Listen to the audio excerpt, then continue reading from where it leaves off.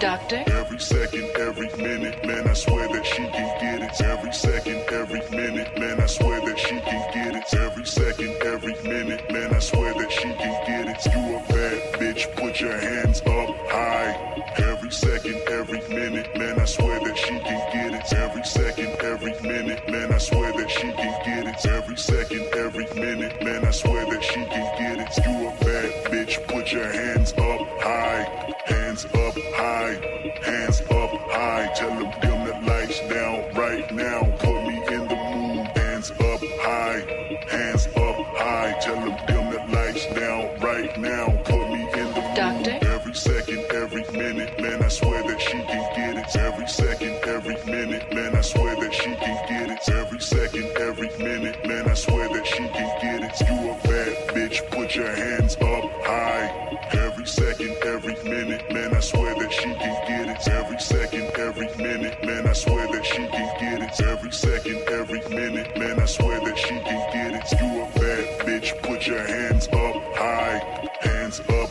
high, hands up high, hands up high, hands up high, hands up high, hands up high.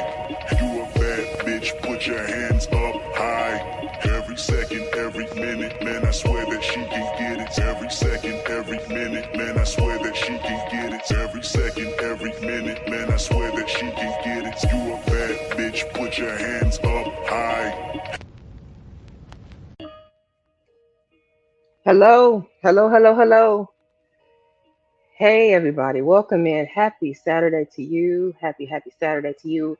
Appreciate y'all showing up. Appreciate you coming in. Um, got a special show for you today. And hey, oh, thank you, 18th letter. I appreciate you. Thank you so much for the super chat. Appreciate that. I also want to say thank you to everybody. I saw a few memberships come through, and I don't know if I missed them last time or if they were like if y'all joined the members today. But I want to say welcome into Miss Jill, A Dub, Romello. Thank y'all so much for joining in the membership. You know, gotta do what we gotta do over here. And I want to make sure that I keep all of my people who support me happy. Thank y'all for coming through. I see we got Sheila E in the building, willing to win in the building, a brother of a certain age. Thank you for coming through. We got the cynical one. We got Young Riaz. We got King Amir. I appreciate all y'all. Thank y'all so much. Um, yeah, let me just take a look here. And I have a special guest who is going to be doing the stream with me today. I want to go ahead and introduce the boxing scholar. Hello, scholar. Was good. How you doing today? Chilling, sister. Chilling.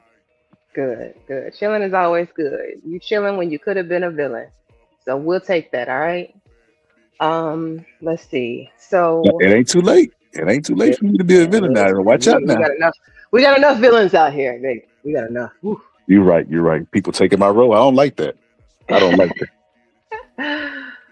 So yes, basically, well, why don't you give them a little bit about yourself, Scholar? Because I know you've been on my panel before, but I don't know if my audience knows you like that.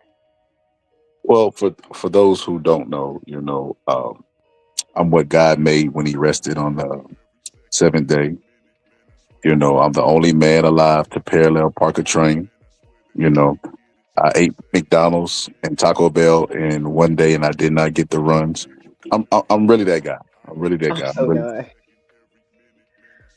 I have so many things to say right now, but I'm gonna go ahead and let you live, just because Let Willing me to live. Win Let me came live. in. Let me live. Willing to Win came in with the save, so I appreciate you, Willing to Win. Thank you so much for the super chat. Lord ADS, welcome, welcome, welcome. Hello, everybody. Please hit the like button for me, and if you're on Scholar's channel, please hit the like button over there. Support the stream, please. Thank you so much. But yeah. So hey, Dallas. We okay. So I'm not gonna be show. Oh, let me actually do show the super chats because I do want to make sure those are shown. Not that they have any more weight than any other chat, but I just want to make sure I'm acknowledging the people who are supporting financially as well. And then let me see. Do I have people? Hey, John McSmith, welcome in. Appreciate you coming through. Miss Wicked Wit, hey, thank you so much over there on the Twitch, appreciate you coming through as well. Thank you so much for showing love. It's always appreciated. It's always appreciated. Okay, so today we're going to be talking sports. Now, I don't do a lot of sports talk. I do know a thing or two about sports, not a whole lot, but I used to watch here and there basketball and football. And one of the things that I've kind of noticed is that these greats, these GOATs, the greatest of all time athletes, seem to have a hard time letting go or a hard time sitting down, a hard time passing on the baton. And so I kind of wondered why that is, especially after Serena Williams just recently came back, got back into the game, and had a loss that I feel like she really didn't need under her belt. What was your thoughts on that? Well, I look at it like, like boxing, right? So what happens, Candy, is normally they come back well past their prime. Well, and when I say well, I don't mean 2, 3 years removed. I mean like 10, 15 years removed. And what happens is they come back and they get beat really, really bad. And people slowly forget about it because the wins is what stand out. Like the same thing that we respect them for is the same thing that makes them come back, right? Which is them trying to go against the odds, chasing greatness. That same, like at the slot machine, willing to take a chance is what made them great. And it's the same, Hmm. it becomes their kryptonite too, because well past their prime, when they don't have a chance, like they still tell themselves, I have a chance. But I don't feel pity on Serena. I like that she's at least doing what she's happy doing, even if she's losing. Only because I feel like America has a problem of people with really, really low self esteem, but big egos. And it's because they don't get to do what they love. If everybody did what they love, I feel like the world would be a better place. So I'm probably going to lean more towards the side of the athlete in this, which is probably going to make for a great episode. Okay. All right. See, that's why I wanted somebody who was more of a sports person to come and kind of do the stream with me because I feel like you'll be able to give a different point of view than I would as just a regular observer. And I want to say thank you, Sheila E, for coming in. Appreciate you. Appreciate you. Appreciate you. I don't know if I said it earlier, but I wanted to make sure that I did not miss you because I do see you in the chat. Sheila E is an OG in the space, and I did want to make sure I say hello to you. Thank you for coming through. Um, so let's see here. Irby, welcome in, Irby. Thank you so much for coming in. So here's the thing. When you spend 20 to 30 years being the absolute best at one specific thing, who are you when that thing is gone? Like today, we're looking at the GOATs. We're looking at Serena Williams. We're looking at Tom Brady. We're looking at Michael Jordan, Mike Tyson. These are heavy hitters in their individual respective sports. And my question to you and to them is why can't they let go when their time has passed? Uh, So I think it's go ahead. easier said than done. I think it's like speaking from like a purely like a boxing, and then I could like connect it to other sports, but purely from a boxing point of view, there's like no other high than going out there, because nature designed it for you to go away from conflict. So fighting is unnatural. So when you fight against what nature told you to do and you go out there, and especially if you get a knockout, it's like it's a high. It's a high. It's like, accomplished, you're on top of the world stuff. Everybody calling you champ, everybody kissing your butt, rolling out the red carpet, giving you free food. The attention is on you. Then you go out there, you do it again. And it's like you become somewhat addicted to it. It's no different than every other sport, like golf, tennis, soccer, all of that stuff. The world is gonna stop, and it's a bunch of people in the world, and they're gonna tell you at that moment that you're special, and they're gonna give you a bunch of attention. My question is, why wouldn't you do it? Because I always look at it from this point of view, and this is just from a, I don't know if I necessarily have the athletic mindset, but I would say this is how, like, I thought my entire life. If you go at the average person, right, their name is going to be lost within 3 generations, right? Mm-hmm. Mm-hmm. Like the daughter or son is definitely going to talk about them, but then that generation might get to witness them depending on the age or if what time you go. But that third, you're going to be a myth, a legend, right? But whenever you go out there and you make yourself a Tom Brady, a Michael Jordan, whatever, you're going to be talked about forever. Forever. Your name will be here 1,000 years from now. and that's what they're addicted to. They're like the glory behind the story. That's what people. That's what the athletes be thinking, and I can't fault them for thinking it. You know what? And that's so funny that you brought that up because that was actually one of my like core questions for the stream. Is is it just pure love of the game, or is this more of a toxic addiction to the adrenaline of competition or the deep-seated fear of what lies on the other side? Yeah. And also it's this like I remember one time, like this is unrelated, but it is related.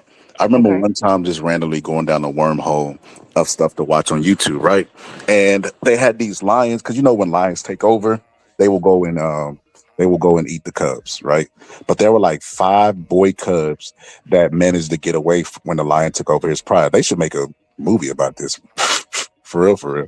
But so the five cubs like started to hunt together, and they became like kind of like a lion dynasty, which is Mm. crazy. But the people who was recording them, it was so weird to me. It was like lions be having human problems. One of the brothers actually got jealous, wanted to be in charge. They end up splitting up, and their dynasty ended up getting taken over. And the last lion got, unalived, and the people that were watching were crying. And I realized in that moment that we like to see. We like to be a part of greatness, even if we're not actually there. But we also like to enjoy people in their primes, right? And Right. that them crying showed me that. Because like it's a lion. The lion's prime is probably at the most 8 years, and that is that's a stretch, right? And human beings is longer, but we like to be a part of the Michael Jordan greatness to say we were part of that, and the generations are getting softer because the fans is just as invested and addicted as the fighters. They be wanting them to come back. They wanted Mike Tyson to come back at 56 and fight Jake Paul and really believe that he was going to beat up Jake Paul off of nostalgia. I saw that. Well, I didn't see the whole fight, but I saw parts of that fight, and I was like, "Why did y'all do that to Mike? Why couldn't y'all just let his legacy be his legacy? Why did we have to go down this path of like basically it was almost a to me a humiliation ritual? I couldn't believe it, and I'm just like, this man couldn't just die a great. We couldn't just have his record be his record. We had to see him lose to a damn YouTuber. But it don't. That's what I'm saying. It don't hurt they right. It's a win-win for them. So with Serena, we know she's past her prime. So if she goes out there and she loses, they're gonna say she's past her prime. But if she goes out there and she wins, we're gonna be like, holy crap, Serena Williams pulled it off at this. You get what I'm trying to say? The Hmm. reward is Hmm. so much greater, so it's hard to get them to walk away. Tom Brady at 40, what, for 42, 43, winning a Super Bowl, that's insane. That's insane for somebody his age to go out there and win like that. That's crazy. What's good, House of Queens? That's insane. So like I get why they chase that glory. I get why they chase it because they're chasing forever, forever. Like because they know one day they're going to be retired. They know they're going to be retired more years than they are going to be an athlete, right? So they Hmm. understand that. So they're trying to squeeze all the juice out the lemon so there's no regrets, no anything. Because even when I listen to them interview afterwards, like a Sugar Ray Leonard, all because they all come back, right? And you Right. listen to them, they never say I regret coming back. They just say I was past my prime. They never say I regret because they know what they was attempting to do, what they've always done, which is beat the odds. Even Ali's a great example of this. You could not tell Muhammad Ali that he couldn't do it because he's did it his entire life. Every time the world said, Muhammad Ali, why are you doing this? You're gonna get killed. He would go out there and prove them wrong. So if he done did it 5 times and proved you wrong, why wouldn't he believe he could do it a sixth? I mean, I get it. Some of that is ego. Some of that is just like um, confidence, and I get it. Some of that is for the love of the game and just knowing that you should be able to. I don't know though. Like I don't know because when Mike and I'm from Chicago, so I got a special love for Michael Jordan, right? But then seeing him go to the Wizards and seeing like the I just felt like you should have just stayed a Bull. Why did you have to go over there? Why like I just didn't get it. I mean, I felt like is this a money grab? Mike can't be hard up. You got the Jordans, you got all this money coming from Nike. Like, what's good? I don't You got know. you got to remember this too, Candy. You got to remember this too. Most of these people who are really great athletes are really, really messed up socially because they've given their 10,000 hours to their profession. And some of them start when they kids. When they boxers, they start as kids, so they really don't have a social life. So a lot of them don't have friends outside their sport. A lot of them Mm. don't get praise out with their personality alone. You get what I'm trying to say? Yeah, So no, Ali I could make do. the transition easy. Mike really can't. Mike is not a very impressionable person. You get what I'm trying to say? So like, it's harder for some than it is others. And I don't know why. Like I don't know if because I studied them, but I get it. I don't really blame them. Like with Tom Brady, the Tom Brady's wife. Listen, I don't want to get red pillish, but she Hold is on, don't jump too far ahead because I do got some videos I do want to show okay. on her perspective. Don't jump Okay, too far okay, yeah, ahead. that's perfect. I've never heard her perspective. You know me, red pill. You know red pill scholar. I don't care about her. No, I'm just playing. But no, that's perfect. That's perfect. But I do get their mindset. I do get their mindset. And with Mike Tyson particularly, you know, he was raised by an old man who adopted him. He has like a real life movie story, which is crazy to me. But the old man would tell him stuff about like glory and stuff like that's why he's that age he is and still trying to fight because that's what the old man would have wanted. He still cries Mm, about that old man to this day. And the old man died when he was like, what was it, 17, 18? He was young. He was young. No, I think it was 18 going on 19. But he died when he was that age. And Mike Tyson still cries about that dude. But he talked about this, how they're gonna remember your name forever. You're gonna say that you're the greatest fighter to ever live. They're gonna do this and blah, blah, blah, and all that stuff. And that's why Mike don't want to give it up. Mike is still gonna get in that ring. They're gonna have to hurt Mike really bad to keep him out that ring. But he's gonna mm, come back. He's gonna come back. Serena, and look, I had this conversation with my wife. She do not listen to me. Because like I said, I be studying these people. There's actually a documentary, Candy, that I wish I would have told you about before this live. But it's like Roy Jones, Warren Sapp, Michael Jordan, Serena Williams, and I think Alex Rodriguez. I don't know why they threw him in there, but um, it was like the ESPN documentary was like the greats, and they was all giving their mindset and how they practice, how they prepare and stuff. But Serena has said in that same documentary, whatever, and she said on numerous occasions that she did not want kids. She mm-hmm. did not want kids. She didn't even, and a lot of people thought, oh, Drake's such a bad guy, blah, blah, blah, wooty woo woo woo.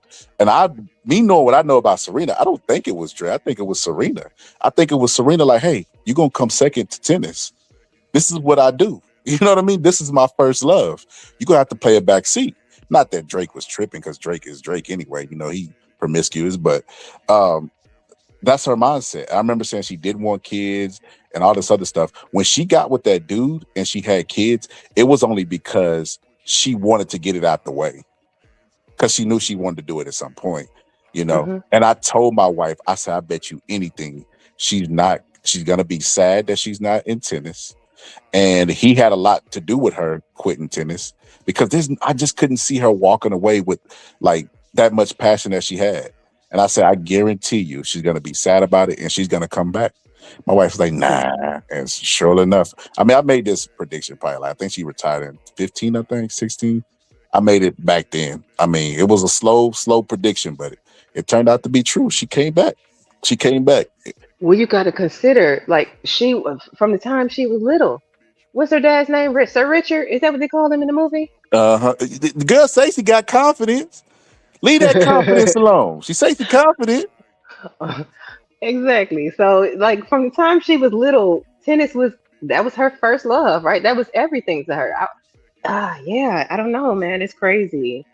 I want to welcome everybody in. I see a few people on Scholar's side as well as on mine coming through. Appreciate all y'all coming in. Nightish, narratives, and dialogues of coffee. Let me see. Who else did I say hello to? Frank Rice, welcome in. Pittsburgh T. Want to make sure we got everybody. SD, Linda Anderson. We appreciate y'all tuning in. Please like the video if you're liking what you're hearing so far. Girl, Dad, appreciate you. I see you over there. Pinball, hello, hello. Appreciate you coming through. And I'm going to share a video. Who should we discuss first? I got Serena queued up. If you want to go Let's into do Tom time. Brady Let's and do time. Giselle? Let's get the white All man right, first. Not let's just get the white man. I cannot with you. Okay, one second. Let me see about sharing. Uh,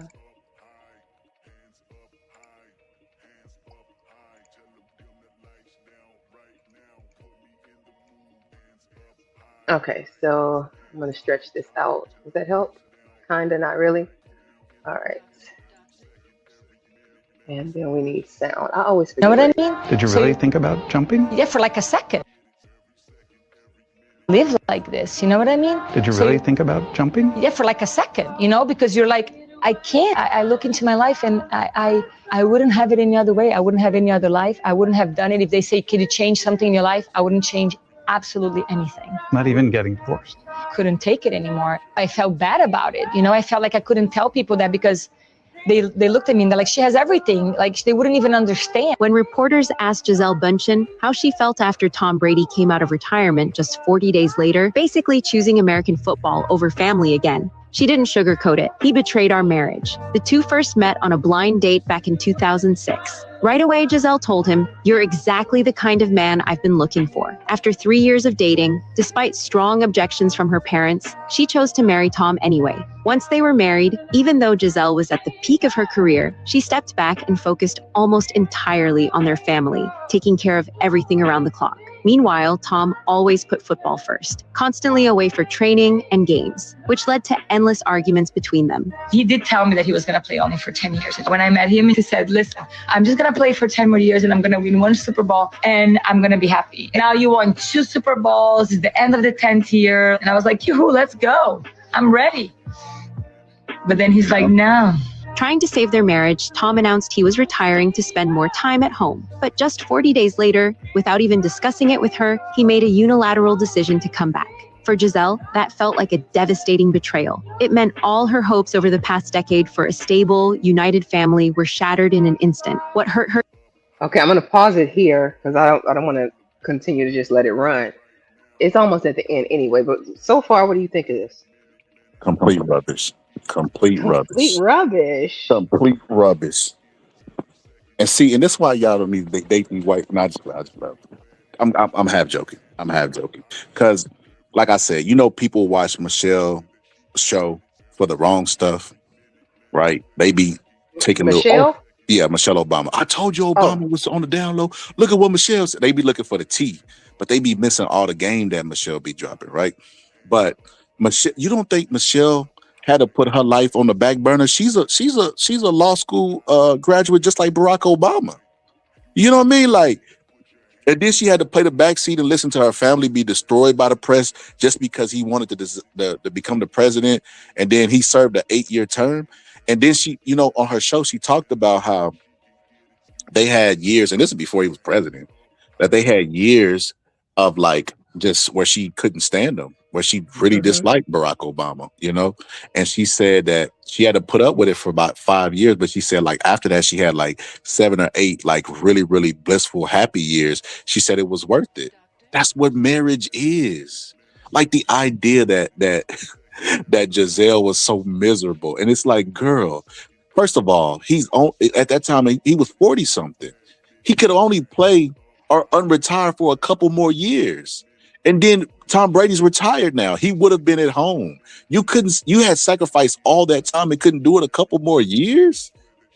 That's crazy to me. But listen, she said that he agreed when they got married, 10 years. He broke his boundary first, or her Come boundary on, man. first. Come on, Candy. Come on. You know what I'm that's just like? saying. You know what that's like, Candy? That's like when you meet somebody and you like, you know, hey, I'm gonna get you flowers every Sunday. You missed a Sunday. Oh, you broke the deal. You were supposed to get it. It's like, Oh, come that's on, bigger than just missing a come Sunday. on. You went and you took 40 days in retirement and returned to the sport without even consulting her. He didn't have to. That's another thing. Consulting her, this and you know she basically exposed her selfishness by saying I had everything. Then what more? What Tyrese? What more do you want from me? Like that's crazy to me. Like okay, and then not only this, Candy, did she have everything, but she was cheating with the Tabo person. So you was getting your peen on the She was side she how too. you know she was cheating? That they That's say she was that's cheating. the thing. That's the thing that she never denied. Tom Brady didn't deny it. They brought it up during his roast. It's kind of like what they say. It's kind of like one of the rumors that's kind of like a little bit factual. I don't know about all that. Hold on. I don't know about all. I never heard that. This is new information you just introduced me to today. I know. Listen, put some respect on that lady name, okay? I'm gonna play it. Let the rest of this play out, and I'm gonna say hello to the people coming in. Hello, Chocolate Earth. Thank you so much for coming through. Let me just make sure I didn't miss anybody else. No, I appreciate y'all. Thank you so much. I'm gonna play the rest of this. And then did you want to drop the link? Silent is asking for the link. I didn't know how much you wanted to just have it just the back and forth for right now, or can we drop it? Let's get through the presentation first, and then we'll drop it. Okay. Okay, Silent. Give us a little bit. We'll drop it and let everybody come up and put their, put their spin on it. Even more was that when she broke down and confronted him, Tom turned it around on her, calling her selfish and saying she didn't understand a man's dreams. Completely heartbroken and disillusioned, Giselle eventually decided to file for divorce. You feel like I don't want to live like this. You know what I mean? Did you really think about jumping? Yeah, for like a second, because you're like, I can't. I look at. Okay, it's replaying. So they went right into what you said was that she was being selfish. Is that ironic that I stopped it? I didn't even see this whole thing. I only watched the beginning parts of it to hear what she was saying. I was like, yeah, this is gonna be good for the stream. So selfish, huh?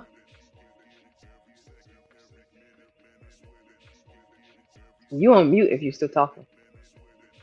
My bad. Yeah, absolutely. She's absolutely selfish. Like, it's like it ain't about you. It ain't about you. It's like he even said, like, on a man's dreams, like that man came back and won a Super Bowl again at an advanced age. It's like, and you could arguably say that if he'd have stayed 2-3 more years, he might have got another one. You just never know. And it's like, dang, you wanted him to sacrifice all that for you. And it's like, let's be honest, if your marriage is dependent on him breaking a promise that he made when he was 20 years old, that marriage is gonna fall apart anyway. It had nothing to do, and that's why I would encourage Tom Brady to make the decision that he made, because who gonna be with you? They're gonna be with you regardless.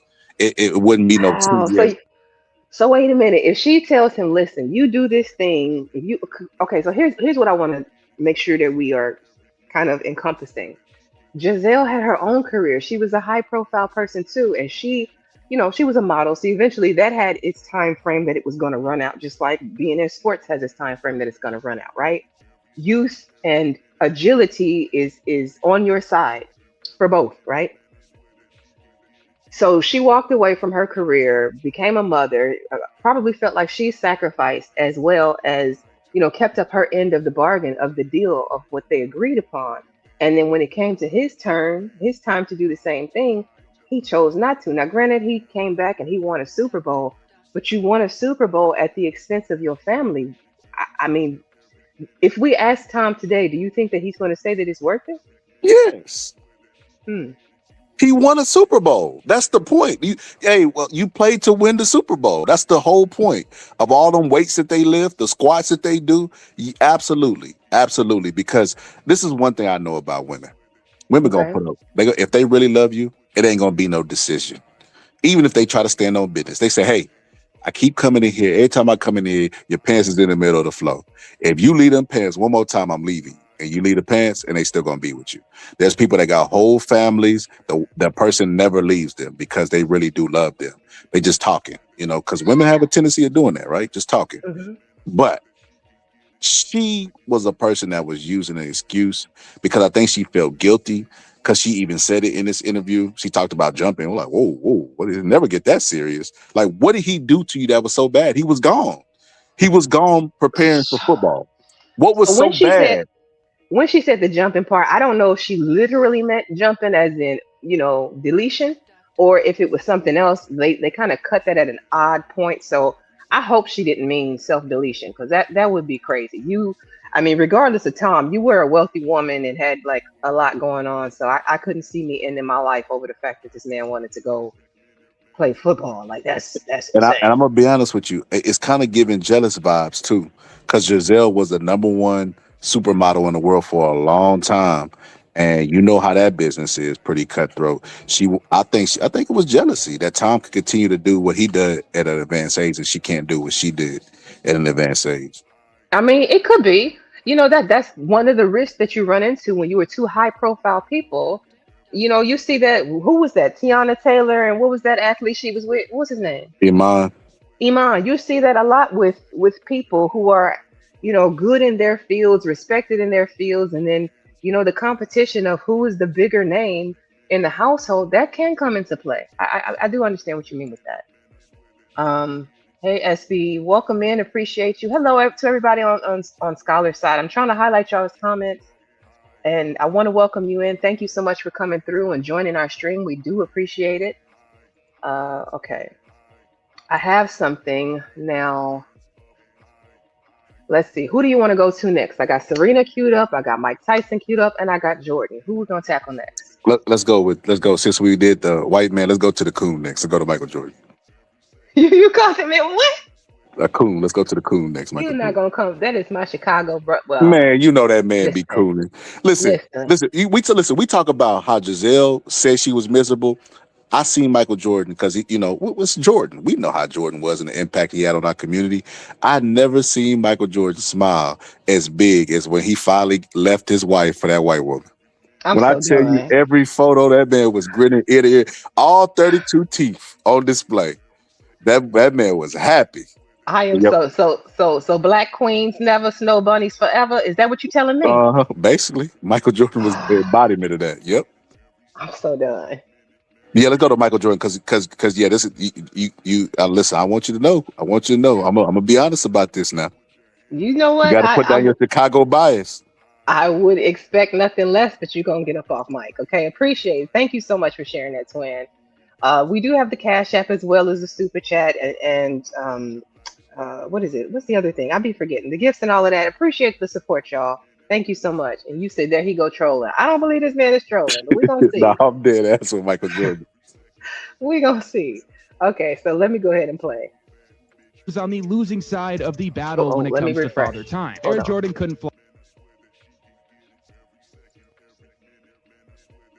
when it comes to Michael Jordan's final seasons with the Washington Wizards. The year is 1998, and the Bulls have just pulled off their second three-peat. With this accomplishment, MJ had nothing left to prove, and with Jerry Krause hell-bent on breaking up the team, he officially retired for the second time. But if you know MJ, he is never done for good. In late September of 2001, Jordan announced he was stepping down as the team president to put the uniform on for the third time. It's a date that most MJ GOAT enthusiasts likes to forget. But unfortunately for Jordan, his second comeback did not go as well as his first. 2 months into the season, MJ looked horrible. Now, that's not to say the entire season was bad, but he was on the losing side of the battle when it comes to Father Time. Air Jordan couldn't fly quite as high after a 3-year layoff, as his age and injury troubles limited his effectiveness. But keep in mind, we are talking about a 38-year-old player. The thing that hurts his resume in the eyes of most is failing to reach the postseason in his first 2 years in Washington. But that is further from the truth than you can even imagine. In his first season with the Wizards, Jordan averaged 22.9 points per game, the 10th highest mark in the NBA. As a member of the Wizards, Jordan had 8 games with 40 points or more and is the oldest player in history to drop 50. These teams were never meant to compete for a championship. Oldest player in history to drop 50? Record still not beaten? Yeah, Is that what I heard? Yeah, it was a success. People just don't remember it like that because it wasn't as dominant as they wanted it to be. Okay, all right. In the first place. So should these seasons be forgotten when it comes to the GOAT debate? Well, that's up to you. But they definitely shouldn't be a sore spot on his resume. This is the harsh reality when it comes to Michael Jordan's final seasons with the Washington Wizards. Okay, so it's just repeating at this point. So yeah, you know what? I don't remember it. I don't remember it that way. I remember the betrayal. I remember this man being a wizard when he was a bull. I remember, what's his name? Phil. Damn, I forgot the man's name already. Hey Trails, thank you for coming in. Appreciate you Talking coming about Phil through. Jackson? Yeah, Phil Jackson, thank you. I remember the betrayal. Like, wait a minute, why you over there? What's happening? Oh yeah, but it was a bunch of he wasn't see, and that's another thing, that's another thing. Phil and them were supposed to stay together, but the way it ended, I know you've seen the Last Dance documentary on it. I haven't actually watched it. I What? And heard you about calling it. yourself a Michael Jordan fan? Listen, I'm a Chicago fan. Mike left us for the Wizards. Did you hear what That's I crazy work. Crazy work. That's crazy. So yeah, so Michael Jordan should have never left, and that goes to what we said about about the see how you look at it, Candy. You look at it probably like most people would look at it. Oh, you had the final shot. It was perfect. They framed it. You had nothing else to prove. But me Hmm. and how I look at it, it's like, bro, you're at the top of the hill. Stay until somebody gets you off. I want to see how long you can do this. I want to see how great you like how long you can keep this up, how great you really is. That's just my mindset. I don't know if I don't think like the average person. But I definitely think Tom Brady, you know what I mean, I think he should have stayed at least 1 or 2 more years. I think Michael Jordan should have stayed 1 or 2 more years with the Bulls because he showed that at 38 years old he could still do it. You know, the reason why he had those injuries is because he stayed around for so long, like 2 years, layoff. You know, his bones, his ligaments, and all that stuff had to get back adjusted because they played what, like 80 some games. So his body wasn't in basketball shape, and he was an older guy. But before he blew out his knee, the Wizards were actually doing good when Michael Jordan came back. So it's just like, imagine if he had stayed with the Bulls and they kept Rodman and all those people that they had over there together, they probably could have won 2 more championships. It's never been there. Nobody's ever four-peated ever in basketball, and they could have just pushed that bar up there even more. That's the point of being great. You want to do what somebody did before you, and then raise that bar up so everybody can say, "We'll never see anything like this again." That's the whole point. I mean, even with the three-peat, have we seen that? I don't. I mean, I haven't followed it as closely There's been three in. peats before, but it's never been a four-peat. Mm. What you think Never. about this statement that I highlighted from Trejo's? What do you say? He says untrue. He ended his last season with the Wizards at .500. They in the following season without him they crashed. Is he saying that Michael Jordan helped him? Basically, yeah. Yeah, I agree. I agree. Michael Jordan helped. Michael Jordan is still Michael Jordan, even when he was old. There was a kid named OJ Mayo who was like the number one kid, like number one prospect. Michael Jordan was already old, and he made the cameras lead the court and everything, and played him 1-on-1, and tore OJ Mayo up. Like, Michael Jordan is still Michael Jordan. I look at it like this. So there's a football player named Randy Moss who was extremely fast, right? And the older Randy Moss got, he started to lose a step. But because he was so far ahead of everybody, he could afford to lose a couple steps and just be a regular, basic, fast person. That's Michael Jordan. Because Michael Jordan knows the tricks, the all this stuff, like he could suffer athletically and still be Michael Jordan. We got a point here for Giselle. Also, maybe she wanted to do some more modeling before she couldn't. Maybe she sacrificed her last chance too. That's her problem. I'm pretty sure it wasn't. He told her to do it. And this is the thing, man. This I only see this go one way. Maybe this is sexism in me. Why does a dude have to make a deal about his career? Like, I could never see Giselle and Tom getting together and Tom saying, "Hey, Giselle, after your 10-year mark, you got to promise me that you're going to leave modeling." Like, I could not see him saying that. Maybe she wanted to be able to spend time with her husband instead of having him be constantly gone at games on, traveling. Maybe she wanted to spend a year with her And she husband and her and she family and did her the kids, opposite. lounge somewhere. She did the May- opposite. If that's what she wanted, she did the opposite. Because what she did is cheat on him and divorce him. I'm gonna Because if stop. that's You what you she gotta say allegedly because we allegedly, listen. allegedly None she of was. that said anything that this lady cheated. I feel like you putting a jacket on her so we can Nah, get out of blaming don't do Tom. that. Don't do that, the woman defender. Don't do that. Don't take your life jacket off, sister. Take your life I'm jacket off. just saying. I feel like Giselle is innocent until proven I guilty. I don't feel know I what feel like y'all the doing. whole world know this except for you, Candy. I feel like everybody know this.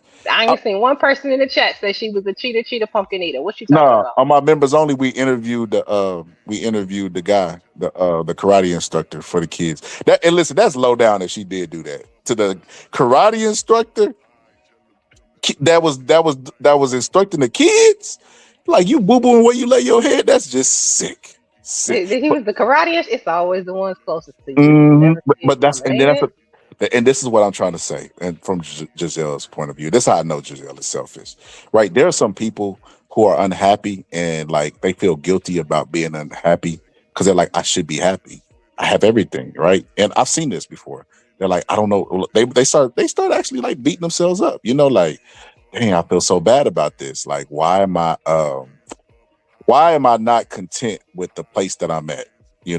I should be. So they'll start to beat themselves up. But people with a conscience, right? But she was doing that, but her reaction was, let me divorce him. And it's just like, wait a minute, what? You didn't try to talk it out. Oh, he broke the promise he made when we first got together. What? What? How about get back with him like, Tom, you said you were gonna leave. How about I'll give you 3 years? Because she has to understand, like I said, he's gonna be retired longer than he's ever gonna be. How do you Uh, know she didn't do that though already before he did his actual retirement? she What don't did give they me the have? vibe. She don't give me the vibe. Cause I see people who be down, like the Brandy song, they want to be down. I be seeing women like that, like a Michelle Obama, and they talk stuff out. And even if, let's just say, like he did go back on his word and he, whatever, they will be mad at their significant other, but still tolerate them. You get what I'm trying to say? Like Yeah. they might be cold with them, might be a little attitude-ish with them, or whatever the case may be, but they still will stick it out. I And mean, that's what I'm taking your word for it. You're a husband. You've been married. I don't know how long you've been married to your wife. I'm not married, so I can't come from that perspective because I'm a fuck this shit. I'm out kind of person. So no, I hear you. I hear you. Let me see. Just okay. So going, I want to go back to this one. He said Jerry Krause had a bad relationship with MJ, Phil Jackson, and Scottie Pippen. Jerry Krause was the owner, wasn't he? Was that the owner of the Bulls at the time, if I recall? I think so. general Uh, manager, I think. the GM, okay. And then Giselle has been modeling for quite a long. She had everything she ever wanted.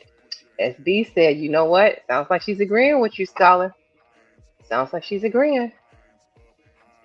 You said drop the link. Okay. Give me 1 second, Lord ADS. I am gonna drop the link. I'm gonna let y'all come up. I think we want to get through at least one more, and then we can drop the link and finish up the last person. Um, who are we going to next? Mike or Serena? Who do you want to tackle before we drop that link? Um, let's do Serena. Let's Let's do do Serena. Serena. You're gonna take it easy on the men's right now. We're gonna lighten up on the men's and we're gonna go for the women's. I hear you, Scholar. I see the misogyny coming No, out. I want to get Serena because she didn't turn into the she looked like Sean whenever he dressed up as white chicks. I'm So so done. We are not doing that. You are not gonna call her Sean as white chick. She does not. Look, that's Serena right there. Y'all gonna leave her she alone. trying to come back. Somebody took a picture of her and her nose started bleeding, like the Get Out movie. I'm She coming done. back slowly. She coming Y'all back don't slowly. listen to this man. Don't listen to him. He's a fool. Hold on. All She was taking. You right. know what's really crazy? She was taking a. Didn't she do a commercial for like G? Is it GLP-1? GLP-1? The generic of Ozempic, yes. Yes, and like, is her butt still there? Because I didn't see the match. Is she still thick? Uh, well, we're gonna see. They're gonna play some of it. Let's Okay, let see. me I see. mean, Let's see. I'm you would have curious paid now. more attention to that than You, me, but let's you see. know, I'm looking. So let's see. GOAT Serena Williams, who just returned to the Grand Slam event for the first time in 4 years. So here she is after losing her first singles match since she retired back in 2022. Serena is a 23-time major champion. But today, the 44-year-old lost to 20-year-old Australian Maya Joint, and she's ranked 87 in the world. Serena isn't done in the tournament, though. She's playing doubles with her sister Venus. Their first match set for Thursday. Now, a tough loss at Wimbledon today for the tennis GOAT, Serena Williams, who just returned to the Grand Slam event for the first time. Okay. So that was just a little bit on it. All right. To that What white man, what I gotta say, the girl say she got confidence. Don't mess with that confidence. You and I gonna be dead in the ground. She's still gonna be playing tennis. His daddy wasn't lying. That dude, that reporter probably done passed away, and she's still playing tennis. Like, I don't know what people want out of Serena. Serena's sister was really successful before Serena made that big splash, and then she retired, and then she came back, and she was losing, and they didn't make a big deal about it. They make it a big deal about Serena because Serena was like an ultimate winner, viewed as the best in a sport. Like we seen the movie how they had to break, barriers to get into tennis. How Mhm. it was predominantly white. That's the only reason they're talking about this. I mean, wasn't it at one point they were each other's only real competition, the Yep. sisters? And May said she felt bad because facing that singular failure had to be tough. I can imagine. I can imagine. Okay, I'm gonna go No, I ahead. mean, I don't feel bad. I don't feel bad for them going towards greatness. Do your thing. I wish more people would do that. People always look at the negative and what could happen. That's why they never take the risk. I would never look in pity at someone who's taking the risk. I feel like more people should take risks in life. I don't know that I would. How do I say that? I don't necessarily feel pity for Serena. I think the way people try to trash her, the world is filled with haters. A bunch of people who are going to tell you what you should do, how you should do it, and can't do it themselves. And a lot of people had a lot to say. Like they were so quick to like, look at Serena, she's a failure, she's this, she's that. I saw a lot of streams like really dragging her, all this, that, and I was just like, you do realize she's still a champion. Like that lady's still a millionaire. She still got a lot. Like you're not even in the right tax bracket to really be coming for her the way you are. I mean, especially for people who've never even played tennis, you probably couldn't run your butt back and forth across that court at all. Hold on one second. How do you feel about dropping the link now? It's up to you. One of my homeboys asked for the link. It's up to you. So, what was somebody put in the chat that Michael Jordan's first wife wasn't black? What the hell did I miss? Who said that? Did I miss it? Did I show it? No, somebody put that in the chat because I said his first wife was black. She's not black. Juanita not black? What with a name like Juanita? She not black. Y'all put me on to something. Y'all gotta let me know because I remember she used to be all over that Jet magazine. As far as I knew, she was black. Okay. That's crazy. Unless they on some FBA shit, and that's weird. I don't know. Oh, is she Afro Latino? Is that what we're doing? I don't know.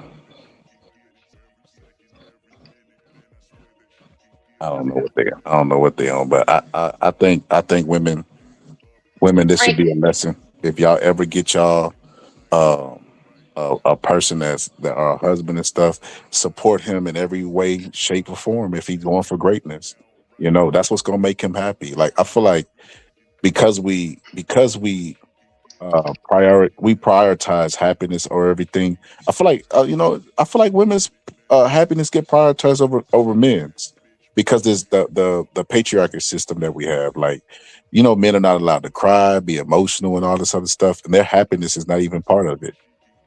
Like, there's not even part of the equations. Like, that's why nobody's considering Tom's point of view.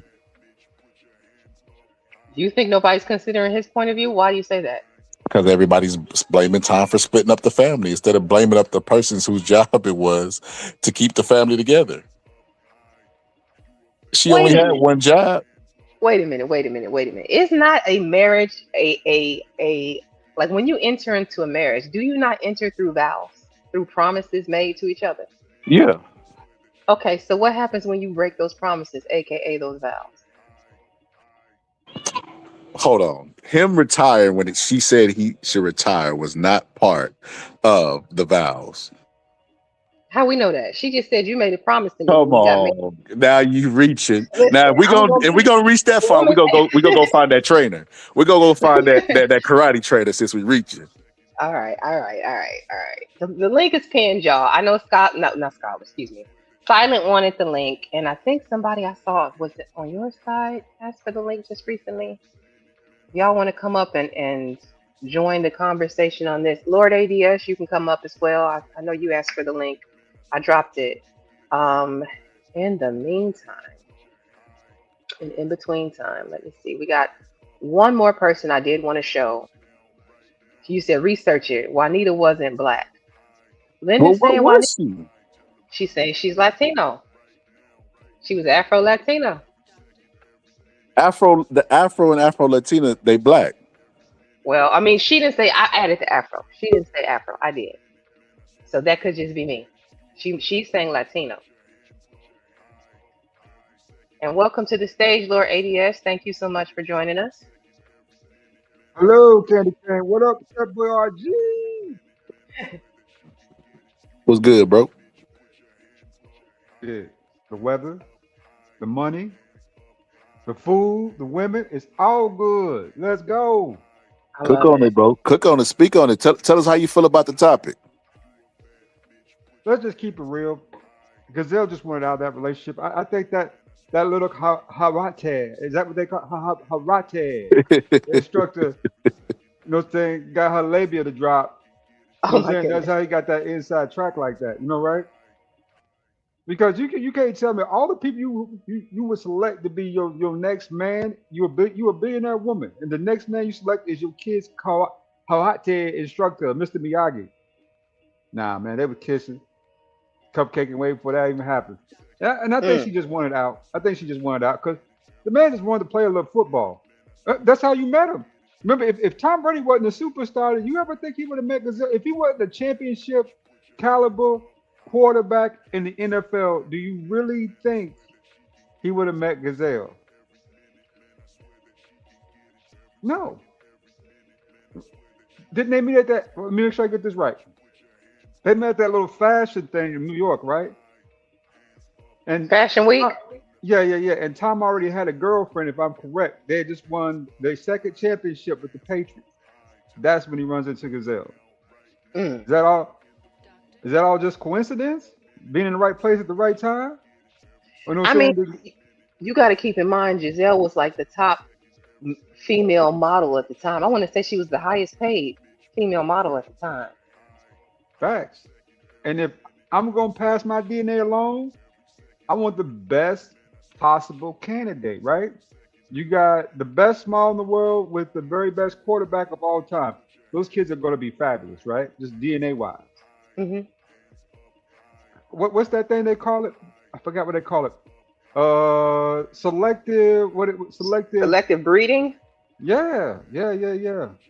You know what I'm saying? She the top, you the top. Your kid's gonna be fab, right? True.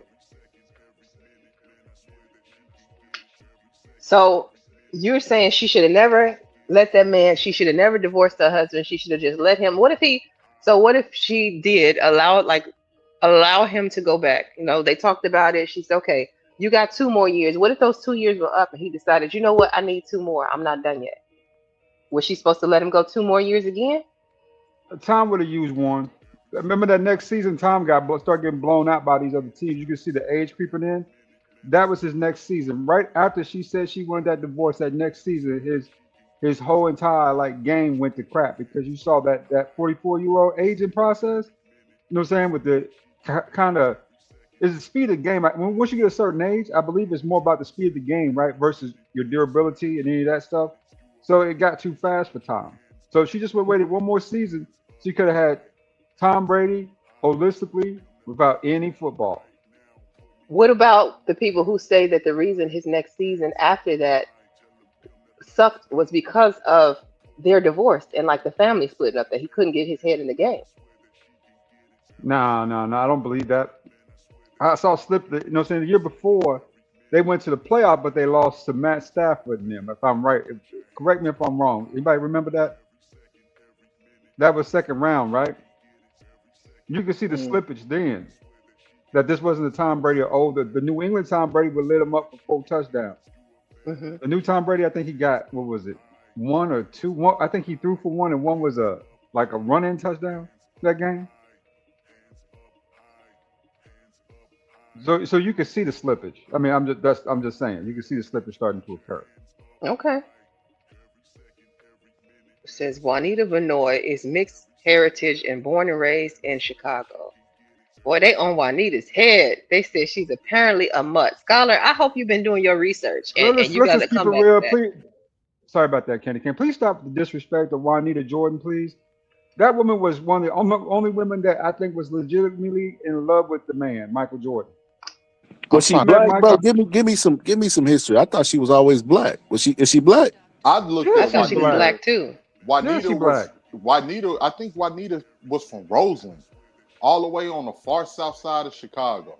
It's Mm. pictures of Michael Jordan hanging on the south side of Chicago with her family, which was like all black. See, here's the thing: when people talk, certain people, when y'all say a person is not black, y'all need to say according to y'all, how y'all feel, because it's too many definitions of what black is that's going around that don't nobody adhere to, or something that's completely new today. Facts. Juanita has always been considered a black woman, especially to Chicagoans. She grew up on black ass South Side Chicago, and Hmm. and Michael Jordan used to actually come to the South Side to actually play basketball with some of them boys out there, which some of them was related to Juanita. Y'all need to cut it out, man, because y'all don't even know a definition. Now, today we're saying that mixed people aren't black, which is crazy to me. And I ain't even gonna hold you. As much disrespect I see mixed people get, y'all just be saying somebody like it don't matter if they grew up with their black side, if they made sacrifices, if they stand up for black people, they not black. But then if they turn around and say that they mixed or they don't consider themselves black, then they self-hate. Like some of y'all be talking out both sides of y'all neck, man. Does Frank ever hit the panels? Frank Yeah. Rice? Yeah, Frank had pulled up before. Frank, why don't you pull up on us? Come and join the discussion if you feel like it, if you want to. I don't know. Frank a loose cannon now. I'm just warning you. Even with the Frank, whole, even with the situation calling a woman a mutt, that's disrespectful, bro.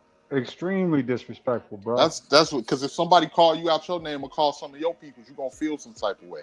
And I ain't really with the bigoted stuff around the board. Like I want respect for my people, so I give respect to other groups of people. Y'all be thinking y'all can just outright disrespect people and then expect people to still show y'all respect or show y'all people respect. That shit ain't cool. They call me a mutt. They say they've told me a lot of times in these spaces, 18, that I'm not black. You know what I say? If y'all gatekeeping blackness, y'all can keep the shit. The shit is sinking in the mud anyway. Just go ahead, let it go. Y'all can go with it. Because why? that's just What possessed them to take your black card? I Cause he got light skinned. yeah, I got half breed daddy. But it is what it is. And welcome in, Luana. Appreciate you coming through. And I want to welcome to this. I didn't get a chance to introduce you. I have currently my co-host for today is the boxing scholar. We have Lord ADS on the panel. 18th letter has joined us, and now we have Big J on the panel as well. Welcome in, Big J. Hello. I happen to agree with 18 on this. Okay. Because a lot of you pro blacks that are online been pushing that narrative for at least 10 years, especially from y'all from the conscious community. Y'all been attacking mixed people, biracials for years. Yvette Carnell and Tone Talks did that when they rolled out ADOS. Y'all who ran with FBA, y'all was doing that too, especially with using the image of Obama and Kamala Harris and Mia Love and other people who happen to be mixed, or even Congresswoman Robin Kelly. Y'all was doing that to her too. So I see how y'all in this sector YouTube have been doing. So it is what it is. I know what y'all going to say. I know what the narrative going to say. Well, Big J put white women, black women, so forth, so forth, so forth. So it is what it is. But anyway, I agree with you, 18, because I'm a historian, right? We used to have an Indian warrior named Connor Parker. Connor Parker was a half white Indian who slaughtered a lot of white men in Texas. Guess what? He was Native American, right? So when he was slaughtering the white men, he never talked about his white side. Even his mother don't even talk about the white side. But we act like white supremacists the same way because we don't want to accept those who are mixed. Just as the white supremacists don't want to accept those who are half white. I'm just saying. Anyway, let me get out of here because I know some people don't like what I have to say.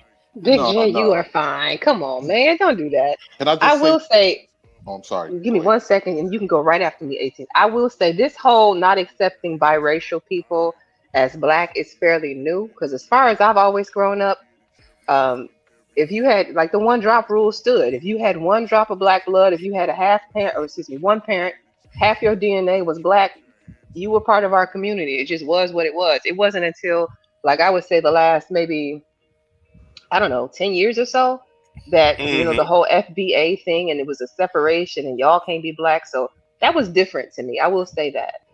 And I And want to let, welcome in April and let me make sure I didn't miss anybody else. Classic Codes, Seymour, welcome in everybody. Appreciate y'all coming through. And then we have on the panel with us now APN. That's all positive. He walking with his Hey, Jordan. hey, what's up? How you doing?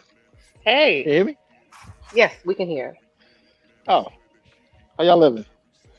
Good. How are you today? Yo, AP, how you feel about the topic? Did you miss the show? Oh no, I just tuned in.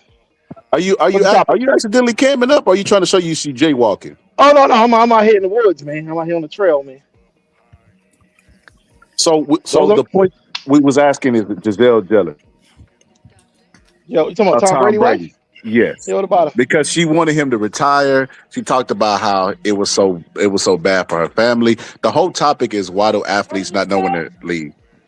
Look, man, the same things that women love you for, like you for, is the same things that'll make them cry and they'll hate you for. Like, I can't speak for everybody, but that's why my wife wanted to be with me. You know what I'm saying? She saw the musicianship and how the people love me. We would go out. I don't like going out. People love me. We go out in the city, and everybody want to be around me. People inviting me to do shows, do this and that, DJ gigs or camera gigs. Oh, she's like, oh man, this guy's interesting. And if she get with me, the stuff don't stop. People still want to be around me. She don't like that. So, and that same thing applies for athletes. Like that's why I would say roughly 40% of NBA, and there's been shows on this. Roughly 40% of NBA players, when they retire, they get divorced because a lot of the players like, yo, the money ain't coming in the same. The women, they love you for that, but the money ain't coming in the same. But you still got engagement stuff you still got to do, and that's why all this all those basketball wives are divorced. They're married, so you know what I'm saying on the TV show. So yeah, man, people don't know. Look, it's hard to give up. It's hard to stop, man. That's why no fighter rarely leaves on top. You probably can't name 10 fighters in the history of boxing that left on top. Facts. So the thrill, man, everybody love the thrill. That's why I work out still. I'm trying to look. I ain't that far from it. I'm trying to get back to 165 to have at least one more fight. I tell my wife, like, I want to have one more fight. Look I ain't at had a him. fight. He just like Tyson. I just one more. I just need one more, man. Look, my last amateur fight was March of 2000. That was 26 years ago. So I just want one more fight, man. But I'm not gonna fight in the I'm gonna fight in the what they call division with the older people. They told me about it. I forgot Senior the name. division. Yeah, I'm gonna fight with the older people, man. I'm about 50 years old, man, and I know I'm in better shape than most 50-year-olds my age. Have you ever heard of This Might Be Risky or DJ Hamp? DJ who? DJ Hamp. He sponsors fights online this space, man. They be having fights in Houston, Atlanta, and it be all people from panels for the most part. You get Oh with no, I him, haven't heard of it. he'll get you set up. Yeah. I still got my passbook though. Like I said, I still got my passbook. I was an official amateur in the system, so I'm not one of these YouTubers like, well, I used to box and ain't. No, I still have my passbook. No, he got legit dudes. Yeah, CJ yeah. legit boxer. Yeah. This might be risky. DJ Hemp hosts it's panelists, YouTubers actually Mm, do amateur boxing. He has a ring and mm. is it a gym too? Yeah, yeah, it's out there in Houston. I Houston do. based, but I think they travel, don't they? You did say they go somewhere else. Yeah, Yeah, yeah, they've been to Atlanta last year. I went to it when they went to Atlanta. This might be risky to show. It was pretty Mhm. dope. People was real cool, man. I had a good time. Tickets weren't Yeah, bad. They cost me like I got a shirt and a ticket. They cost me like under $60. that's Can great. somebody post the this might be risky channel for me so that for anybody on Scholar side who might actually want to take a look at it, like I said, it's amateur boxing. We did a review of it on my channel like I don't know 4 episodes ago. It was Moo who my brother Moo fought Mr. Fantastic. I don't know if y'all have heard of Mr. Fantastic. I'm pretty sure you haven't heard of Moo. I mean, unless you hear me talk about No Neck. But yeah, he fought Fantastic, and it was a good fight. It was a decent fight. There was no Okay. knockdown, drag out. But yeah, these are usually experienced fighters, Yeah, experienced amateur four fighters. 3 minute rounds. That's how it goes. 4 3 minute. I think so. Yes. Or Okay, was it 4? sounds I think it good. might have been 3 3 minute rounds. I'm not sure. Let me not lie on that. I don't want to make There is I one gotta say person, it one verbatim YouTuber I because if I want to get don't in the say it ring, but verbatim, that's somebody's gonna another call talk. me a liar. Another. So let me make I ain't got sure no I problem with say I nobody. don't know. Look, I ain't got a problem with no YouTuber. I'm all positive, but there is one YouTuber I really want to get in that square circle. I ain't gonna You say said his name because I don't want no beef. classic. You trying to get in there and get in Hamp's ring too? I didn't know that. Okay, let's see. Okay, he's in Houston, but I heard Somebody said he might be coming up here to Wisconsin for JP if JP ever gets his trainer money Hey, together. I don't everybody know go. how true that is. He's he lives in Atlanta too. Everybody in Texas or Atlanta. It seems like most of YouTube is Texas and or Atlanta. And Mama, you don't have a hold on. He's laughing. Wait, just she says women are able to use common sense and hey babe, you're becoming older and more fragile. It's time to bow out gracefully while male athletes may be powered by ego. What do y'all think of that? Now, for me, it's more about I'm with the brother who just jumped on the pound. For me, it's more about competitive spirit. I'm 46 and I run 3 miles a day. Yeah, I Okay. just like to compete. I like to compete. If you want to play chess, let's play chess. You want to play checkers, let's play checkers. You know what I'm saying? You want to play darts, let's play darts. You want to play pool, let's play pool. You know, right? I just like to compete. I like to talk shit and I like to have a good time. That's just how I get down. And I think like a real competitor, a real athlete, he's probably just got that type of competition in him too, right? Where he just loves to compete. He just want to be out there to play. Hmm. Okay. Well, y'all gave me a good segue because the last athlete that I wanted to kind of review for this whole thing is Mike Tyson. Since we're talking about boxing, I'm gonna go ahead and play some of this and then get your opinion on it. Money grab part. Because see, first things first, Jake Paul is trying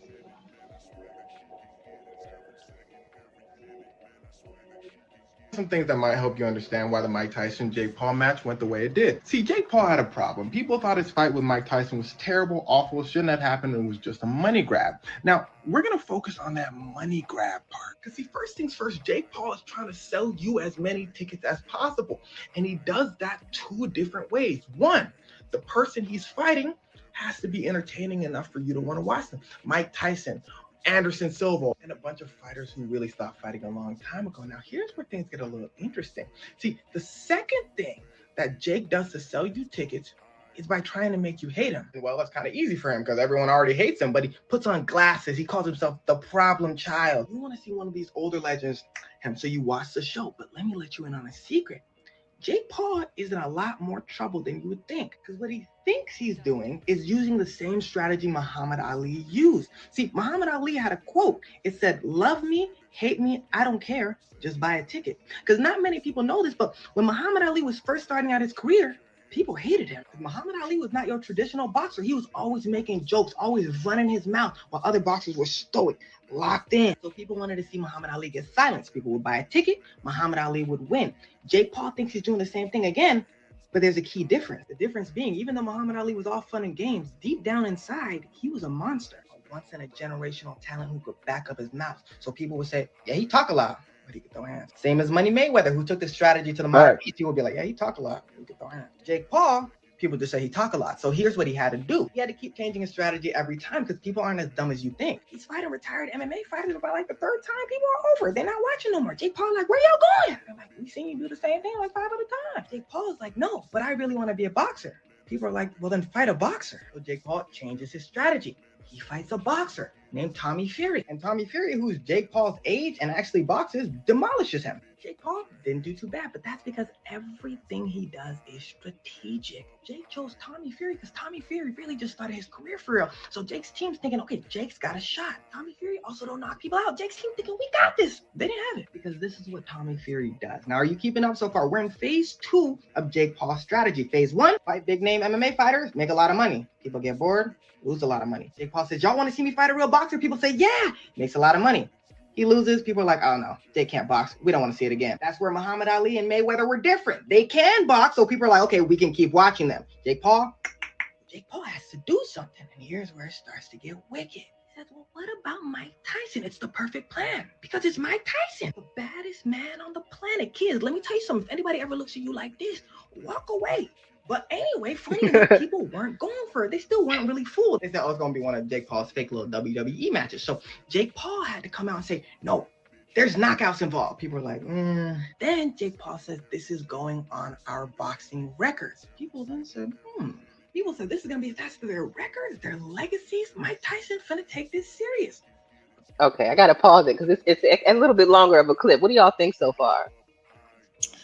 I think what he's saying has definitely some truth to it as far as like the strategy that Muhammad Ali, that that marketing plan that Muhammad Ali did, because Mayweather did follow the plan and everything. And like even with that situation with Jake Paul, I thought it was rigged from the jump. I thought it was rigged. I still wanted to see it, and that's the crazy thing. You still want to see it even if you think that it's rigged because it's Mike Tyson. So you want to see what they're talking about, and you know it's going to be the talk of the internet. But I You think want to see if Mike Tyson gonna break the rules like I did. I was like, Mike, break the damn rule, knock his ass out. I hate this white dude. I and am so glad. they showed actually one part ADS where Mike Tyson could have tagged him. He could have tagged him and knocked his head off his shoulders, but he didn't. And I knew why because they were in cahoots. It was to sell. It was to Facts. sell the fight, and Mike got a nice little payday from that, where that helped with his net worth. And Jake, Jake is making his money, so it wasn't ever going to go that far. Are you trying to say that Mike threw that fight? Is that what I heard? I Yes. think so. Yes, Wow. I I am think. so glad that Anthony Joshua rocked his shit. Boy, I was so glad to see that. Mumu said Mayweather was nothing like Ali. I'm not saying he was Mumu. I'm saying he followed that marketing strategy where he, was braggadocious. People hated Mayweather. People and people, they paid to want to see him, lose. The most important thing about Mayweather, though, is he still has his wits. Yes, he does. He does. So let me ask you, okay, because I'm as y'all are talking, I'm thinking about having to be hated, right? Oh, Scholar got dropped. Come back, Scholar. Having to be hated, and the first thing that I think about is like the WWE, aka the WWF, and having the characters, in a competition, and you have to have the villain and the backstory and all of that stuff. And I feel like in regular like team sports, you don't really have that, or at least not so much.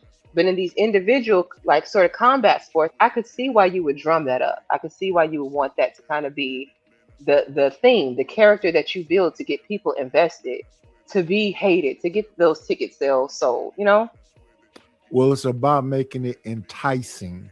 Right. And when you have boxers that just box and they don't have the looks, they're not knockout artists. And that's why they have a big problem with like Shakur Stevenson. He's a real boxer because boxing is about, hitting people and not getting hit. But they say his fights are boring. They really want to see some rock'em sock'em. But if you're an intelligent individual, you want to get somebody up out of there because you don't want to be the rock'em and sock'em. You want to be able to still speak to your children when it's all over with. What people want, Candy, and I don't know if you remember this fight because these fights took place when we was kids. They want a Holyfield and Riddick Bowe. They want Tommy the Hitman Hearns and Sugar Ray Leonard. Yeah. They want people to be slugging it out when that's people's idea of fighting. Because Roger Mayweather wasn't wrong when he said most people don't know shit about boxing. So people's idea of fighting is what they see literally fight. We gonna be exchanging blows. We gonna be exchanging hooks. I'm gonna be getting tagged. You gonna be getting tagged because that's what get the energy going in the living room when you done pay for a pay-per-view fight and all of the snacks is out there. You got relatives you ain't seen in a while that they came over. Everybody in that living room going crazy because that's people's idea of a fight. Now for the boxing fans, Shakur Stevenson, they love to see his art form when it comes to boxing. But the problem is most fans Not of boxing. really. Okay, but the problem is most people are not actual boxing fans. They're casual boxing fans. Yeah, they So casual. I got it. You got it, 90. And casuals love rock'em sock'em. And when I say rock'em sock'em, that was a game. It's two little plastic robots that fought each other in a little fake plastic boxing ring, and everything hit each other. So what I'm saying in real boxing, because it's supposed to be the sweet science, you're supposed to hit and not get hit. So that would be like Roy Jones and Pernell Whitaker and specific people. Ali for a long time, but then Ali started getting hit. The sweet science is not that important to people nowadays. They just want to see the brute violence. So they want to see somebody like Deontay Wilder be able to knock you out with one punch. They want to see brutal, bloody matches. I disagree. But to answer the original question, this classic with the classic codes. What's up, everybody? Yeah, Good afternoon. I was just gonna say, like, I think artists don't really, I mean, not artists, but athletes don't really let go because they shouldn't. I believe once an athlete, always an athlete. I think you should just adjust the level that you operate at. But I think if you're an athlete, you should remain an athlete your entire life. I don't really believe in falling off or letting go as an athlete. But as far as what y'all talking about with boxing, um, the phrase that boxing is about hitting and not getting hit, it's a cliche phrase that's applied to boxing, but it's not really about that. Boxing is about mastering the martial art and mastering the ability to win against different styles. And sometimes winning has nothing to do with getting hit and not getting hit. It's you could be the master of knockouts. Deontay Wilder is not a master of hitting and not getting hit, and he also doesn't bloody people up. He's a one-punch knockout artist. So you're just waiting for the instant bang with him. Whereas Gervonta Davis, people like him for knockouts, but he has the lowest punch output in boxing history. He doesn't throw a lot of punches. So again, with him, you're just waiting for the bang. There's a lot of ways to be entertaining in boxing. You have people like Joe Calzaghe who retired undefeated. I know somebody said you can't name 10 boxers who retired on top, but there's plenty of them that have. But Joe Calzaghe retired undefeated. He didn't have any punching power, but he would just beat you up. He threw a million punches. I think the problem with boxers today, like people bring up Shakur Stevenson, it's not about knockouts. It's about activity. He doesn't punch a lot. There's a lot of boxers who keep their hands at home. We just want to see people engage. It doesn't have to be a knockout. You know what I mean? Just engage, actually fight the man. Like 30 punches per round, 27 punches per round. That's not fighting. The round is 3 minutes. You're spending 2 minutes and 2 minutes and 32 seconds posturing, feinting, looking, taking a walk, feinting, looking, throw punches. That's all boxing fans want. You know what I'm saying? And I'm not a casual. I'm an enthusiast and I participate. But I think that's more so what it's about. It's about activity. There's a lot of fighters that fight very scared. They're timid and they do just enough to skate by. So I think it's fair for casuals and people above casuals to call it boring. Overly cautious, I call it. So it don't be the casuals and above casuals. It be the yous that call it boring. So let me say this. Let me say this because I feel like it's going to be a back and forth. Let me just interject. So what you said, brother, I would agree with 100%. I feel like a lot of times that term gets used too much. Casuals, it scares away. Like Candy would be a casual fan. But why would you not want those people are going to show up and make events? Because if boxing was carried just by the diehards, it wouldn't survive. We want people to casually show up and make an event. Floyd Mayweather Pacquiao an event. You get what I'm saying? So I disagree with that. But the points that you made were solid. They're like it's prize fighting, bro. People are not they don't care about the sweet signs. You have to do something. You have to embarrass your opponent. Like you have to do something to make them want to go see you again. And Shakur is not taking risks. Like, we understand that electricians get paid for their risks. Plumbers get paid for their risks. Like, these guys are making millions of dollars and they're putting their hands in their pocket. I 100% agree. Shakur got to do more. If not, he's going to spend his entire career arguing with everybody about why they should come see him instead of showing them. He got to do more. He got to be more exciting. He got to make the fights because the people he fighting kind of know he's going to beat. But so he got to make it more exciting. Same with Devin. Devin got to make. When I think about Devin, I think about Bill Haney. I don't even think about Devin. Bill Haney is a mouthpiece for the Haney family. Excuse me, sir. Are you a casual, or what do you consider yourself to be? I've been watching it since the 80s. So you consider yourself to be like beyond casual, like an enthusiast? Not really an enthusiast, because when you brought up, you said Calzaghe, right?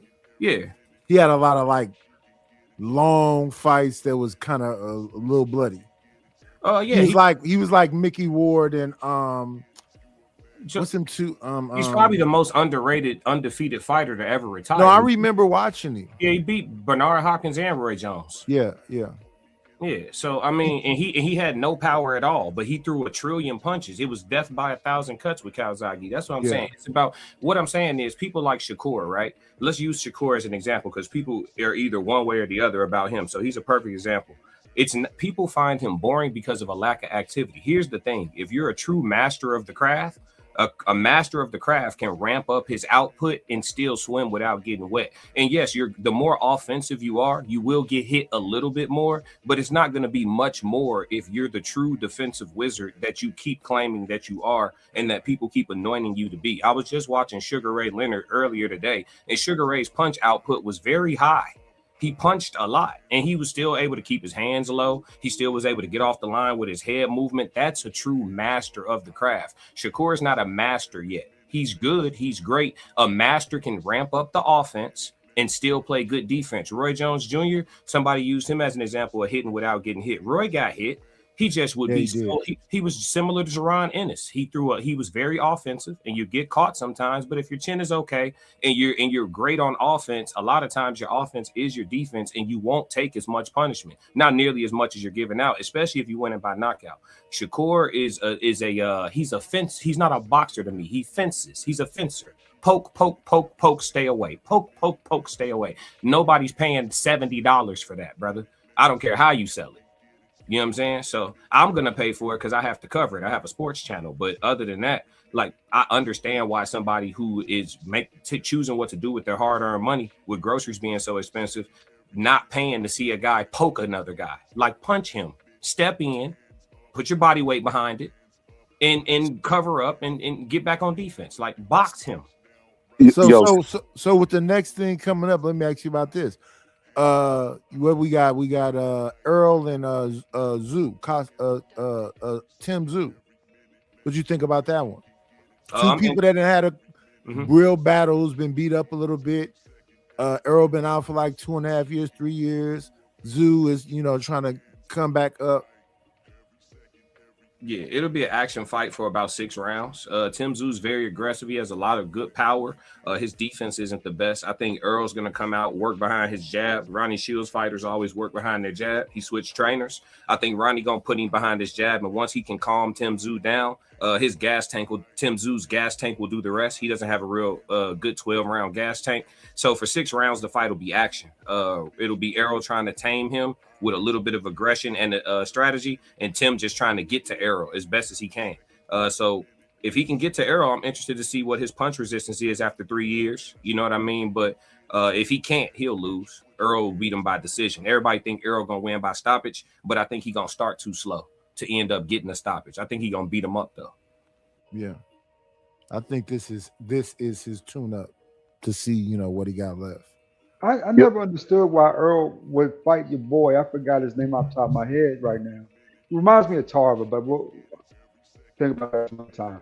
Why he would take that fight after 3 car accidents in the same year? Because he made that agreement. He made that agreement years earlier. He said, let me clean up whatever. He cleaned it up. And he said, once I'm done with that, I'm going to be right there. But they have a choice. It was for undisputed. And then he said before the fight, you're going to love me after this fight. Because he already knew his rib was messed up. He was all damaged. Facts. Even if he wasn't going to be, Bud. Maybe not. It's you just look at their discipline. Errol Spence, even before the accident, he was drinking heavy. He wasn't. Bud has never showed up out of weight, out of shape, overweight, or any of that. It was a lifestyle for him. Yeah. The person with the better lifestyle in a sport like that normally wins. But I want to say this about the Shakur stuff, bro. I was watching like behind the fight stuff. Shakur, when he was beating up Tio, right? He said, "Man, I could have stopped him."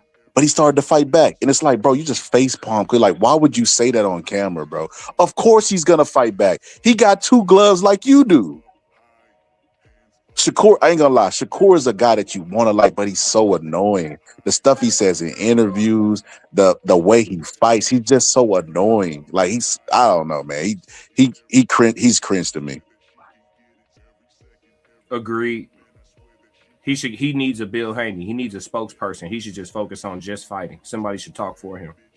Facts. Yeah. Jay Prince talk for Shakur. Jay Prince don't even do no talking as it is. Yeah. Don't let him talk. Yeah, I agree. But even with him, I seen the interview he did with Shannon. Y'all seen that interview? With yeah, but that was more Shannon than it was your boy, man. Yeah, I saw it. It was more Shannon than it was Haney, bro. Shannon had some old beef about something. Yeah, I forgot who it was, but Shannon had some past beef with old boy, and then he brought it up on the show, because he got triggered a little bit about the money thing. Yeah, So that was more of Shannon.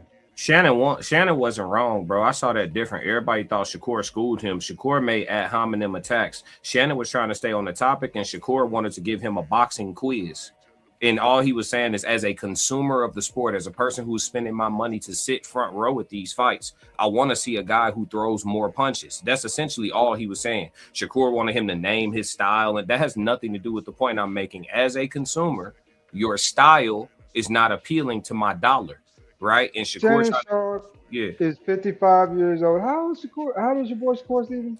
That Is don't he matter though. 27, 28? 28. That don't matter though. Cameron and May said it to him before Shannon said it.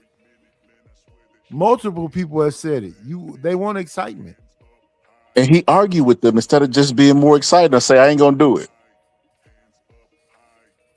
You know, the wildest thing is, to a casual boxing fan, if a guy has his guard up and you aggressively punch his guard over and over, they cool with that. You don't have to land. Just be throwing. That's all they want. They want people to throw. Casual boxing fans don't understand positioning and feinting and setting up shots. They just want to see punches being thrown. So you could like if you watch Floyd against Cotto, I'll give y'all references. If you watch Floyd against Cotto, the whole first half of that fight, the whole first half of that fight, Floyd is whipping his hook around the guard of Cotto. Half of them joints is hitting Cotto on the glove. But to the crowd and to the people watching at home, damn, Floyd beating up the side of his head. You know what I'm saying? So just be active. That's all. But Shakur, he's a cautious guy, and he'll lose for it. Trust me. And Cotto was always an exciting fighter. And you know what Mayweather did? I remember Nazim Richardson said this, because before the fight, he was fighting the Mayweathers, and they was all talking stuff to him. He said, "You notice the fighters that really can punch ain't got to put tassels on their shoes." And the point he was making is, the less exciting you is inside the ring, the more exciting you got to be outside the ring. Floyd Mayweather championed on his O. He sold that to people. He would fight on Mexican holidays, fight a Mexican fighter, trolled him. I never lost. He's a C+ fighter, and they would show up to see him lose. Whether he was exciting or not, they showed up to see him lose. Shakur doesn't have a gimmick. He keeps arguing with us. Don't trust your lying eyes. You don't understand what you're looking at. It's like, bro, nobody cares, bro. You're either going to become a villain or throw some punches. But with Floyd, it was two different ones. It was Pretty Boy Floyd before his hands got messed up. Then his hands got messed up and it became Money May. Money May was the villain. Pretty Boy was really fighting with you. I want to play a little bit, because I didn't see the Shannon Sharp Shakur interview where he took it too far. I want to play a little bit of this and we can get right back into it. I tell you what, them little cake blows, if you can't knock out Teofimo, you damn sure can't knock me out. And Teofimo won. Teo beat your ass. See. Hey, you gonna see it? Let me see. I promise you. What the hell was that? What's this? What's that? Let me see. Oh, that's your. Hey, think about this. I know when a nigga pump faking. I know when a nigga pump. Man, throw a punch. I want to see a punch throw. That's your whole face, Shakur. That's from ear to ear. Throw a punch. I hit you. Throw a punch. Huh? Uppercut, hook. I don't even throw no. You gonna beg me to stop throwing punches? An uppercut or a hook. you gonna beg stop throwing them? Damn, man. Now I know you bluffing. You telling me you bluffing? Let me see a little funny. Like you ain't got nothing. See, hey, all that right there, I'm coming through that guard. That little stuff right For real. there. I'm eating that. I see you throw something at Bud like a little change. I said you couldn't knock him out, but you talking about you gonna look me. Tio was bigger than me. I came up to his weight class. Mickey Mouse bigger than you. I came up to his weight class. He wasn't 130. I was 135. He was 140. Hey, I eat 140 pounds worth of food. Tio will beat your ass. That's hilarious. I got a question. Shannon Sharp was a football player, correct? Yes. Yes. So just because he's a football player, does that automatically mean that he's qualified to go toe to toe with a boxer who's Not at training in No, all. Florence Nah, but no. Not he'll whoop at Shakur. and He'll all. whoop Shakur ass though. Not at all. You think so? A Yeah. 135 talented boxer will whoop a 260-pound football player. Nah, I disagree. Yes, for sure. I watch boxing people because they ain't boxed their entire life. They're always so shocked that the person, like I seen Riddick Bowe take a leg kick in MMA. He was doing MMA and they kicked That's him in the different. leg and he thought it was like he looked at the referee like it was illegal because he probably done did 1,000 rounds of just pure boxing, going by boxing rules. So they programmed to that. Shannon Sharp gets Those on are up two to different Shakur where he things. could grab him. He can lift him up. If he lifts Shakur is We're not not even a. talking about boxing versus jiu-jitsu. We're talking about boxing versus boxing. But what do you think? So what art of fighting do you think Shannon Sharp's going to use? You think he'll use boxing? Well, I don't think he can grapple or box. I think he's just a football He's going to player. grab him. He's going to grab him. He's going to use his strength. That's his Yeah, but advantage. when you grab somebody, you have to be able. You have to be talented in that also. He's going to slam him. He's going to use football tactics. He's going to slam Shakur in his head. So I don't know what all Shakur knows, but if he grabs somebody that's used to that, his size is not going to matter. you can grab it. Hold on, you can grab in boxing. He can No, slam they somebody. talking about street He's fight. talking about two separate. Oh. He's like talking about a street fight. I thought he was talking about boxing. I thought we was talking about boxing too. You got me confused. I'm like, he makes jiu-jitsu. They talking about on there. They talking about fighting, Candy. They ain't talking about in no ring. He's telling Shakur basically, I'll whoop your ass in real life. And a lot of boxers think, they gonna knock you out before you ever get them into a wrestling position. Now, if one of them jiu-jitsu people grab you first, it's over for you.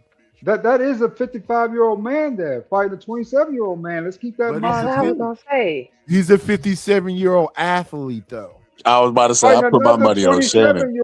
27-year-old athlete. Man, let me tell you what, y'all, it's gonna be a shock, just like that video he dropped last year. It's gonna be a shock to that. Yo, Candy, do me a favor, Candy. Do me a favor and pull up Shakur. He actually got into a street fight, and I want to show everybody why I'm picking Shannon. Boxing. You're being ignorant. Shakur street fight. Yeah. And I wish they stopped fighting in the street, him and Devin.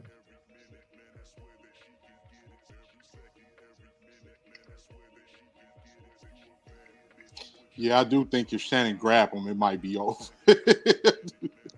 See more. If you don't know what to do when he grab him, it's over. I want to show y'all why I say what I say, man. Like I know boxing is an art, and you got to be efficient in it. He is like he's sharp, but that fight just. You gotta tell me if you see what I'm looking for. This isn't it, right? Picture of Shakur Steven. That's him. I think that is it. I wish It's a big group fight. Oh, they got music going on. What's this? Said. Just mute the music in the corner down there. Let's see. Yeah. I'm trying to figure out how to make this larger though. Hold on. Can we zoom? Is there three dots at the top? What do they do? Three dots at the top.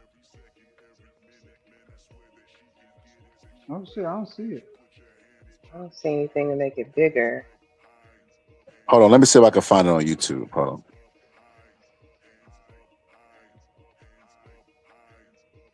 They always gotta have everything so small on TikTok. That's what I don't like about TikTok.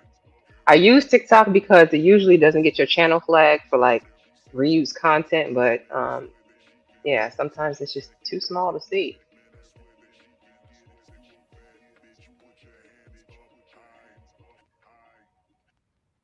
Is this also it? No, that's Tupac. Let's get out of there. Okay, let me know if you bring it up, Scholar. You said, why do I never pull up to your page? Seymour, I didn't even know you had a page. I'll have to come by and check it out. And he's a weirdo. He's a weirdo. Wait. Seymour and I had a little dust up. I had to have a song made about him because I was a little upset at how he did me. But you know what? I don't hold grudges. Not for real, for real. May says she misses Shannon. I'll make another song about you, Goofy. Thank you, Romello. He said he's seen many small dudes Big dog, strong men.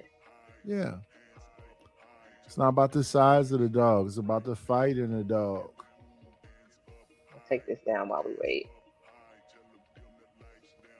Then you gotta think about like wearing the big man down, right? He's 55 years old. He might be in great shape, but that little 27-year-old just gonna keep running until he out of breath. And then when he out of breath, that's when he gonna start getting at it. You know what I'm Nah, saying? what you do is when you're an old dude, you put palms on them and keep them still. Ain't no running finna happen. And everything that you think of, be quick to have a reaction to, you hit them points. So there's a lot of liver shots, uppercuts, temple shots. What do y'all What's the point? What's the point of being big if you can't just? In an absolutely perfect world, you are right that would happen just that way, but we are very imperfect. And let me tell you, I think you'll have Shannon ass face down, ass up. Out there If in you the hit parking lot. somebody with a liver shot, you're gonna bring them to their damn knees, man. A liver shot. 18th letter. My understanding was hit everything available. So punch them Yeah, that's true. in their elbows, in their kidneys, in their thighs, whatever's open, just hit it as hard as you possibly can. And you know what will happen? They'll start dropping their hands and start feeling that eventually. I ain't never had no long fight. Okay. What do y'all think about this comment that I have posted here? Frank says boxers only do well in street fights if they know something other than boxing. That's a I fact. put it in the back check, Candy. If you I got it right here. It's good to know some. I would say Krav Maga, Jiu-Jitsu, and boxing. You got to know a little bit of both, all three. Now look at this. I want y'all to see this. Why I say Shakur, he fight outside the ring just like he fight inside the ring. This was awful. He even tried to punch a girl in the back of the head. She didn't even feel it. And I'm not making that up either. Man fell. Then he just throwing one hand. Look at this. Shannon, man, I put my money on Shannon. Wait, which one is Shakur? Is The one right there. The one right there. X on his back. Yeah. X on his, okay. He don't look like a boxer. He look like a regular dude. Yeah, I know. Hold on. I want to see that again because I think I was looking at he kicked him over. It's terrible. Hold on. I want to see this again because I was definitely looking at the wrong person. The wrong person was the one I thought was the boxer. I couldn't tell. Put it in slow mo. Okay, hold on. Because I want to say maybe it's an extended version, but because Shakur punches the woman in the back of the head and she don't even go nowhere. I'm like, what? Hold on, let me take this out of full screen and then I can change the playback speed.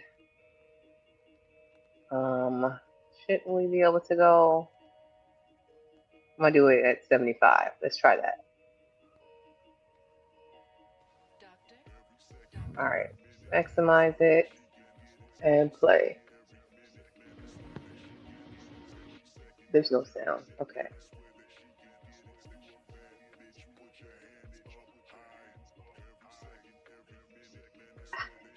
How he trip himself? How did he trip himself, bro? My man's tripping on air, y'all. I can't. Yeah, that ain't the extended. Because that girl right there, he punched her in the back of the head. Boy, they It took him 8 unanswered blows to a dude that was on the ground already. That's what I'm saying. Over him. He like punk ass I'm more concerned about the dude with him. You know what I'm saying? The chick winning, bro.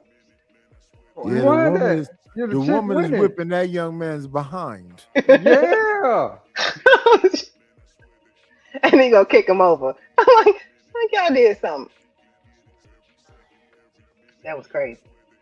Why he grabbing the dude by the hand? No. Yeah, that's wild. I don't get none of that. I don't get that whole fight. Don't ever play that again. Oh, I cannot. Scholar. Ooh-wee. Okay. He said, I'm mad at that white woman for dragging him and stealing his money. Heifer. Who is she talking about? Who are you talking about, May? Weight class exists for a reason. Okay. Shannon is not a professional wrestler nor But grappler. you know what? After Boxing Scholar said that, if Shannon grabs Shakur, it's gonna be over. After Wait. that, You know Shannon grabbed Terrence, right? And couldn't move him. Terrence Crawford. Yeah. Wow, he couldn't move Bud. He didn't even he didn't lift him up. He couldn't do nothing with him. Nope. And you know Crawford walking around with is probably like 170, 175. Yeah, that's why I put my money on Shannon, man. Shakur is not impressive. He's a little guy.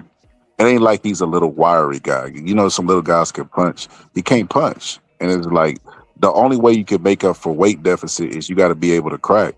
He can't crack. So that's why I'm like, Shannon, grab him, pick him up off the ground and slam him. Like, I think it's over. Especially with a clumsy guy like he can't. Shakur got one of them tight ass jeans. He can't even take a punch though. He ain't gonna be able to punch him. Shannon got more reach than him. Yeah. Shakur gonna punch him a few times in the face. You just see that man struggle to punch a man that had both hands down, right, and was kneeling over. I think if Shannon get 5 off, if Shakur get 5 off, Shannon gonna go to sleep. I think Shannon's gonna football tackle him. You remember how Waterboy did? I think he gonna football tackle him. I think he gonna put him in the air, and I think he gonna slam him on the head, and it's gonna be the fight. He's gonna be over. Try to do that, and 5 shots gonna hit his chin, and he's gonna be sleeping. Nah, man. You think he's gonna be able to reach up to Shannon's chin? Yeah. Shakur, just be able to spin out so he don't fall on top of you. That might knock you out. They teach you when you tackle, you're supposed to go from the waist. So if Shakur can land a punch, nah, it ain't happening. Yeah, I think he's gonna touch his chin about 5 times, and big old Shannon gonna be snoring. Candy, I don't know what happened to the original footage, but it was a longer version of this.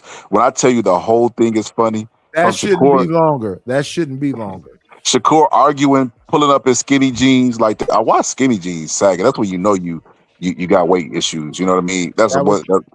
It's actually more to it. I only played 37 seconds of the almost 3-minute video. Oh, it's a 3-minute video? The 30 seconds video was trash. I couldn't imagine what 3 minutes is like. How old is this? 7 years ago. Zero wanted to know how old it is. The video posted to YouTube was 7 years ago. I don't know if this was before then or not.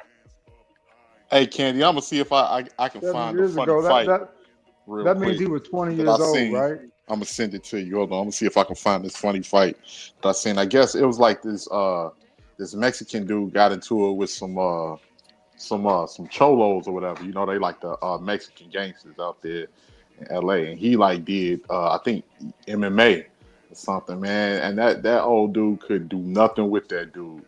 And the way he slammed him, I ain't even gonna lie, that was hilarious. I'm gonna see if I can find that real quick.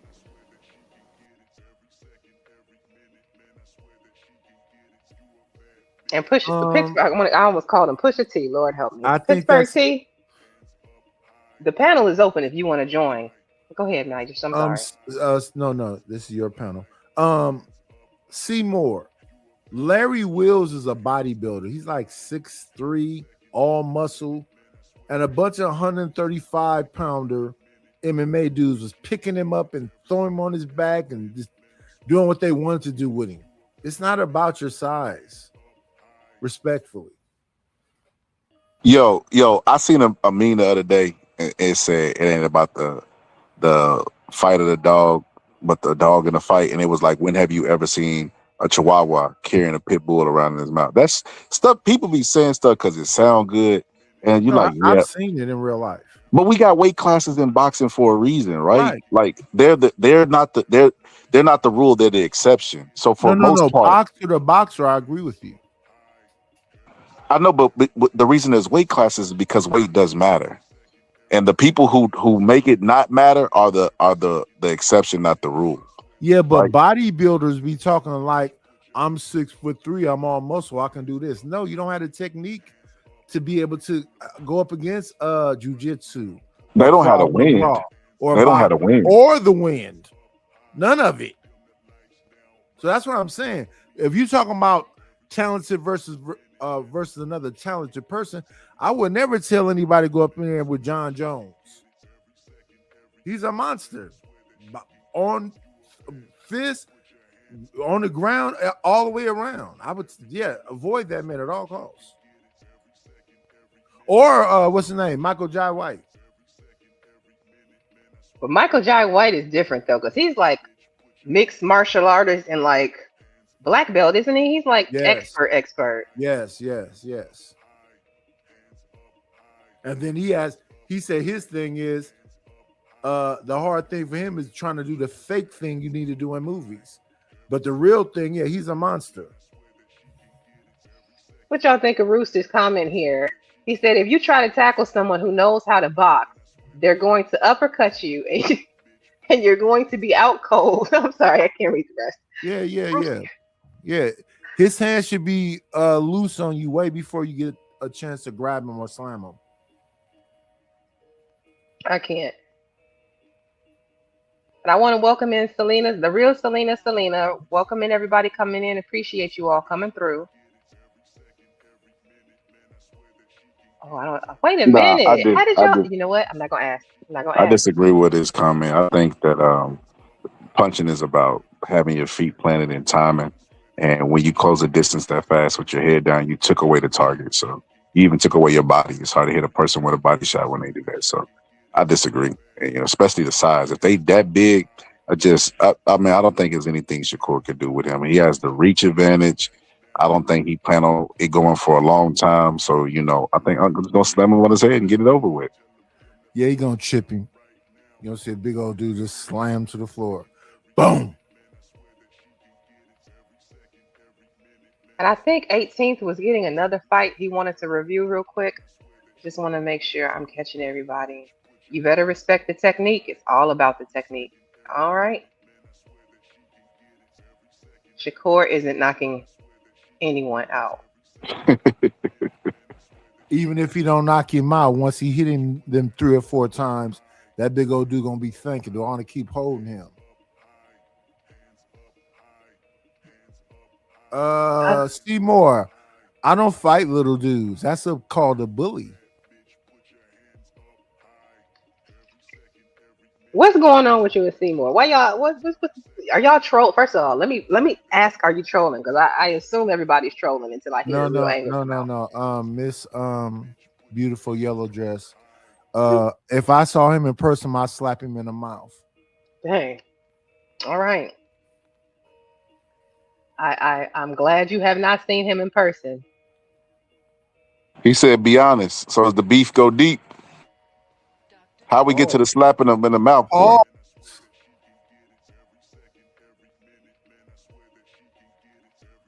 I don't like it. He's a weirdo. I don't know, Unc. I weirdos be around me, and I'm willing to fight about it. I think I know when a woman's involved. Unc, y'all fighting over a woman? Isn't that guy like 28 or something? 28? Unc, leave that alone. He told me he's like a young dude. Unc, leave him alone. 28? Nah. We gonna leave that alone. Unc.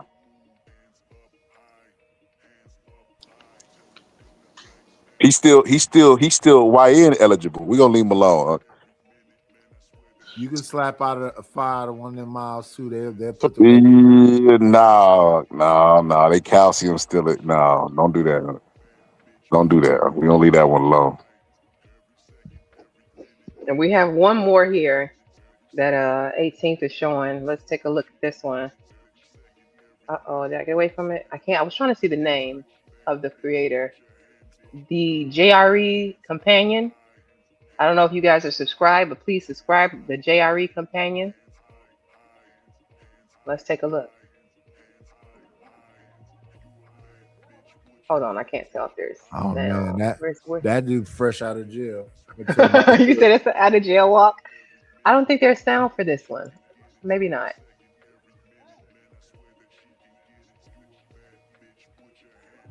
Anytime somebody smoke a joint or a cigarette right before they fight.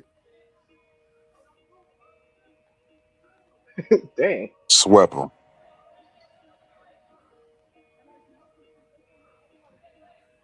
Swept his leg. Oh my God. He should have stopped after he swept his feet. That was nasty. After he swept his feet, he should have known, like, okay, oh yeah, this guy's. This guy is like he's trained at least some type of martial arts or something. Fighting, MMA, jiu-jitsu, he's something. Even his stance, you could just tell, yeah, that's not normal. Yeah. He should have And he's stopped right trying. there. He's trying to stop it. Look at him. He's trying to deflect. Oh, getting Uh, slammed on the. Stay down. Just stay down at that point. Don't That get That back looked up. like exactly what that's happened. that's what's gonna happen with Shannon Sharp. no, I think Shannon Sharp the one that's gonna slam him. Hey, he slammed his head on that concrete, man. His eyes was still open. You know, you see it like His stars. I know he was. Woo. And the funny thing, that's the short version that I can find. It was a longer version because he fought like two of his little homies before that. He was the OG. So I guess he was like the final boss or whatever. And when he started running towards the people saying, "Don't do it, OG. Don't so do he it." was King Cooper. Yeah, he was like Bowser. Yeah. Well, y'all was talking about Michael J. White earlier. Listen, I'm gonna be honest with y'all. Michael J. White is a fraud to me. Let me tell you why. A fraud. Michael J. White is a supreme athlete, probably taking performance enhancing drugs. There's no way that's natural. He's good at like coaching mixed martial arts, but he's not a fighter. And he's the most cockiest 0-0 fighter I've ever seen in history. Like he'd be like, yeah, that guy can't beat me. I'm a fighter. And it's like I sparred John Jones. You go look at the sparring session, they're like slap boxing. You're like, bro, this ain't sparring. You know what I mean? Sparring is like like the closest thing to real fighting that you can get. That ain't sparring. But Michael J. White, you could not tell him. Are you a black man? Of course. We shouldn't hate each other like this. Let that man live his best life. That's honesty. No, sir. If he said he did what he did, why not let it be what it is? No, because I can't participate in delusion and John act like Jones didn't come out and say that Michael J. White is a fraud. No. He's not a fraud as far as what he knows about what he's teaching. He's a fraud at thinking he's a fighter with no. John Jones said that he does have an invisible punch. A what?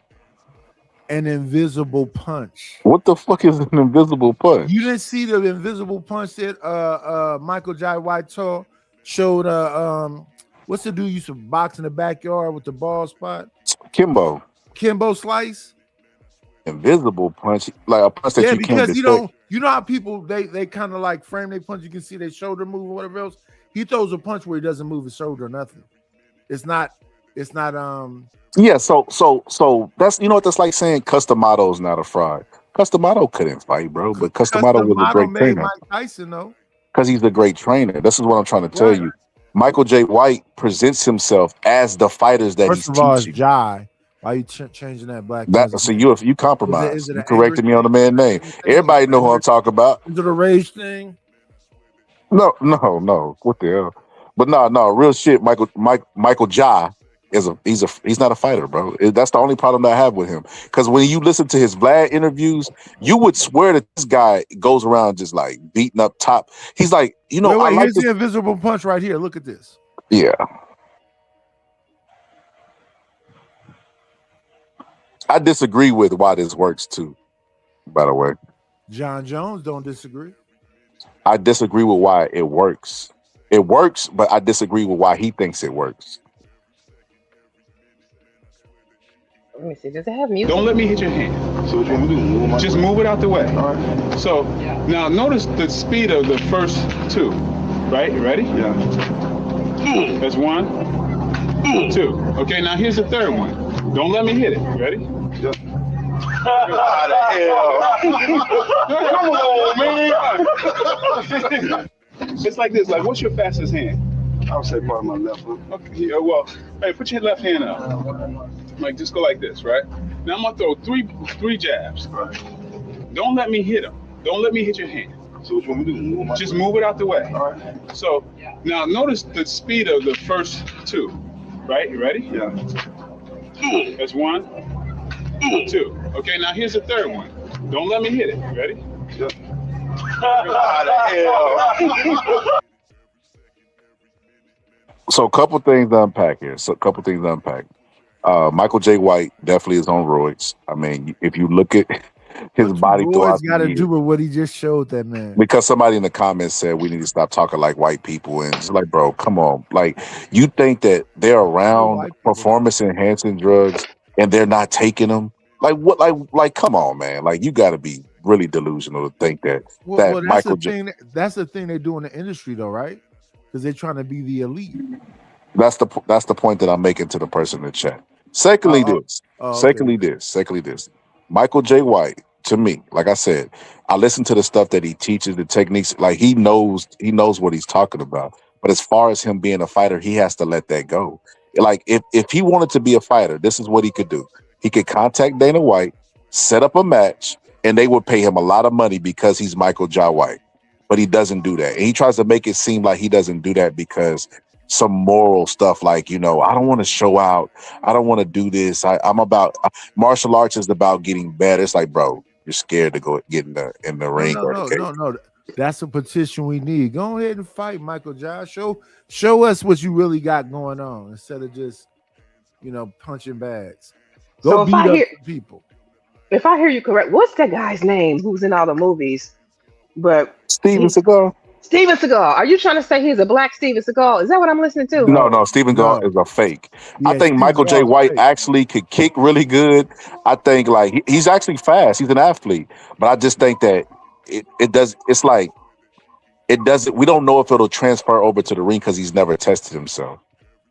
Because it's different under lights. There's some people who like spar in the gym good, and then you see them fight night and they getting their ass whooped. You like, bro, what are you like? What happened? Like, is different under the lights? Michael J. White has never been under the lights, so until he's under the lights, he can't call himself a fighter. I think you just hating. Coach Ferg, I'm a lover, not a fighter. Who was that guy on Kung Fu? Remember that TV show back His in name was David Carradine. Why nobody asked anything about David's credential? Let that It's man not enjoy about his credentials. He says, I'm a fighter. Am I the only one listening to myself? You cannot say I'm a fighter if you don't have fights. Facts. Is that Coach Ferg up here, Gen X train? Yes, ma'am. How you doing? I'm doing good, Coach Ferg. Welcome to the panel. Today? What's up, Charlie? How you doing? And before you go, Coach Ferg, let me go ahead and read this super chat. And I realized I haven't played the money song, so my bad, y'all, for neglecting the money song as y'all been dropping the donations. I appreciate each and every person who has supported the stream. Romello says, listen, I'm tired of y'all saying being built at 50 is enhancement. I've seen my uncle at 55 plus. Y'all need to stop thinking like white people. Facts. Man, that's a fact.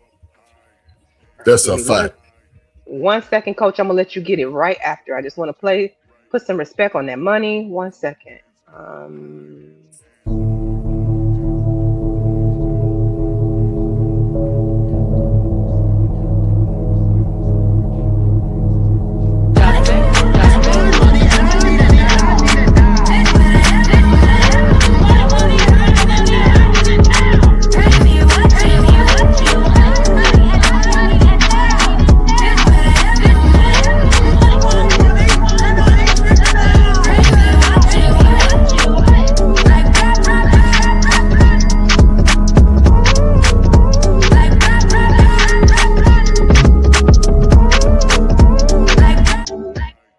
Okay, Coach Ferg, you got it. No, it was interesting. It was an interesting topic with the guy. I agree in the sense of, he's been, provided a great position. He probably studied it, of course, if you want to be able to demonstrate it. But to run around, if anybody running around the neighborhood talking about they're a fighter, they're going to have at least 2 fights that week. But just on a professional level, yeah, he's training. I don't think he's using steroids. Most black men didn't use it, just the bodybuilder type dudes. But even then, I'm in my 50s and I'm probably got more muscles than most of you niggas from 45 on down. You sure don't want to look like Nidus and shit at 52. You in your 60s. Don't come up here and do that. You sure don't want to look like Nidus at 54 or 51. You older than me, Dad. But if you stay in good shape, you know what I'm saying, he probably, of course he's working out. He's with the white boys. They got the best of training. But they use him as a front man. I don't know what brothers has he trained to get in good shape. And who has he fought? Boxing, kicking. Most of them have fights somewhere. They gotta, I don't know.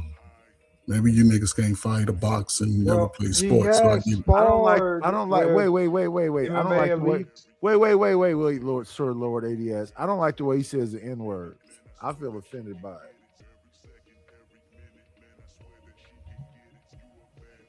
Is this light on light violence? Yeah, 90s. He won't be my cheerleader, but I won't let him. But go ahead. He has sparred with elite MMA fighters on record, and some of the fights they said are shown. Who? Michael J. White. Bro, we gotta stop this. I I don't done believe in sparred some dragons, bro. boxing dudes too. When I was about 15, I sparred, but that don't make me a boxer dude. Yeah, especially He with is whoops. he You is gotta well stop with respected. this legend of the dragon stuff, bro. Michael J. White is just that, bro. A He myth, is a legend. We ain't well seen no footage, anything. You know respected. what he do got? He do got like some karate expos online of him when he was really young and like kicking the shit out of these people, but that's not fighting to me. Like it was like It's exposition yes. fights. You know, we've been doing that. Some of y'all do it now. Your kids be out kicking. Let him kick you in the body then. Shit, I'm gonna punch. Bro, why does everything come back to listen? We are talking about Michael Jai, you remember me correcting me, White, right? And him being a fighter. Like he can't say he's a fighter. Bro, if you It says it in Candy, the I don't first know if you want sentence, to do bro. this, but if you could pull up one of the Vlad interviews where this guy is the It says most it. confident 0-0 fighter, talking about beating up people and doing this, let me give It says it y'all in the something. first sentence on the screen. Read the first sentence. It says it right there. Your whole point. You get it. Let me give y'all a little. I don't know if y'all are aware of this, right? It's a dude named Mike Perry, right? Can't stand him. He's an Yeah, MMA fighter. he's a Cannot stand him. bum. Yeah. Mike Perry said that Michael J. White was clout chasing because he had a YouTube page and he opened up with what he said about Kimbo and what happened with the whole Kimbo thing. And he ain't gonna lie, Michael J. White be doing some of the most humble bragging I've ever seen in my life. He said that Kimbo was training with him, but Kimbo couldn't last because he didn't like being dominated like that. Now, when y'all hear that, y'all hear he was whooping Kimbo's ass, right? Because that's what I heard. So Mike Perry ends up getting mad. He gets mad at Michael J. White, and he responds to him and call him a nigga online, right? So Michael J. White's like, okay, I'm not Well, hard to find. Before he went Hollywood, he had already had 26 professional fights and championships. So that gives him credit right there alone. Who? Michael. Oh. That gives him 26 credit. fights in I what? pulled it up. Look, it's on the screen. I pulled it up so y'all can No, read 26 fights in what? I can't see the Professional, Karate and right? kickboxing, Yeah. right here. Yeah. Karate and kickboxing. Before his acting career took off, he was a highly successful competitive martial artist on the open tournament circuit. He holds 26 champion titles, including wins in the U.S. Open, North American Open, and New England Grand Champion. And that's all Case I was closed. saying. All I was saying Oh. about Michael Jai White is that that's an actual Okay. dangerous man. Okay, so do you guys know that there was a kickbox? Let me ask, what kickboxer has successfully transitioned into boxing or MMA and been a champion? But that's two different sports in a sense. MMA is fairly new. But the point I'm making is this: kickboxing is less competitive, and you can become a champion over there. Matter of fact, I sparred a fucking dude who I thought was gonna be a badass because he was a fucking kickboxing champion, and he was a fucking bum, Chef like Name bum. the Chef Boy MMA you gotta fighter find a that way has been a elite professional boxer. Man, Name me the professional boxer that has been an elite MMA fighter. Most of them don't make the transition. Wait, hold on. No, that's two different things. So the reason why I brought up MMA and boxing because those are the two elite at the perspective martial arts, right? Because boxing is a part of MMA. But I brought that most up to of them show don't because transition. Michael J. White trains both, and if he was wanted to be competitive, he could enter both. That's why I brought those two things But you're up. talking MMA and karate. He's already his history trumps the Hollywood stuff that people know. At this point, he don't have to transition to the MMA. That's for newcomers. That's a new style, and most people, and y'all see it. Most football players can't transition. Most boxers can't transition. But he trains in jiu-jitsu. He knows all these things. Why not go and get one fight in MMA? Because he says that his life is about bettering himself. He doesn't do it for egotistical reasons. Why not challenge yourself and get in MMA? I have a question. He's retired. When I talk to, I had that Coach. oldness in my voice like Coach Ferg. Coach Ferg sound like he been shoveling coal or You got a slowness in your making a voice, train, man. Like a slow. What? Like barely graduated high school type. Like, well, go ahead. Anyway, do I sound old like this cat? Because we supposedly the same age, but I know he like in the 60s. It sounds like not just light on light violence. It sounds like elder violence too. What do y'all do? He elder abusing me. He keep, you know what I'm saying? No, listen, black don't crack, supposedly, right? Anyway, who's up here that's so young to where it sounds like some elder stuff? Rakim got to be at least in his 40s. Well, I'm just saying, if you're saying he's 60. No, he come up here calling me dad, though. I don't got no big black moles on my face and skin tags and all that weird stuff he got going on. He got to be older than me. Maybe it's coming at some point, but so far I'm knocking. I don't have a goiter. I'm knocking on 40. I'm knocking on 40, but I'm 38 right now. Okay, shout out to my brother. I hope when you get 58, you be looking as good as me, but I get it. I'll be 47 this year. And let me tell you. I'm not going to lie, brother. You might need some vitamin B. You need C, D, A, all that shit. I say this. I'm on camera, though. And I'm not going to say the other word I want to say because I'm on the Candy Cane's channel. Because you know how I get. Hopefully ain't no pause-worthy stuff, huh? Don't do that pause-worthy stuff. Ain't nothing. It's mostly men up here, brother. Yes, he be going to me. As long as we have an understanding. Well, with that being said, you know, besides the Just for Men's Club and the what's the vitamins? What the vitamins called for the old people? Tell us. You up The there doing Centrum vitamins. Besides all that. Besides all that stuff. Hey, wait, Candy Cane, you're not gonna be an ad-libber and Listen, I was just answering the question. That's all I was doing. Ma'am. No, thank you, ma'am. Not that. No, we're not doing that. You know, shout out to Candy Cane. Shout out to all the hospice the hospice wives and the hospice girlfriends. Oh my goodness! Now I'm in hospice. Let me tell you, we do one a day. I got an AARP advertisement in the mail, and I was highly offended. Yeah. Highly offended. I said, I'm so excited. I want all the benefits. Man, listen, if you Gen X, you want all them benefits. Yes, you want everything that they come through. I want my half off on breakfast. I want my discount at the movies. Everything. Oh, hold on. Let's see if you're honest. Have you got to the age where you're paying for vagina? Who? They know who. If you can who, you can hear. Wait. If you can who, you can hear. Hey, no, sir. Listen, I'm an niggas 400 pounds. What you think? Pay for what? Come on, that's a yes or no question. Don't ask me a question. No, sir. What's the yes or no question? Why you want me to you said I'm at the age where I pay for something? He said, "Have you graduated from pay phones to pay for box?" Yeah, I don't pay for box. Never. If I got to pay for it, she don't like me. Never. Hold up, Unc. I feel like you doing a little capping. Well, I was married for most of my life, but if I got to pay for it, she don't like me. So instead of pay-per-view, would that be a pay-per-boo? Okay, I'm done with my dad. I don't know, but certain people might be able to, grab my ear though.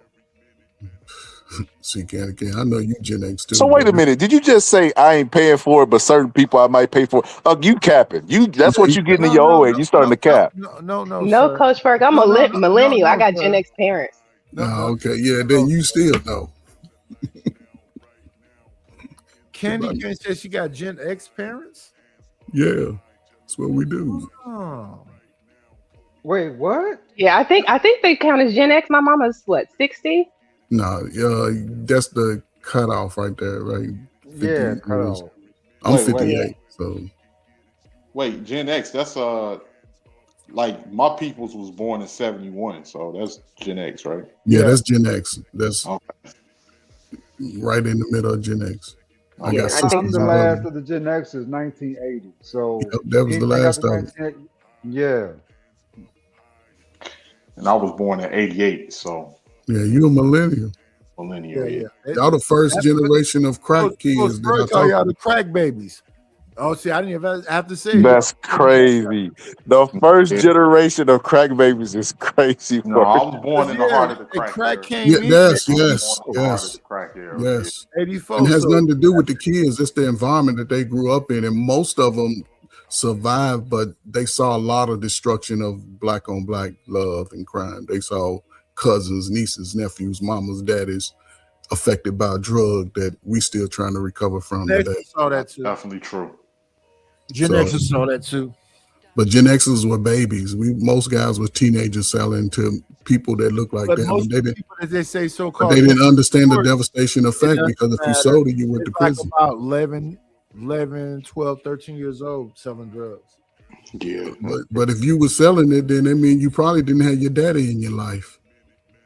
He's I probably out say there. it looks like Gen X was like the last generation to see what it's like stable community Yes, before yes, yes, No. yes. Or They 18. sort of It tricked was, it. They it tricked was us in a sense. deteriorating. It was deteriorating before. No, no, they tricked us, right? Because they were saying in school you had vocational schools, you had wood shop. They give you all these skills. Niggas wasn't slow and couldn't read like y'all teach y'all babies today. Everybody could swim. But Everybody, millennials ain't. It's the Gen Zs today are kind of messed up, but millennials, but we y'all might have been the y'all the last parents of those. generation that we Y'all the was. parents of the Gen Zs, right? And wouldn't those Yeah, be y'all some of them. kids? Yeah, That's all I'm saying. So, and every there's nothing wrong with the generations. It's just that, you know what I'm saying, you can see some things that we as a people have affected ourselves because we don't teach our young to be stronger and better. And it's some parts of the government who's not really training the young people in a sense. because I know when I was growing up, man, we was watching everything that the older people was watching. I don't know that comes from not having cable, but we was watching Did they talk Matlock. to you though? Did Yeah, those older people talk to you? yeah. I was raised by my great grandma in my early life, and So all of that them was from the South, so we kind of so like so, followed and did what they so told. that's what I be trying to understand when Coach Ferg be talking. But now, When I was younger, those grandparents and parents, even the Gen Xers, they actually talk to their children. exactly. That's where you get the whole Right. thing. So Gen I Xers would, were children. I would always say that the fathers who actively was involved in their sons' lives, those sons are better men than those people who didn't have that. But again, that sort of the fatherless home rate increased even more once that time frame hit. Gen Xers are we the baby mama, baby daddy generation. Most people didn't do that in our generation. Yeah, People before that, the boomers, they was married, they was creating wealth. We want to be independent because they gave us the shows that said, get your job, go to college, create major debt, go out here and be independent. Most Gen Xers had the highest college debt. I thought Most they Gen got X, married the most and went to college the most. but Gen X, yes, as far as that passed on, we started No, divorcing. you said Gen Xers, so we're just focused on this generation. 90s, you Those are the at ones who went to college 1986. the What was most. you doing in 1986? 1986. Yeah, 1986. You was probably still peeing in the bed, but the hallway. Why you think I was peeing in the bed, sir? Why you Hallway, making man. conversations? Hallway. 1986, you was probably working for that dude you told me In about. 1986, I Remember was the guy that 15 years your old. Yeah, it was a laundromat. The Lance? dude name was Robert Donald. Hallway. And I 12, apologize to him, but I used to rob all them Man, washing machines and dryers. Oh, you was stealing at 12, 13. Man. Hey, I ain't gonna lie, I was stealing too. I ain't mad at you. Well, it was a coin laundry. A coin laundry. You know, you put quarters in, right? Yeah, the coin line. They You still had to got open it up once it got full and take all the quarters out and stuff. And I just, take a fistful of quarters and go next door to Tony's liquor store and give me a burrito and something to drink and some chips or something. So what age did you start stealing? I don't know. I probably was like 2 or 3. This nigga's What do y'all think of this one? L Boogie says, no, I think the early 80s millennials were the last to benefit from the family foundation. I knew nothing about crack, laughing but serious. I think we saw the remnants of it. We saw It matters who your family was. Yeah, we saw the last remnants of it. But you got to look at her. If she was born in the early 80s, right? She was a kid. She didn't see it. She didn't really focus on. She was just living through it. But as she got to be more of a younger teen and adult, then she saw the separation. Well, crack was over by 90. But the effects of it. No, it wasn't. You know, it sure wasn't. Not through 94. Remember, during that era, all that crazy era, we lost probably 2 of the greatest rappers and musicians of all time. Hey, listen. Around about 94, when both of them was gone, if I'm not mistaken, it was all about the Perkies and the Xannies and the Mollies and all of that. No, man. Nah, like in Cocaine I was about sure. the 80s, late 70s, early 80s. Like when I was growing up, it was still crack and then heroin. It was still crack and heroin. Wait, heroin was before crack. No, I know, but heroin was mixed goes out in and then together. it comes back. It goes out, then it comes back. No, Coach Ferg, back when Charlie Park and all of them was messing around. Man, I had clients was strung out on heroin and crack cocaine in the 90s and 2000s. And I remember when people were sniffing it. Remember, because some people didn't shoot it. They was putting it on weed. What do you think Billie Holiday was on, Coach Ferg? Billie Holiday was older than my grandparents. I don't know what you're talking about. She was messing with heroin. Okay, back in the 19 what? You wasn't alive. Listen, Ma Rainey. No, I just know this history. But it ain't about the history, but what you lived through. No, but those people was on heroin. Yeah, but that didn't affect us. That didn't affect our generations. Most black people didn't do drugs. Singing in music, singing while on drugs didn't affect the black community. Most black people didn't drink or smoke back then. And up into the 80s when they sort of pushed it in the community, it affected every city. What about now? Even now, there's like residues of it. Heroin's still making a comeback. Wait. Yeah. So you're saying that most black people don't mess with nothing at all? They just clean. I didn't say nothing at all. They might smoke a little weed, but hell, black people been smoking weed in vending machines. Black people been that's not the drug that I'm worried about. It's the dope and the alcohol that kills us the most. Y'all niggas can't find no stat where niggas is dying from weed in the history. Tell me one. He smoked too much weed and he died. No. I don't like the way you say the N-word, sir. Okay.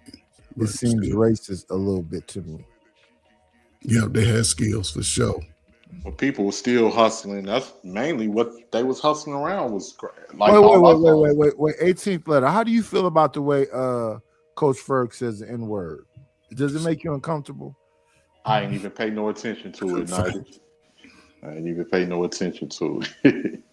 But yeah, from what, especially down there in New Orleans, that heroin was their thing. They used to rap about it, all types of stuff down there in Louisiana.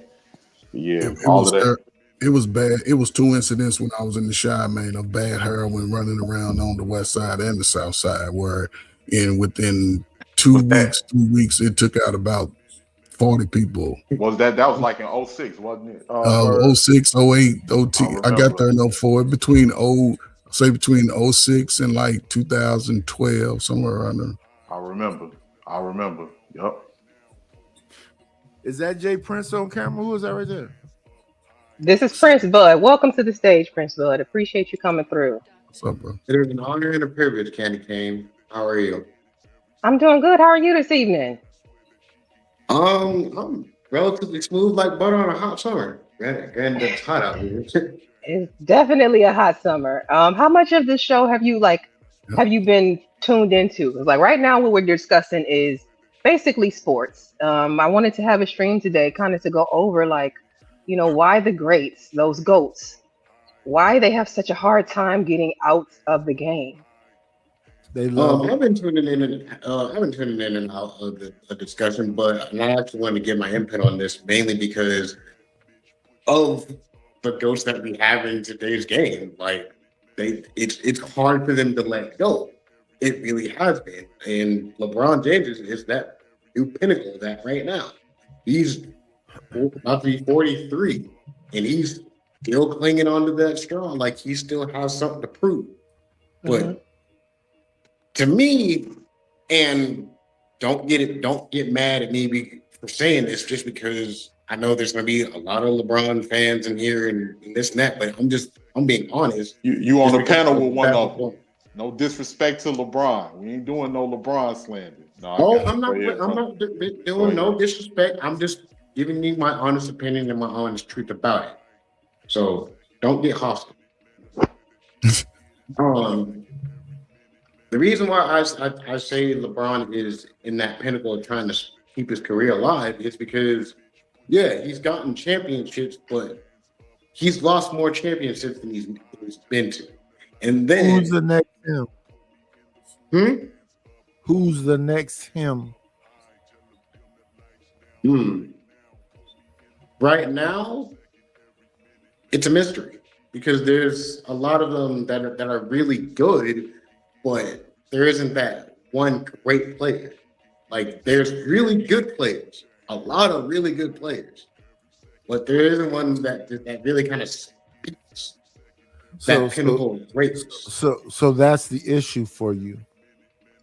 You know, shooting stars don't happen all the time. You know that, right? Yeah, but again, I grew up in an era where basketball really was the answer to that is, you know, another one is after him. Who's the next him?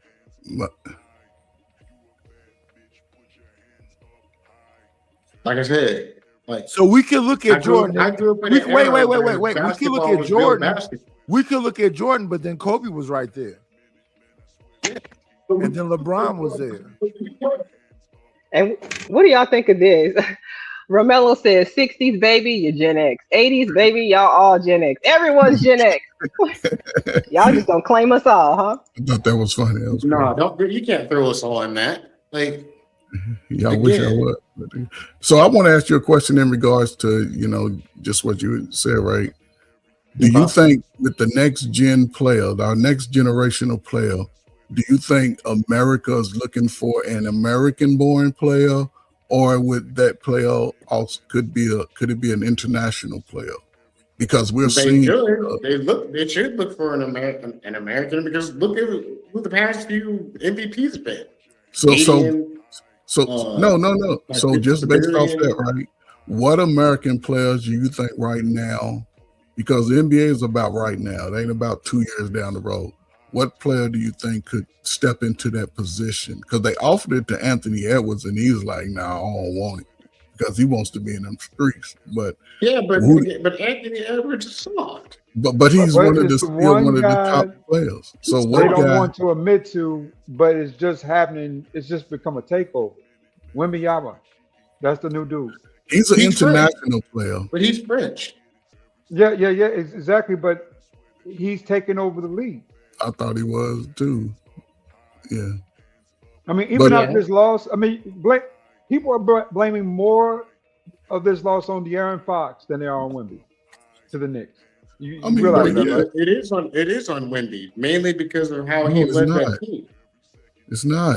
You're talking about a second, third year player. Y'all niggas, what they're talking about. Right. It's not on him. It's on the coach too.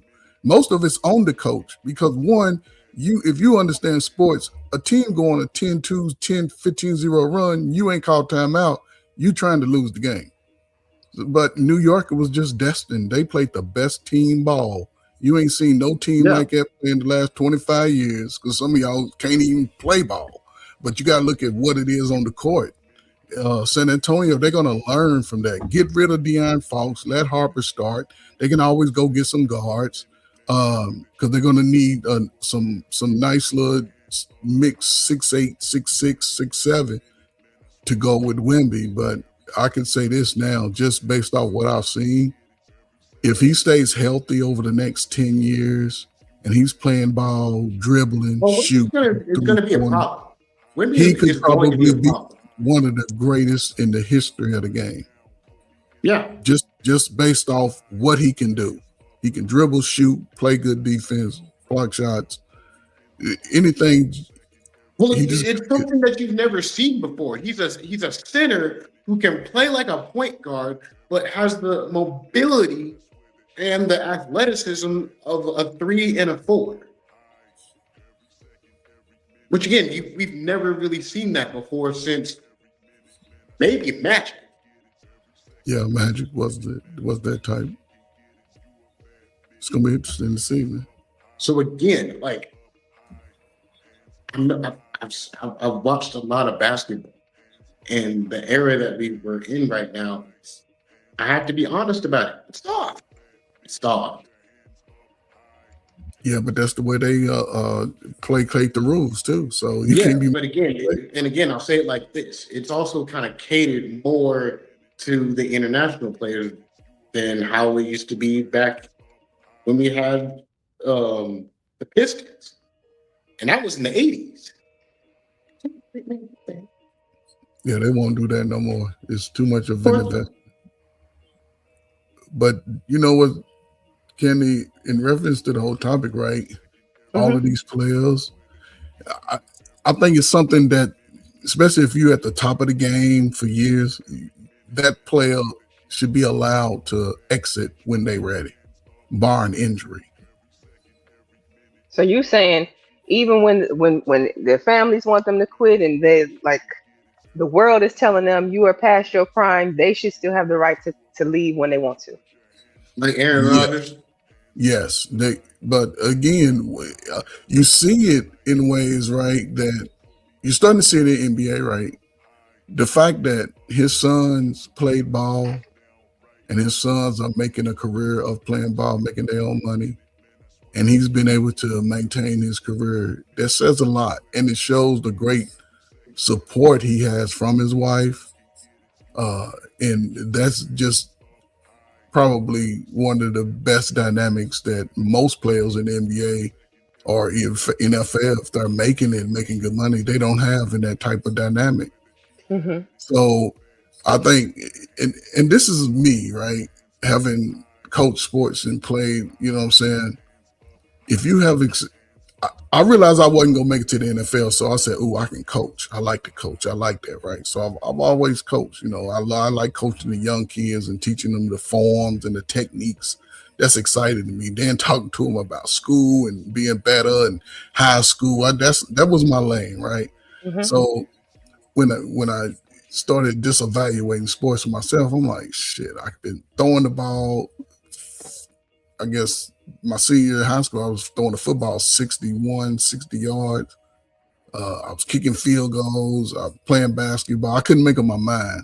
And then the strike came. So if y'all remember the strike in 87, I was like, I ain't getting ready to play no damn NFL. So it just sidetracked. It just changed the trajectory, but it didn't stop me from achieving things, right? So when you're going through it, and that's where I was stuck at for years when I was retired at 54, I was like, man, I ain't ready to just stop. I got to go do something. But then when I really looked at it, it was like, I don't put in good time. And so I can see how some of these players, you're talking about the best. We've been talking about the best players over our lifetime. Like, man, they are the man. And they need that to just go out on their own terms. They need Would you say it's sorry. also a form of therapy, the sports? Yes, it's a form of therapy. Yes, it is. Because they can, if you notice, they don't really speak outside of sports, nothing social, nothing coming to like help things better, most of those players.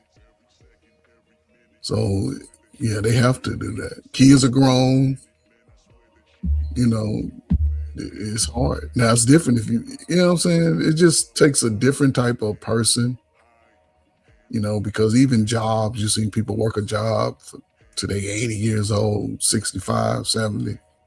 And when they stop working and stop moving, it just takes them out emotionally and physically. It just drains them for some reason. And before anybody else continues, I do want to address the Cash App. Excuse me. I keep saying Cash App. It's just stuck on my brain. The super chat. Romello says they started building liquor stores in the 70s in the Black community, but y'all smarter than me. Well, I think I'm a little bit behind, but thank you, Romello. Appreciate you.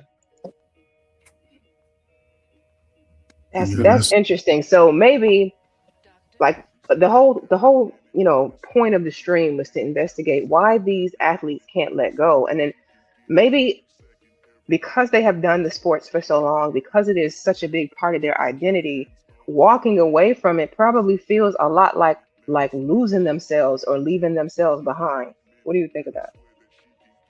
Yeah. You look at all of these players, just in your thumbnail, all of those players left at the height of the game. Championships, winning. Even Michael Jordan, he didn't stop. He in NASCAR. He just won a NASCAR race. I think he had a horse at one time in the Kentucky Derby years ago. Tom Brady, he's calm, he's still active in it. Serena, she won that was sort of lost in it because she tried a little clothing line. I don't know if y'all bought those clothes, but little makeup. So her go-to is her sport. Just her coming to an arena would bring millions of dollars. Mm-hmm. Let me say this, because it really gets detrimental the longer they're out of the game, because they feel like they're gonna lose that grace of glory that they once had. Like it's kind of like chasing a high.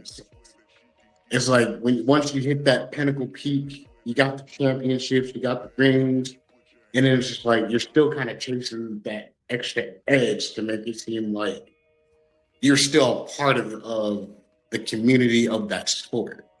And I think that's where they want to still feel like they can contribute in a sense. I mean, haven't they earned the right though to be able to continue to contribute, especially if you were a champion, like undefeated? You got Michael Jordan, three-peat, you know what I'm saying? You got Serena Williams with all of her wins. Like, don't they get the right to decide when they walk away? They should. And they really should give them that proper send-off. But like I said, that last hurrah, like they always say. But then you also have to look at the negative side of it too, because the more that they're still trying to chase it, the more they're damaging their body. Like look at football players. You like Antonio Brown, prime example. He hit that pinnacle point, but the bad side to that was he took a very disgusting hit, and now you see the downfall of him. He really can't. He doesn't have the same focus that he once had. Now he's all over the media doing God knows what. That's And the just one with that streamer, the Dean guy, right? Antonio Brown. mm-hmm. Yeah, he was a football player, pretty good football player, Hall of Fame, but he lost it. He sort of just fell apart. Yeah, that hit that he took, he was never the same once he took that hit. And again, it's you see it be those one weird hits or those bad angles that can destroy a whole human's mind, to where they either they won't play the same, their reaction time is thrown off even by that millisecond, and then just they're not the same anymore. Like you see it, and it's just when it gets to that point to where it's just like they're losing their concentration, and it's just like their body can't handle it. It gets hard for them as a person to let go, and that's where you as a human have to tell them it's like your body can't handle this. You yourself have to stop, otherwise you would die over here. He's gonna stop on his own. And you've already seen that with him. He had a heart attack on the field. He basically dropped on the field. He got hit in the chest. He got hit. It was a freak accident. Again, you see but Antonio's different, right? It's neurological. It's within his brain. His malfunction was within his brain, and that's something that he's going to have to get medically studied over a little time, because we all know that football, if you ever played, it's like two trucks at 20 miles an hour every 5 seconds running into each other. Yeah. So over time, it'll take effect on your body, But in your neck and your brain area, once you start getting hit in the head, it takes an overall effect. And unfortunately, he got caught up in it. And linemen and defensive players get it the worst. So, Coach Ferg, are you saying that you can play football for like a set number of time before the risks of CTE gets too high? Like, let's say you Yeah. played Pee Wee football, you played high school, you got even into college. If they break out of college and don't go pro, they have less likely of a chance. No, they could still have it. They can still have it over time as they get older. Most of those signs develop 5-10 years after that contact. And it really kind of depends on the position as well. Yeah, the position. But if you play football and been hit, you could have signs of it at some point. It doesn't matter. Most people don't play through high school. Niggas be capping out and out of there. It's different when you go from high school to college and college to the NFL. It's different. And if you played it consistently since a kid, especially if you play like running back on the line, you're always using your head and shoulders. So it's a high, even as a receiver, somebody hit you correctly, like we see with Antonio, it could affect you. One good hit could affect your whole psyche. It's just like a boxer getting hit in the chin too many times. Same effect. It's the same effect. In the ribs too many times, it's the same effect. And boxers don't even have on a helmet. In football, you at least have on a helmet. So let me ask you, like with LeBron, I hear people talking about LeBron needs to go ahead and retire. He needs to go ahead and get out of here, especially since he's done what he needed to do to secure his son having a position. Do y'all agree with that? Like, or how long do you think he has left, realistically? The minute he retired, the Cub is through. You know what? I think most niggas they don't like their sons. I wish they could be his son. Would want their son to play in the league too, regardless, right? But I mean, he did the ultimate job. He got his son in the league. He now got to play a few games with his son. So I mean, it really just kind of depends on him. Like, does he really want to retire? Does he really want to put his body through that kind of work and go through all the accolades of trying to compete again for one more season? Like, that's what he really has to ask himself. And it's just, and it's the same with I'll even throw football in there again with Aaron Donald. Does he himself really want to put himself through that kind of pain one more time? Like, it really depends on the person. Yeah, I think to me, if I was LeBron, it's obvious that he won't cap Jordan in championships because that's what we rate GOAT on in basketball. Apparently, the championship is the GOAT standard. He's pretty much played the longest than anybody, got the scoring record. He's went to 8 consecutive championships, which is a heck of a feat when you look at it. But I think to me, he should go ahead and retire this year. It should be, and if he doesn't retire this year, next year is going to be his world tour. But to me, where does he have his tour at? What team is he playing for that you can see LeBron playing for? And that's be his last year in the league playing for the Wizards or something. I got two questions. How far is Bryce out? I think he's got one more. He went to Arizona, and I don't know if he transferred, but yeah, he was a freshman, so it's to be a sophomore year. So, but the NIL changes the game. Stay in, get all that money. The NIL throws everything in a loop. So he could probably finish out this year, and then he could probably jump into the league next year, or he could probably stay in the year. I think that's what LeBron really waiting on is to play a year with Bryce. Man, that'd be crazy. But I like it though. I like the NIL, man. If y'all got some slow kids that want to go college, and you know what's crazy?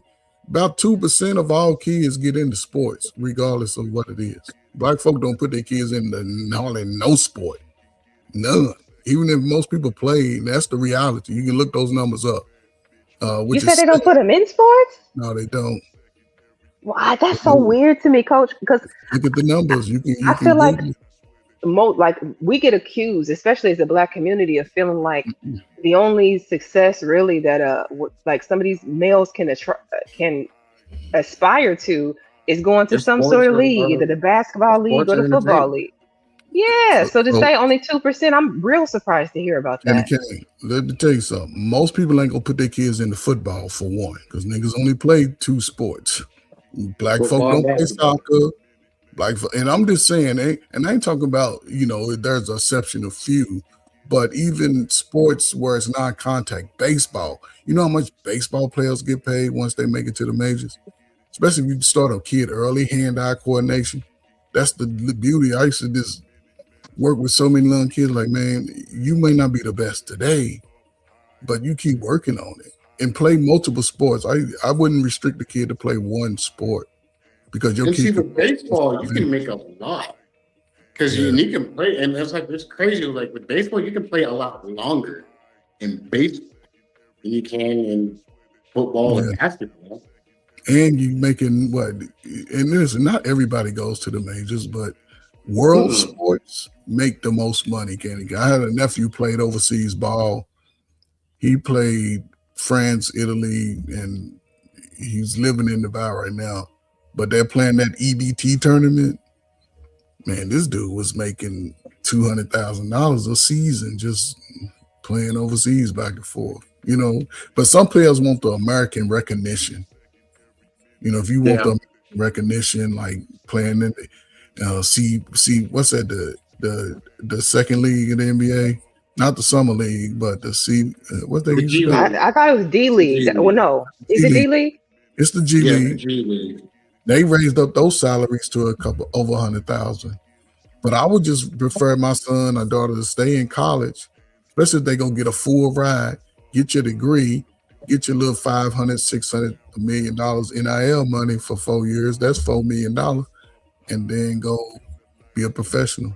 Because if you don't make it, because a small number make it. Remember, it's only 400 some people in the NBA and about 1,600 in the NFL. That's it. Hmm. So, and Interesting. you can become an agent, especially with a degree. You got a degree, you can go to you can become an agent and have 5 LeBrons. Right. It's And ways you can. imagine the paycheck off of that versus having to be LeBron out there risking your body every day, worried about, yeah, that's actually not a bad point. Yes, they can. That's that's the avenue of today. Because you can be if a college player, he can't get an agent, but NIL is big money. That's big money. So wait a minute. I thought that they were going to start paying the college players. Am I mistaken on that? They don't pay the No. college players directly, but schools do have a cap on monies. It's sort of like it ain't it's a middleman. That's all. So Well, everything they that I kind of at this do, point they kind of have to start playing the college players now because look at the game. Look at college football games now. Those are making ridiculous amounts of money now, and they're using the players like the kids' likeness for the game. So they have no choice but to start paying. They have to start paying. but that's what they're doing because they capped it. It's like, remember, one player messed it up. He said the school was offering them $8 million, right? They're like, Yeah, no. because But what they it did, really was the whole thing with Reggie Bush. When he yeah, was but taking all those money, all wasn't those the deals, same. and then come to find out, he really didn't take any of them. But Reggie Bush was under the blue chip. I don't know if you saw the movie when Shaq, like in '92, they made blue chip. So that's the same thing. That's hell going to a division AA. I was getting $200 a month, $300 a month back in '86, '87. So that's always happened. But the NIL legitimizes the money that these dudes can make, and females. Both the women make good, especially a good softball player in college. They all making $60,000, $70,000 on top of school being paid for. I'm just giving a low. I met a young guy in May. He go to a Division II school. I asked him, I said, man, how much your NIL money? He gonna tell me $4,000 a month. $4,000 a month? That's your money to spend? Come on, man. These niggas can't even budget $4,000 right now 40 years old. That's good money. That's crazy. That's actually good money for that Yes, age range. yes. And your school's paid for now. Now let me ask you, Coach. Do you think the reason why, because you say the numbers are low on entering your kids into sports, do you think it's because of the cost, like paying for equipment, paying for the things needed, like your cleats and all of that stuff? Is that why black parents don't put their kids into sports because they can't afford the startup costs for it? Or do you think perhaps the area, like the urban areas, not having safe fields and grass and things like that? Like, what's the reason why? Well, the fields is not a problem. They have parks, they have areas where the city will take care of that. One of the things that happened over the last 50 years is the city teams, the little neighborhood teams, they sort of faded. So people started having these traveling teams. And this is where dudes are ripping off the parents, right? Because equipment, if I want to suit and boot my child with football equipment, cleats, because I used to do this for my own son. And I'm going to buy good cleats. You're going to get the good cleats. And I ain't talking about the most expensive, but good cleats, 3/4 high. You're going to get some long socks. You're going to get pants that fit sort of tight. You're going to get all the knee pad, butt pad, real pads, shoulder pads, a nice little Rydell helmet. All that will run you about $200, $225. Normally you can get 2 years, depending on how big your child is. 2 good years, you always buy maybe a size or half a size bigger, right? Even cleats, right? Because they can wear 2 pair of socks. But that is not the biggest issue. The biggest issue was the travel. Because we on a team, we got to go play a team in another state. We got to get hotels. We got to pay for food. Then sometimes they have $600, $500 fees to join. And a lot of time that's burden on one parent. See, that's a burden on one parent. So it really just kind of depends, really, where they're living at.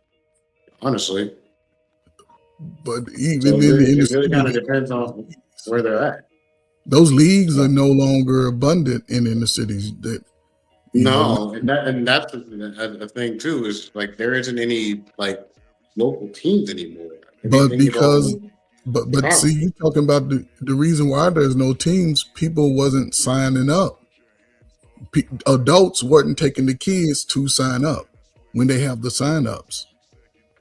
So a league can't function without the youth. Even cheerleaders' numbers were down. But If you think about it, Coach, when you say a single parent, if that single parent has one job or even two, when would they have the time to bring the kids to the practices and all of the things that they need to get to make sure that they can play? And this is where the catch can be fixed. Take them to his slow ass daddy. Let him tell them in the football practice. Because that can be their little bonding time, right? And that can be a time where daddy might step up and be like, my son playing football. Shit, all right, son. See, those things are unique to a boy that's trying to, even a girl playing sports.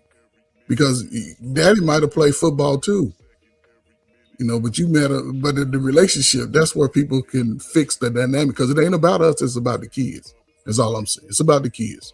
He get off at 3:30, man. Hey, listen, your daddy go pick your ass up. And let the daddy know, nigga, I need you to get into practice. And he might sit out there and bring him home fed and everything. And then you can go home, take a bath, relax, cook him some good meal when he come home. But people don't want to work like that. But the participation with the children is what's hurting the I guess the energy of young people. You see, young people ain't got nothing to do. Well, hold on. Let me say that. Let me say this. There's plenty for them to do. It's just they choose not to.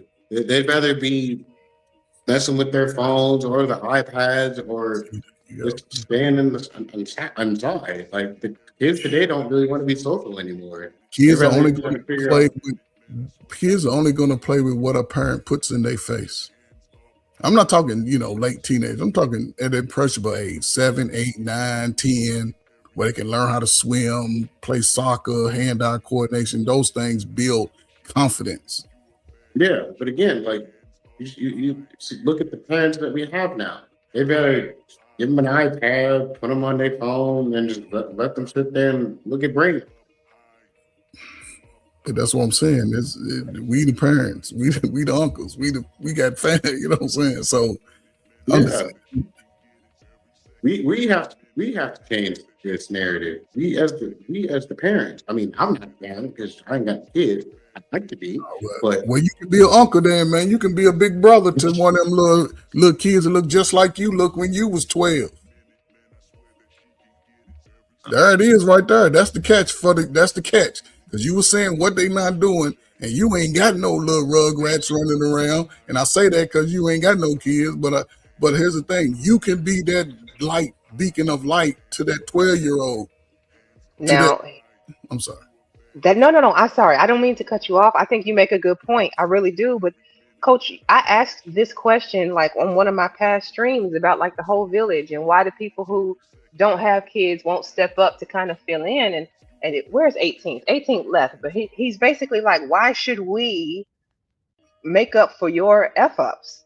Because I get I'm it. a firm believer that you should. Like, if it were me and like one of my nieces or nephews wanted to go to their sports thing and their parents couldn't take them, they could call me. I would absolutely go. When my niece was in choir, I was showing up to all her choir, all of her band stuff. You know what I'm saying? Your mama couldn't be there, your daddy couldn't be there. At least somebody was there to support you. when your So family would show up. I mean, I that's what it was then. Yeah. I mean, now it's the way that I don't know. It feels like the way that the way that we were raised is you looked after your people. Like if your little brother or didn't show up for this thing, your uncle or your auntie was gonna be there to show up for it. Like now everything's all back. No one wants to do anything with their kids. But listen, okay, so if we go by what I guess the rhetoric is about us, right? If most of our kids are born out of wedlock, right? Does it? So just looking at the reality of that whole statement, they're saying most of y'all just are here busting it open. Men's is women's on both sides. It is what it is. But however, right? There's a great. I would say the numbers ain't excused. They say it's some people that made a child don't want to be together, but instead of taking their own feelings out of it, focusing on that child and both being a viable part of that growth of the child. Because we see people who they speak on it as they get older. I didn't have my mama. I didn't have my daddy. But growing up, nobody even thought about that. And I think today, since we're more woke today, everybody's smart today, we should focus on giving the child the best opportunity. And a lot of that comes with just both being allowed to be there. Candy Cane. How you doing, Candy Cane? Can I add to this real quick? Coach Frank, I got a question specifically for you. I feel like you're right, but you're going more off and I feel like a lot of you Gen Xers and the older. But don't go by feel. What do you believe or think? I don't feelings. I don't get with. I'm just want to say that. I was almost done. I'm saying I feel like you're going more off of like a '90s, 2000 mentality and a lot of you older generations do that. Y'all kind of like it's kind of like a disconnect. Like y'all are disconnected versus reality, and y'all just have this assumption of the youth and just think that they're just like not doing anything. When you know what I'm saying? I didn't say the youth wasn't doing anything. But y'all have like this preconceived notions about the youth, like. So just past what October, December, and it was the last year I coached. I coached girls 5th and 6th grade basketball, just this past year, right? And it was a mixed cultured school, mixed black, mixed white. And having those conversations and seeing, and then going to the high schools, most are only doing what was even introduced to them today. Because when I talk about young people, I categorize them. Teenagers, high school is different from middle school. And most people today claim that they don't have time to sign their children up because it ain't the money. Because niggas is still shopping, still buying the stuff that really doesn't benefit the growth of the young child, our potential child that could be greater than us. Just being introduced to those different little things because it's beyond sports. There's so many other things that could be introduced, especially if we used to do it when we was younger. I used to draw, but I don't show my kids how to draw. Nobody really talks to them in that way. And yeah, to me, it's bigger than, yeah, I'm always boring, right? Because Shiesty, you like the mess. But there's not the way, it's a way. Because everybody talk about today how scary the kids are. But who's really... I don't think the kids today are scary and or bad. I think I'm going to say I still think it's a lack of Misguided. parenting. It's too lackadaisical in the Misguided. parenting. Yeah. What you say, Seymour? Oh no, I mean I didn't say anything. I actually agree with that 100%. I mean I'm 36, but I've been a parent. I've been a father for 20 years. So, and I've been a lackadaisical parent, even though I've done my best. And I feel like maybe we get that from the older generation. You get it from yourself. You get it from yourself. You don't get it from nobody. I didn't, how I raised my son, I didn't get it from my father. Like he provided the opportunity, and for me, I had to take it a step further and like let me be a little bit more disciplined. Let me not do some of the things, because again, if you can raise a child, which I believe you raising your child, you can see the difference between your child and most children that don't have that disciplined type of parent. Because I believe you're a disciplined guy. You're not letting your baby see in all kinds of stupid shit. I don't believe that. I just think it's a little different, like nowadays, and I feel like the older generations, especially our race, are not really catching or really getting with the times, or like seeing what's really going on. They're like pretty much like generalizing all the youth from like 35 on down. 35, you're saying is a youth? I mean, it's the millennials, like, and I feel like there's a disconnect between the millennial blacks and the older generation, like the Gen Because Xers. millennials, y'all in the way of the younger folk. Y'all the one young folk that listen. If you let me ask you this question. So I think you raising your child. Do you think most of your peers and you see in our community where most young men your age or older can raise their child? I mean, the kid can smell your farts. You wake up with him. You tuck him in the bed. You feed him. All of that. I mean, not like the previous generations. No, is that what you're insinuating? And so that plays an effect on the younger people coming up and not having the motivation to be better than their condition. Well, you see what Sugar Bum said here? My daddy ain't raised me to be weak or accept a weak man. Do you think in a way right now there's too much coddling going on? Yeah. Who's being... I'm talking about, say, like Seymour went 35 and under. I'm gonna go even younger than 35, because at 35, your kids are probably what, 18 and younger. If we're talking about the youth and talking about them not going into sports, I heard somebody say that they, are too busy on devices and not really, focused on anything. Do you think it's a level of coddling versus putting them kids out there and making them go to work, not wanting them to compete, not wanting them to get hurt? Like, what is that? I mean, outside of the whole, the other reasons that I gave you, like parents working, being a single parent, those types of things, like, are we failing them by coddling them? Is that the reason why they don't? Because I feel like sports builds character. Sports builds character. Yeah. It teaches you how you're around people. You get to be around multiple personalities. You get to understand how people build understanding. We're in a generation now where kids today would rather try to figure out what's the fastest way to make some money. We're in a generation now is who can be on the spotlight the quickest. Like that's what generation that we're in right now is who can catch that next wave of spotlight, that next 15 minutes of fame. And they're willing to do anything and everything to do it. Like we have IRL streamers and a whole bunch of other people that would rather do streaming stuff than rather be outside and throw the football around or play in the dirt. Like kids today don't even want to scrape their knees no more. They'd rather figure out how they can make some money, and that's what generation we're in right now. I'm 37, and this is what the kids tell me. And I work at the airport, so it's like I really hear what the kids be talking about. I hear you. I think they miss out on team building. They Yes. miss out on early opportunities for leadership. You know, Yes. when you consider the team captain versus, Yes. playing your position and role, there's a lot of Yes. reason why it makes sense to put kids in sports at young ages because there's so much that goes into, like I said, character building, leadership building, a lot. Yes. No matter You what sport you understand play. structure a lot easier. Yes. You understand Yes. you understand Working with others. Right, You working understand? cooperation, Yes.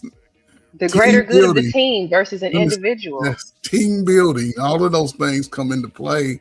And it doesn't have to be, with our basic generic sports that we like in our community. Everybody can't Right. play. I know y'all kids can't run. Yeah, I know they can't shoot no jump shot, but we stick to those because there's a lot of opportunity. And when I say opportunity, I'm saying beyond just the sport, beyond the money. There's a lot of opportunity for world travel, being Yeah. engaged in different activities just beyond traditional sports because some kids can write literary skills. They can take a learning assessment. Give your child if your child is going into the 4th grade right now, give your Like people child learn how to think. learning assessment. You can Google a learning assessment and learn if they learn auditorily, kinesthetically, I be tripping off that word, hands-on, they visual, they good with numbers, they good with words. If your child can write a song at 10, that's a songwriting genius right there. Focus on those skills and get them into programs, even educational programs that are beyond your level of intelligence, but focuses on their gifts. That's a opposite of sports. If your child have a talent, get them in a program immediately outside of your limited intelligence to someone that can teach them beyond your skill, and your child Hmm. may excel.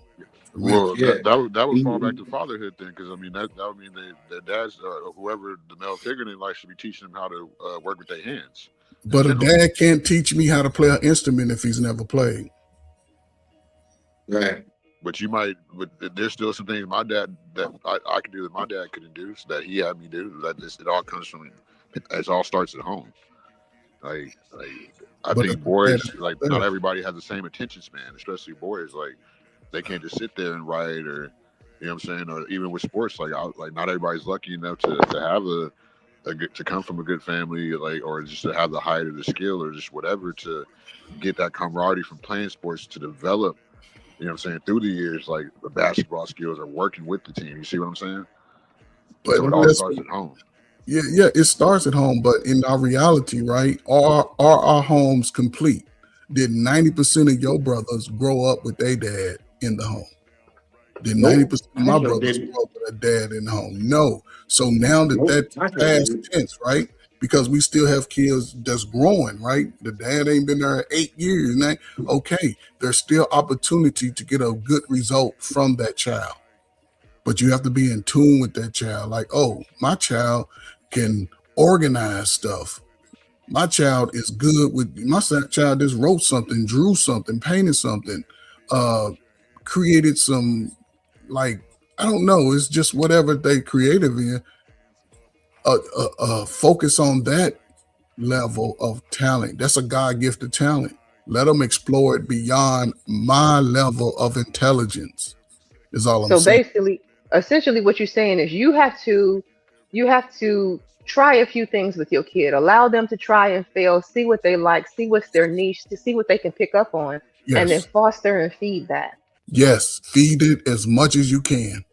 Let them tell you they don't want it. And even in introducing some things to some kids, sometimes they're a little nervous about, kids understand that people look at them. So they may be a little nervous, like, I don't want to do it, I don't want to do it. But then once they get out there and they get around those peers and they get to realizing, oh, they just like me.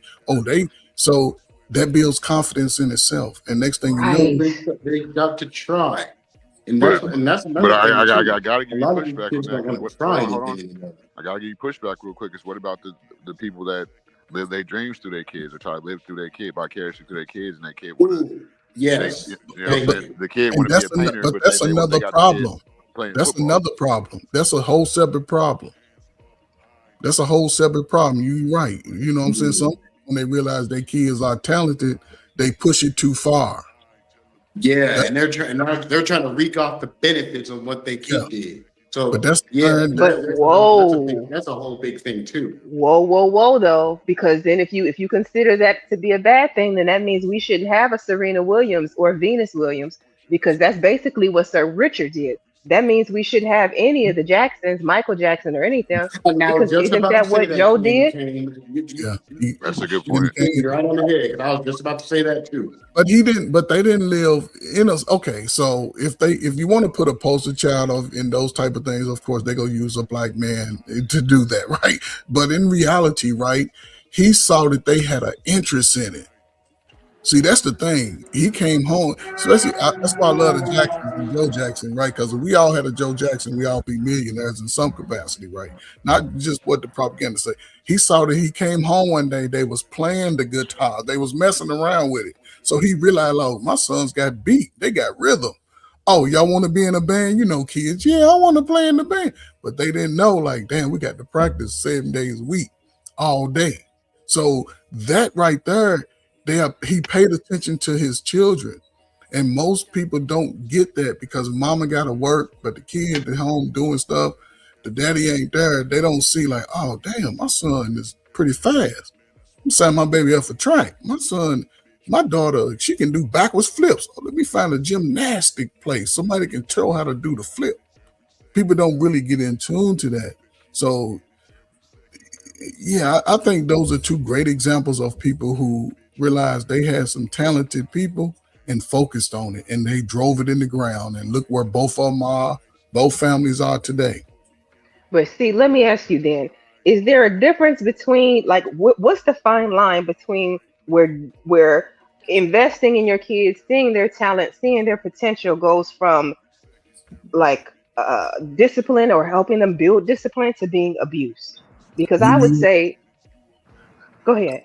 all in the stand screaming and hollering instead of appreciating your child from a good distance, when you Well, all you got to look at two different people. yelling at the referee, Look at Britney Spears' career, and then look at how Beyonce's career went.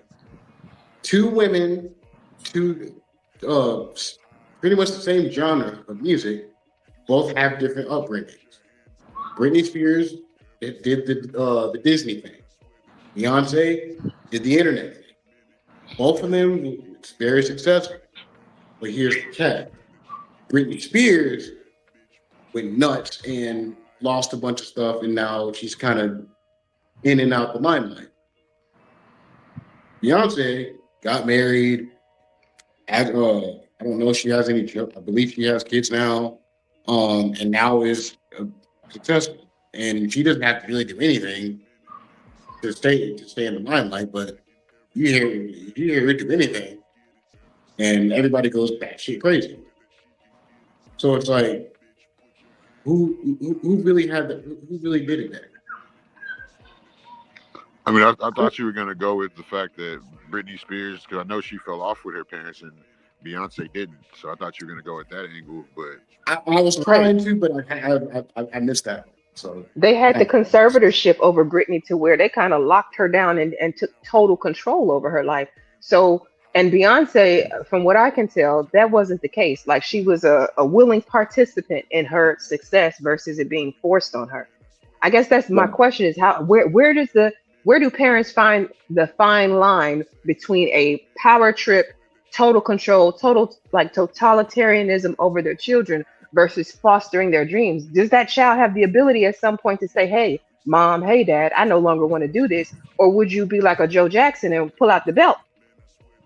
Lord Jesus. And that's where you really I think I'll be the Joe Jackson pull up the find belt. You don't want to do Yeah. that.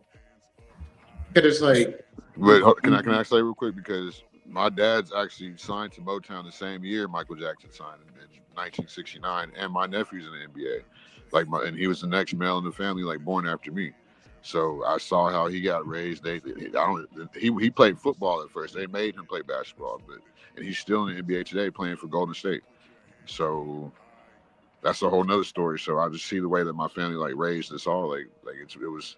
They didn't. I don't know. It's a thin line. I see what you're saying, Kenny Game Kane, but it's like a real thin line. But the only way that they can work, and based off the dynamic that you gave and the dynamic of the examples that we talked about, is that the father was in the house raising those children. That ain't gonna happen in a baby mama situation. Y'all baby mamas ain't gonna let y'all do none of that today, baby. Yeah, I mean, we all had our dad, so. Right, that's a difference. I grew up with 5 sisters and 2 older, 3 younger, and they was pretty too. And dudes just come over and be hella respectful with my daddy over. None of them had babies before they got married and got out of high school. Well, I had one, but she made sure she graduated high school and left the house before she had got pregnant. And her son ended up playing overseas ball. He's playing now this week in the EBT. But that's the thing, though. If the dynamic is not the unit of 3, then your likelihood of getting those results, it's probably 50% or less. It's slim. Yeah, we've seen it. The numbers speak for themselves. You don't have to, guess it. Because most people grow up, most people end up doing something regular. Mm-hmm. So then let me ask you then, Coach Ferg. So if there's a situation where the mom and dad can't work out and they are separate, they live in separate households. If they have a son, you think it's better for the woman to let that man raise the son then versus her keeping it as a single mother? I think that they should do the best job of balancing it out. Typically through teenage years, 13, 14, let him get around daddy. Let a man show him. But just having the conversation. But the dad can't be like mad at women and mama. He gonna have to be like, that's what happens sometimes. He gonna have to be real honest. There's always that regret, or not regret, the bitterness. There we go. There's also you can't carry that bitterness you can't do that. You especially as a man, you can't be mad at the mama because y'all divorced. You just focus on making sure your son don't get ran through by the women and him being the best person he could be. It's about being a good person, because a lot of dudes, I don't know, we see the results when it happens. It's about it's about the communication. It's definitely about and putting the child first. And as a parent, Candy Cane, we got a kid. We know we can't be at the game cussing at the referees and cussing at the other team because they push your baby and all that. You know what I'm saying? Just let your child play, and hopefully that they practice the good game. Be like, son, I seen that dude push you. What happened? You just critique it in a sense like that, because they're going to have some good games and some bad games. My father never shunned me on the days where we lost big. You're like, man, you'll get them next time. But people don't get that activity. It's something different when you can, as a father, look out and see your son doing something that you like and you was a part of, just to be on the team. And may have some success. Not, everybody ain't gonna be no LeBron, but he can still go to college and make a life and do good things. It seems like the overall general consensus is no matter what, it's important for the father to be there to kind of instill. That's what I'm hearing at the end of the day. Whether he is one of those fathers who's overly invested, like a Joe Jackson, or somebody who's more, I guess, of a gentle parent, if you want to put it that way. As long as he's there, you have a higher chance for success for that child, boy or girl, to come out successful. The studies have shown that. We can tell a lot of the studies say that the 2-parent household is the best, but unfortunately right now, I don't know. I don't see a lot of that happening. People today aren't getting married. And you don't necessarily have to. You can be, y'all can be living together, but not married and still raised like a 2-parent household. It doesn't always have to be quote unquote traditional. You ain't gotta live in the same households. That's the Yeah, but a thing. lot of people nowadays aren't even doing that. They better just shag up, have a kid, Yeah. and then part ways, and But that's it ain't the problem. it ain't new about living in the household, right? It's being able to say, "Oh, you keep messing up. Let me call your damn daddy over here." Because most black men don't beat their children. We ain't walk around abusing our kids. It might be the stepdaddy, the nigga that you bought over that don't like your kid anyway. But most fathers, it has to be something big. Are you saying most fathers today, or are you Well, saying like period? Because I don't know about that. most fathers today just ain't I beating don't their own either. children. It just Nah. no, that's Now, that's most crazy. most Black fathers man, today don't even do it. Like you see what kind of kids we got now. Half these right? kids right now are robbing banks, stealing cars, wilding in the streets, So and most they fathers don't even 14, have access 15, to their 13 kids. years old. You know what? You just reminded me. I have something I want to show from Instagram. Y'all hold it down for me for 1 second. Speaking of Yeah. that. Most fathers don't have access to their sons like that or their daughters like that. To what? Exactly. If you can Yeah. get in trouble. And that's another problem. Like But The we that's got legal another. system keeping them parents out. today Yep. that are doing It ain't everything the in their legal power to system. keep them away from their kids. It ain't the legal system keeping them out. It's a disgruntled mob. And it's both That sides. See, too. that's what it's not the Yeah. legal system, right? Because again, we're talking about a child's ability to function outside of their emotions, because most young people today are caught up in their emotion, and having that opportunity for a father, even some black men, right? If you can't connect to your children, that's part of your destiny being lost. That's part of your blessing being your opportunity for financial growth being just wiped away.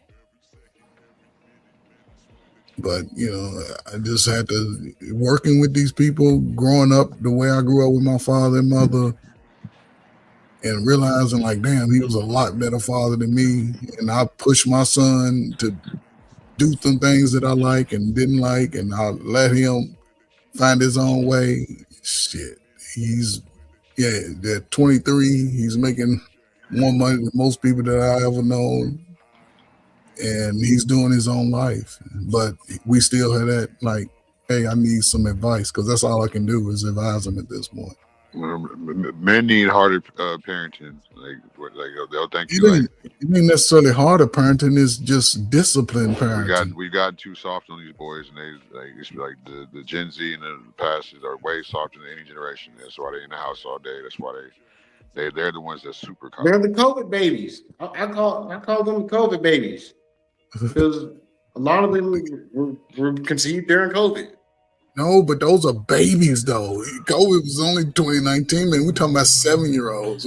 What about the 15? What about the 14 through the 19-year-old right now today?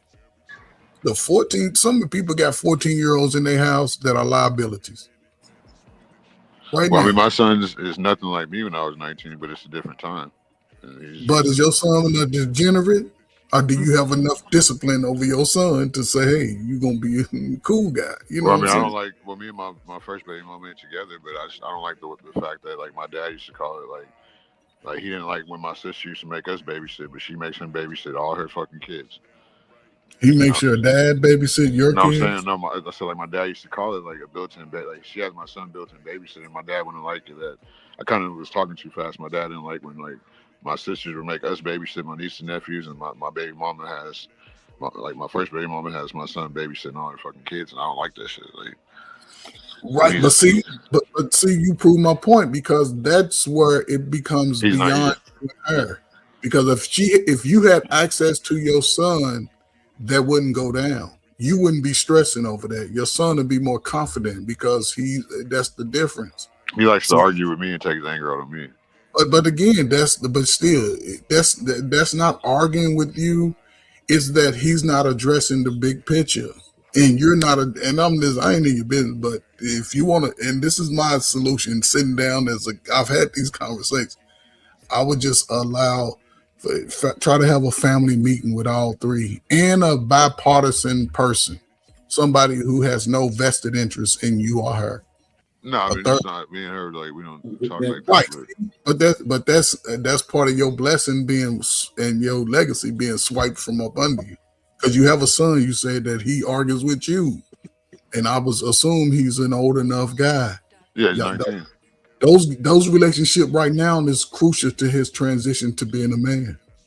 Because a man that'll argue with his father, shit, he'll argue with damn near everything. He'll argue with Jesus if Jesus came up to him. That's a smart man. I'm just saying, brother. I'm saying it from the bottom of my heart. You know what I'm saying? You gotta sit down. Okay. I'm gonna shut up, man. Okay, No, I'm back. They're gonna stand 10 toes on different you. They're time. gonna do it to every other man in the world. Just saying. And I just want to say thank you, Living Humbly. I'm sorry. I stepped away for a second because I was looking for something. Thank you so much for the support. I appreciate it so much. Thank you. Now, I did want to show this here. What we let me see. Can I get it to start from the beginning?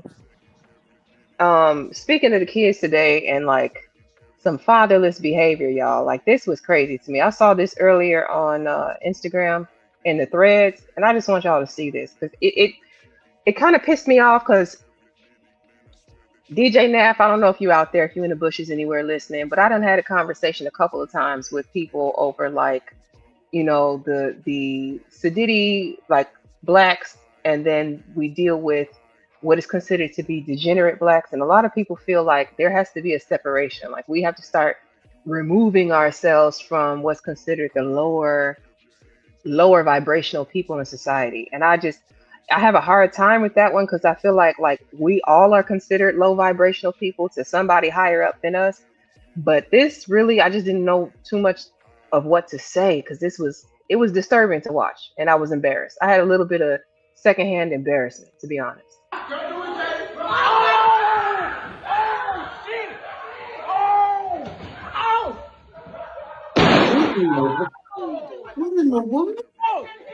Bro, this shit wild, bro. Okay. Bro, what are you talking about? Just your money. Yeah. Damn.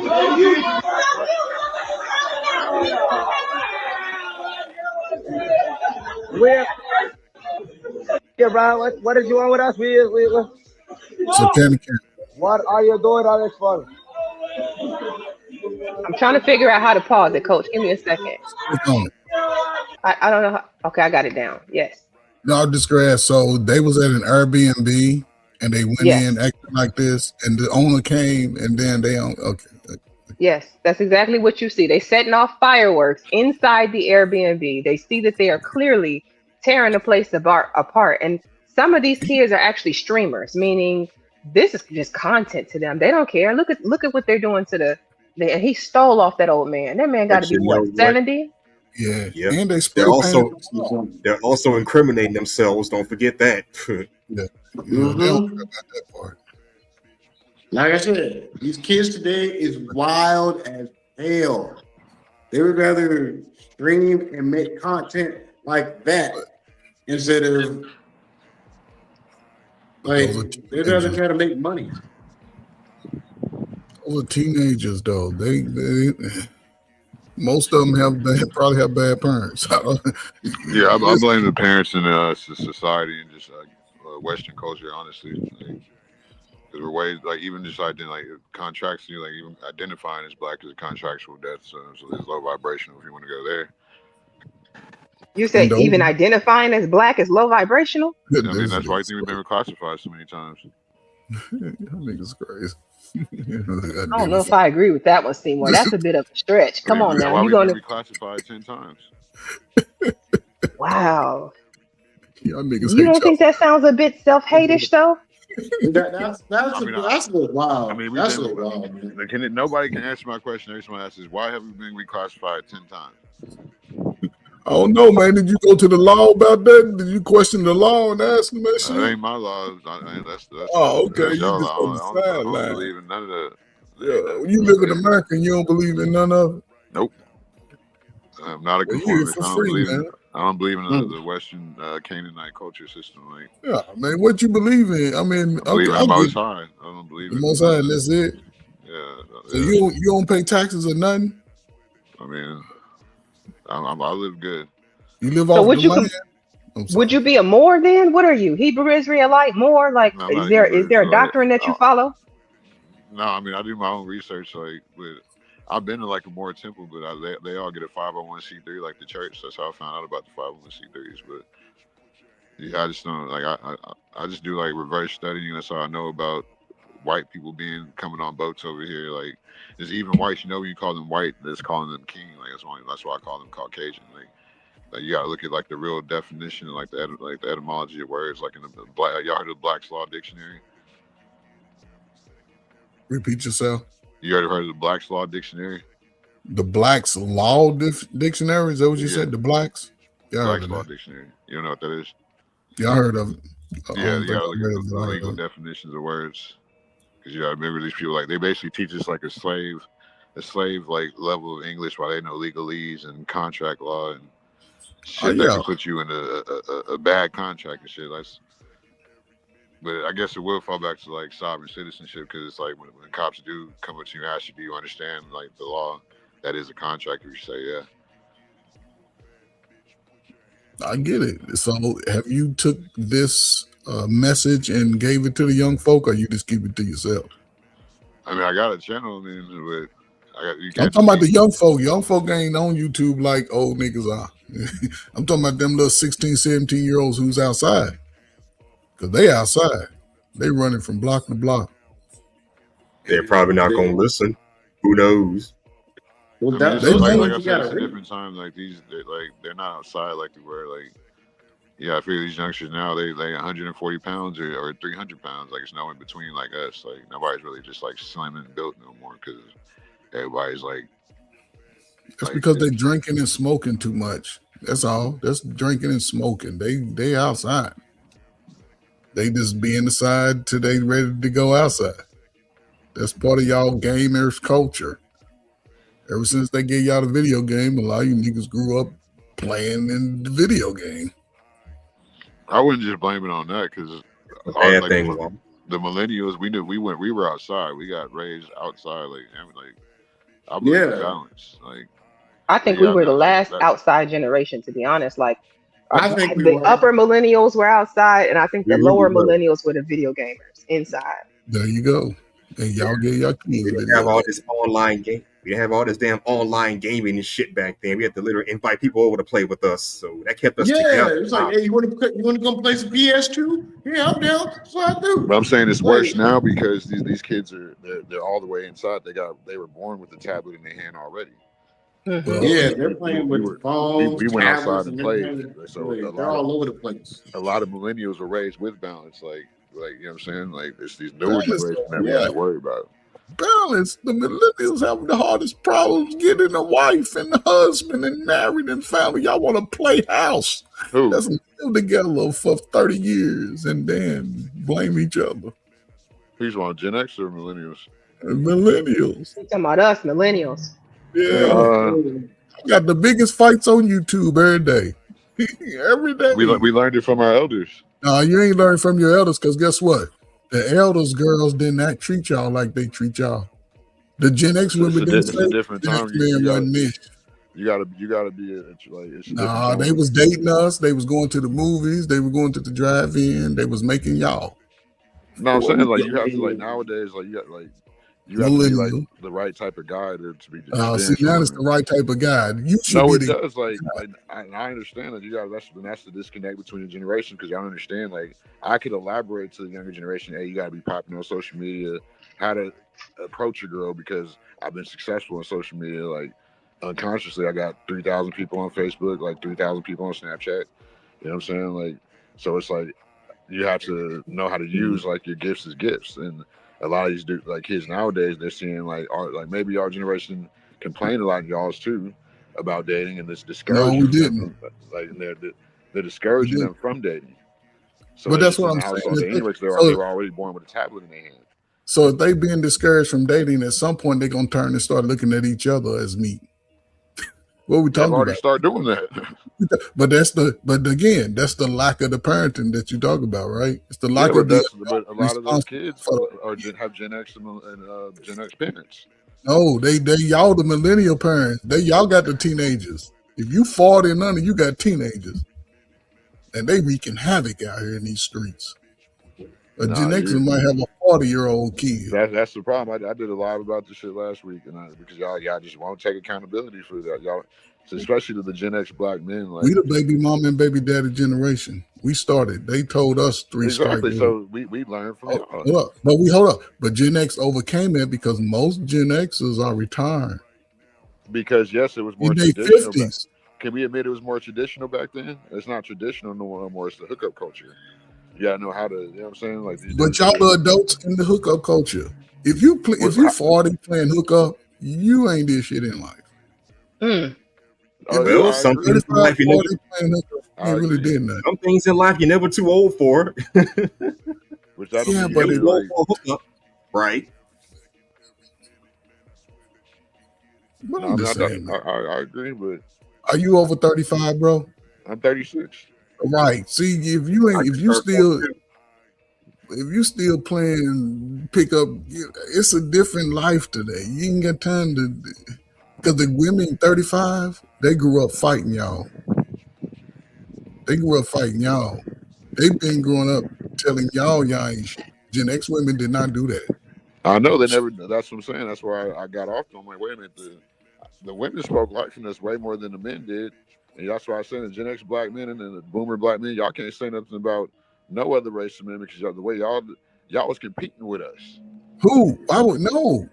Gen X man wasn't competing with y'all. Yeah, Y'all was y'all no. still competing. Like, come talking about No, Gen y'all X didn't man, do that. listen. One thing I understand about that, we don't compete against no generation below us.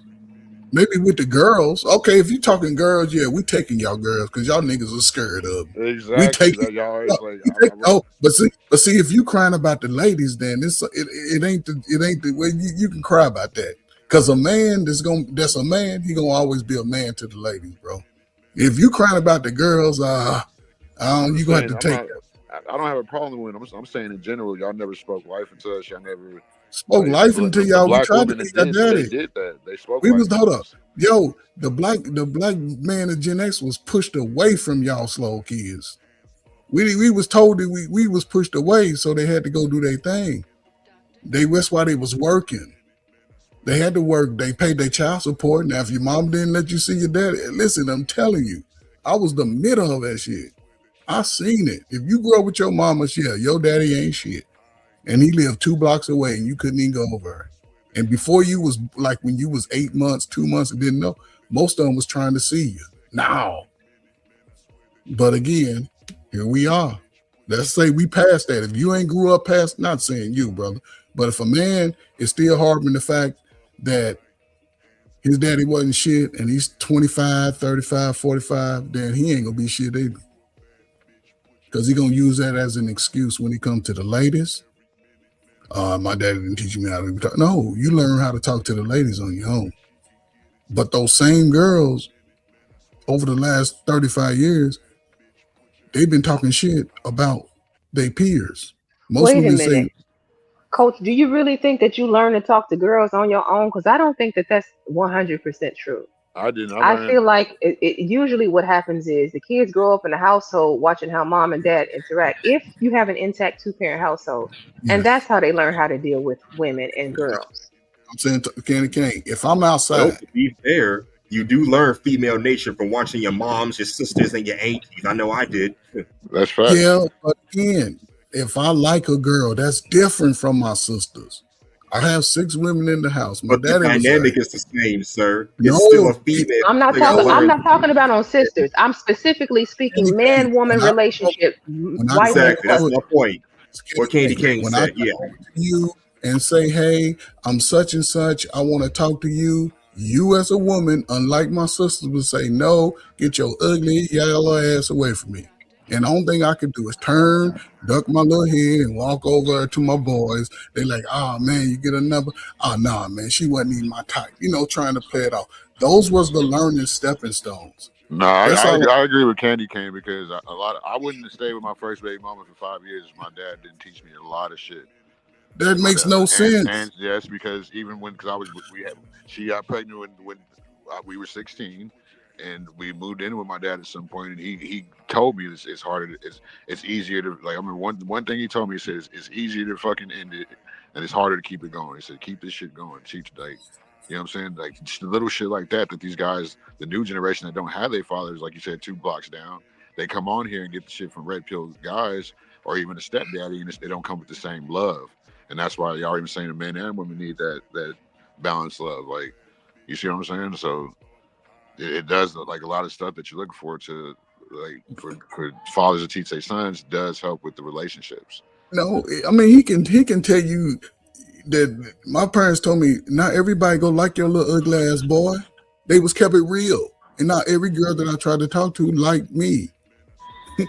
That's part of the game when you dating. You can't predict. I asked my father this question one time. I said, "Daddy, why you ain't never talk to me about sex?" He said, "Boy, look at you. You look like your daddy." Well, regardless of what I would have told you, once you got around that girl and she liked you, you wasn't gonna be thinking about me. And I thought about, I said, you know what, you're right. But he used to tell me, be responsible with a chick. You ain't got to curse a girl out. You ain't got to do all these crazy things. My mother told me, don't be running up behind no girl.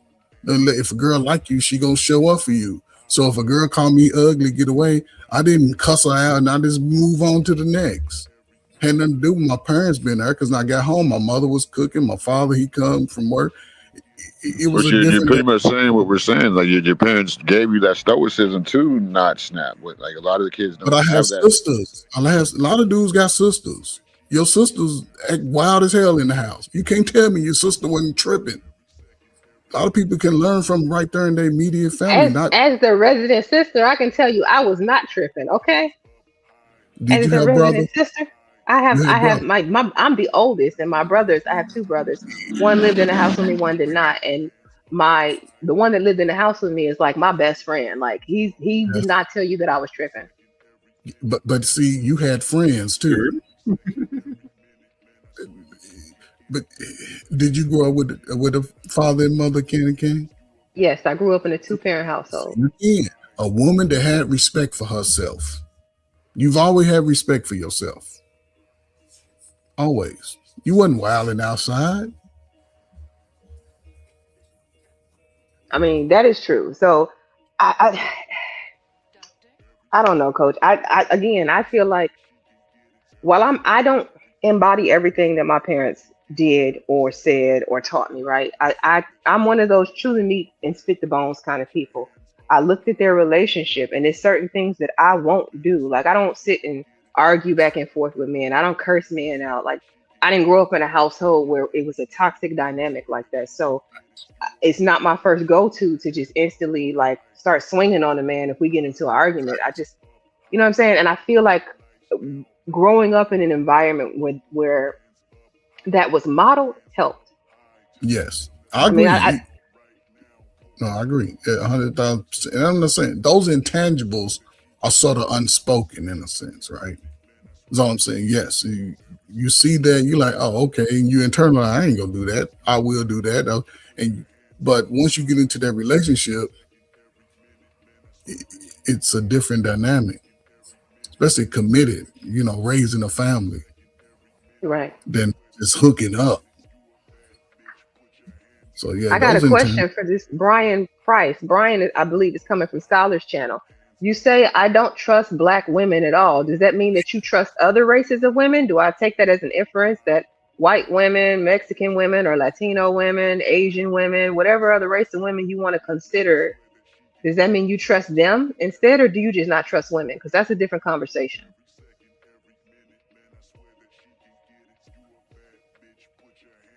I'll see what he says as his answer.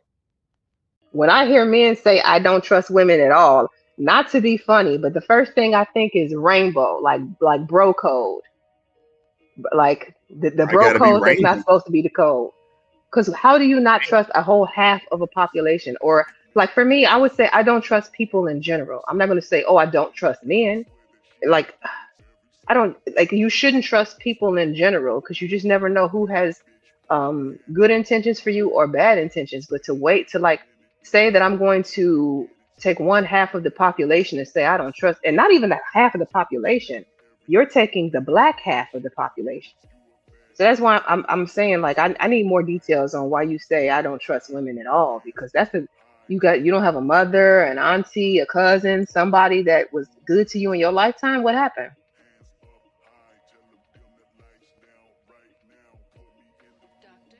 I mean, that's usually what it is. You see a lot of that on YouTube. Like, and I don't know if these dudes even see themselves when they slip up and say stuff like that. Like how much they real disdain towards women like that. That's Or they what it like it. sounds like. Extreme disdain towards women. And if you don't like women, I'm going to assume you like men's. Maybe he just I'm doesn't not like people saying. in general. Maybe he's Well, then he what you should have specified call people and not black women. what's the term for person who just doesn't like people? I forget the name. I forget the I mean, word that I don't like people, but I love people. We, like people who don't like we don't like people's ways. That's what it is. But that's what we got away from. And we just and like propaganda has like led to us like pretty much like becoming more introverted and isolated. And when we already knew like we would deal with people more on a case to case basis when we realized we didn't like people's ways. Like that's why I say we regress as fucking humanity. I mean, I can co-sign that. It's you know to be human is to be flawed, is to be making mistakes, is to not be perfect, right? But I don't know. I don't believe that the majority of people that you encounter mean you harm or mean you bad. And he says, I love women, but I just don't trust black women. And I mean no disrespect at all. But see, the key to these type of statements is the why. That's what I want to know. Why? Because most people, when they're induced with any type of trauma, then they seem to project that ideology going forward. But Brian, that's I why. don't know if you hit links Okay. or not, but I think Scholar posted the link in his chat. You're more than welcome to join the panel. I would like to hear a little bit about this. And go ahead, Seymour. My bad. I didn't mean to cut you off. That's why becoming a parent is so beautiful because people like they don't get like when we ask men like how many baby mamas and how many women you get or why we respect men that get with a lot of women because we understand that's a certain type of value you bring like especially when you become a parent just like it's just like you know how I felt holding that little motherfucker in my arms like looking just like me like it's just it just gives you a different level of like a life after that point. A lot of people don't experience that, and you're not going to hear that from your favorite red pill content creator on YouTube because they're trying to make that money.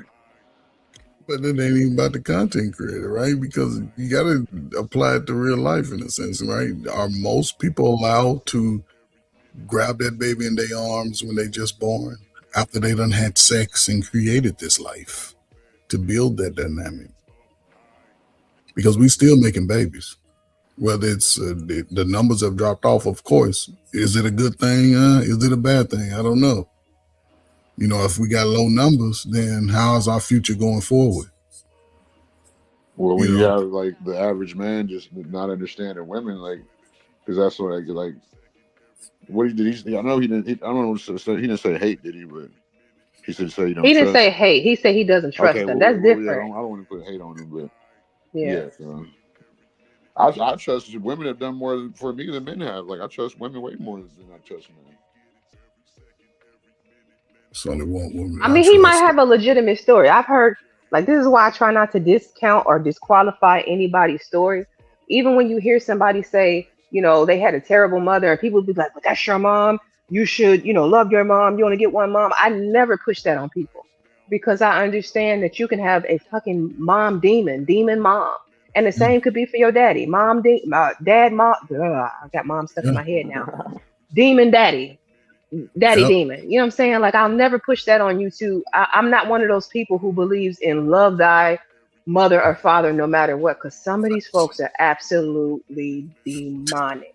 So I'm never going to take away from you your experience. If you feel that way, like I feel like people view the world through their lens, and their lens includes all of the cumulative years of their lives that they live.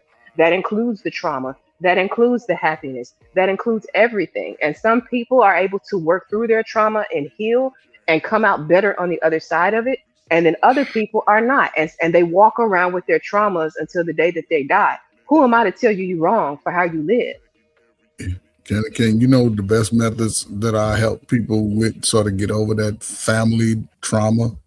because by default we want the two people to love us who should love us just because we are. That's our mother and father. A lot of people don't, over the last, since I've been a teenager, young adult, that's been a big part of our community. Like I said, we Gen X, I'm gonna say we the baby mama, baby daddy generation, right?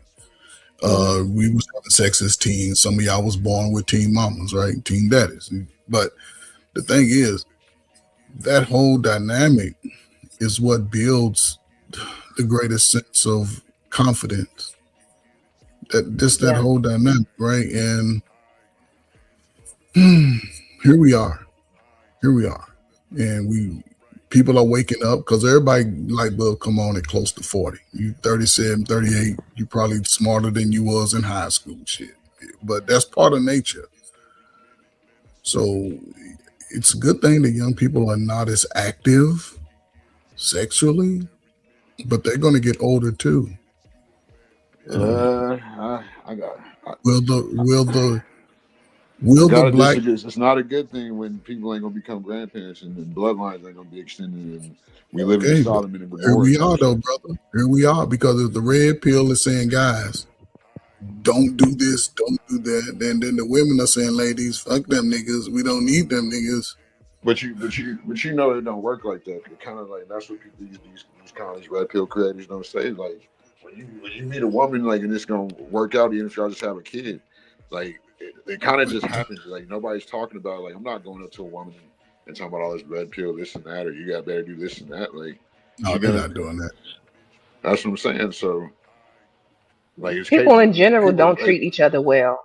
Men don't treat each other well. Women don't treat each other well. That's how we ended up here. Everybody's trying to figure out how to get over. How can I get you before you get me, so that I don't lose, so that I don't have to be vulnerable? And it's a crock of shit. It's a hookup culture. Really is. In cyberspace, yes, Candy Cane. You see men go at each other like they was warriors in the den, right?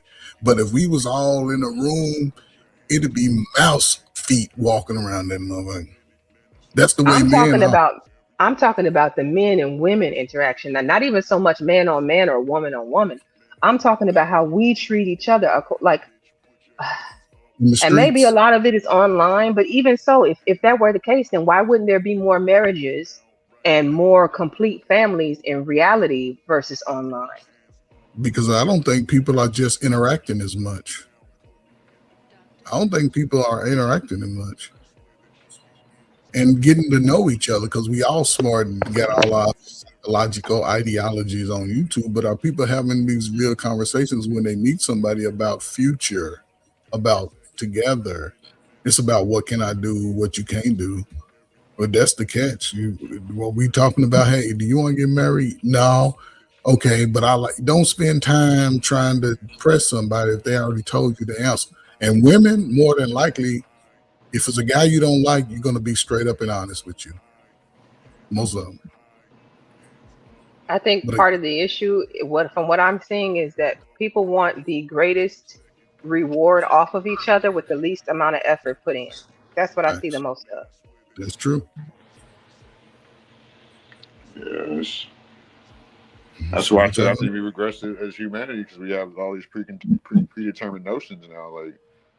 Like we live in a country where everybody should be fucking teaming up together in the economy, but they fucking teach separatism type shit. Like imagine if like we all work together with our money, like nobody would can, but it's like was it like united we stand, divided we fall? Then they did say that. That's true. Yeah. So but here's the thing. Y'all discuss like we're not the younger kids like the younger people aren't having sex, and that's a good, or aren't being sexually active. That's a good thing to some extent because it ended teen pregnancy. But now we have on the back end, they're talking about the birth rates being low. It's like the problem I see is two extremes. Either we got a bunch of young kids producing early and popping out baby, or we have people who are more restrained and reserving their resources and not having all of these kids. I haven't seen a happy medium. Have you? Yeah, it's very few. Because we and that's the thing, Kenny Kane, you don't see it because what is YouTube a space to do? Focus on the negative parts. focus on that's the loudest, who can be the loudest and the negatives usually get the attention. People don't really, we're at a stage where people are not focused on what can I do to be better or be a better part of the community. I think it's somewhere in the middle because I want to be a grandpa sooner rather than later. I want more kids too, like, but Sooner? I mean, yeah, because I want because like having a kid 37. early taught me a different level of responsibility. Made me go get that job. Like, you know what I'm saying? Maybe waking up in the middle of the night, change that shitty diaper, getting that milk, like having to work, like, you know what I'm saying? Like What does having to, that mean sooner? Let me clarify this. Like Coach said, you said you're 36 years old, right? yeah. A 36-year-old granddaddy is crazy to me. What do you mean sooner? Well, you know what I'm saying, but it's just I want to be I want the bloodline to extend. Yeah, I'm but all okay. about naturalist, organic. Like I don't want to fall for the like propaganda, like, you know what I'm saying, like low testosterone. I believe men are better. Men are to be humble.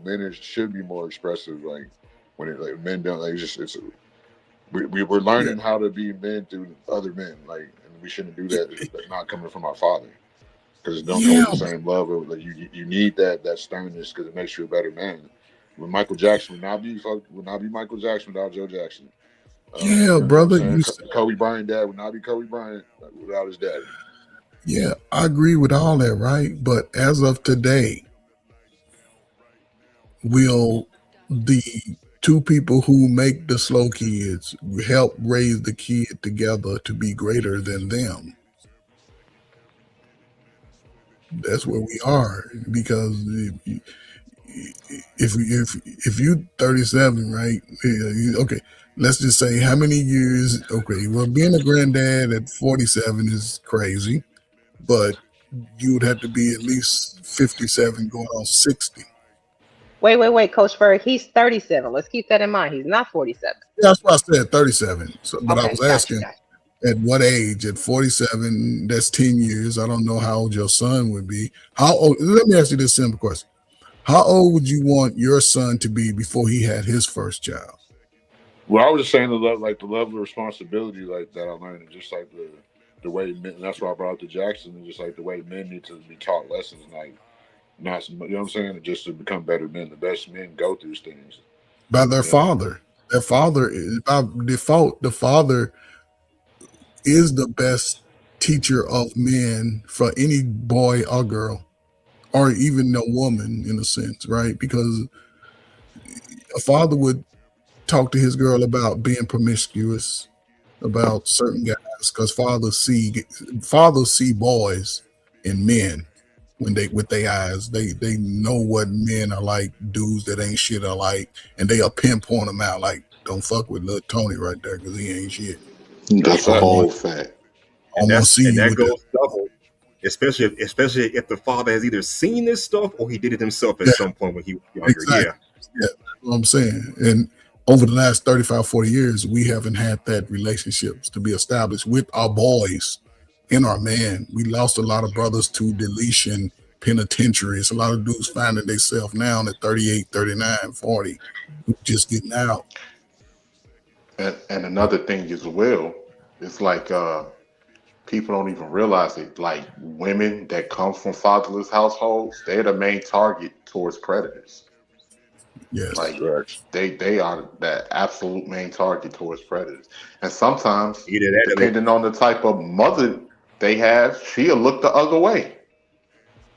You know, that's like practically fathers filter through all of the BS, man. We can see boys from how they act, how they carry themselves, and we are, of course, we'll let our daughters, our nieces, anybody in our family know. A lot of people are hesitant to even go into households where they know it's multiple men that's in that household, that's running the household, other men, because they know what's up. That game that they may try to run on placating on a young girl's emotions or a young woman's emotions, that don't fly with other men.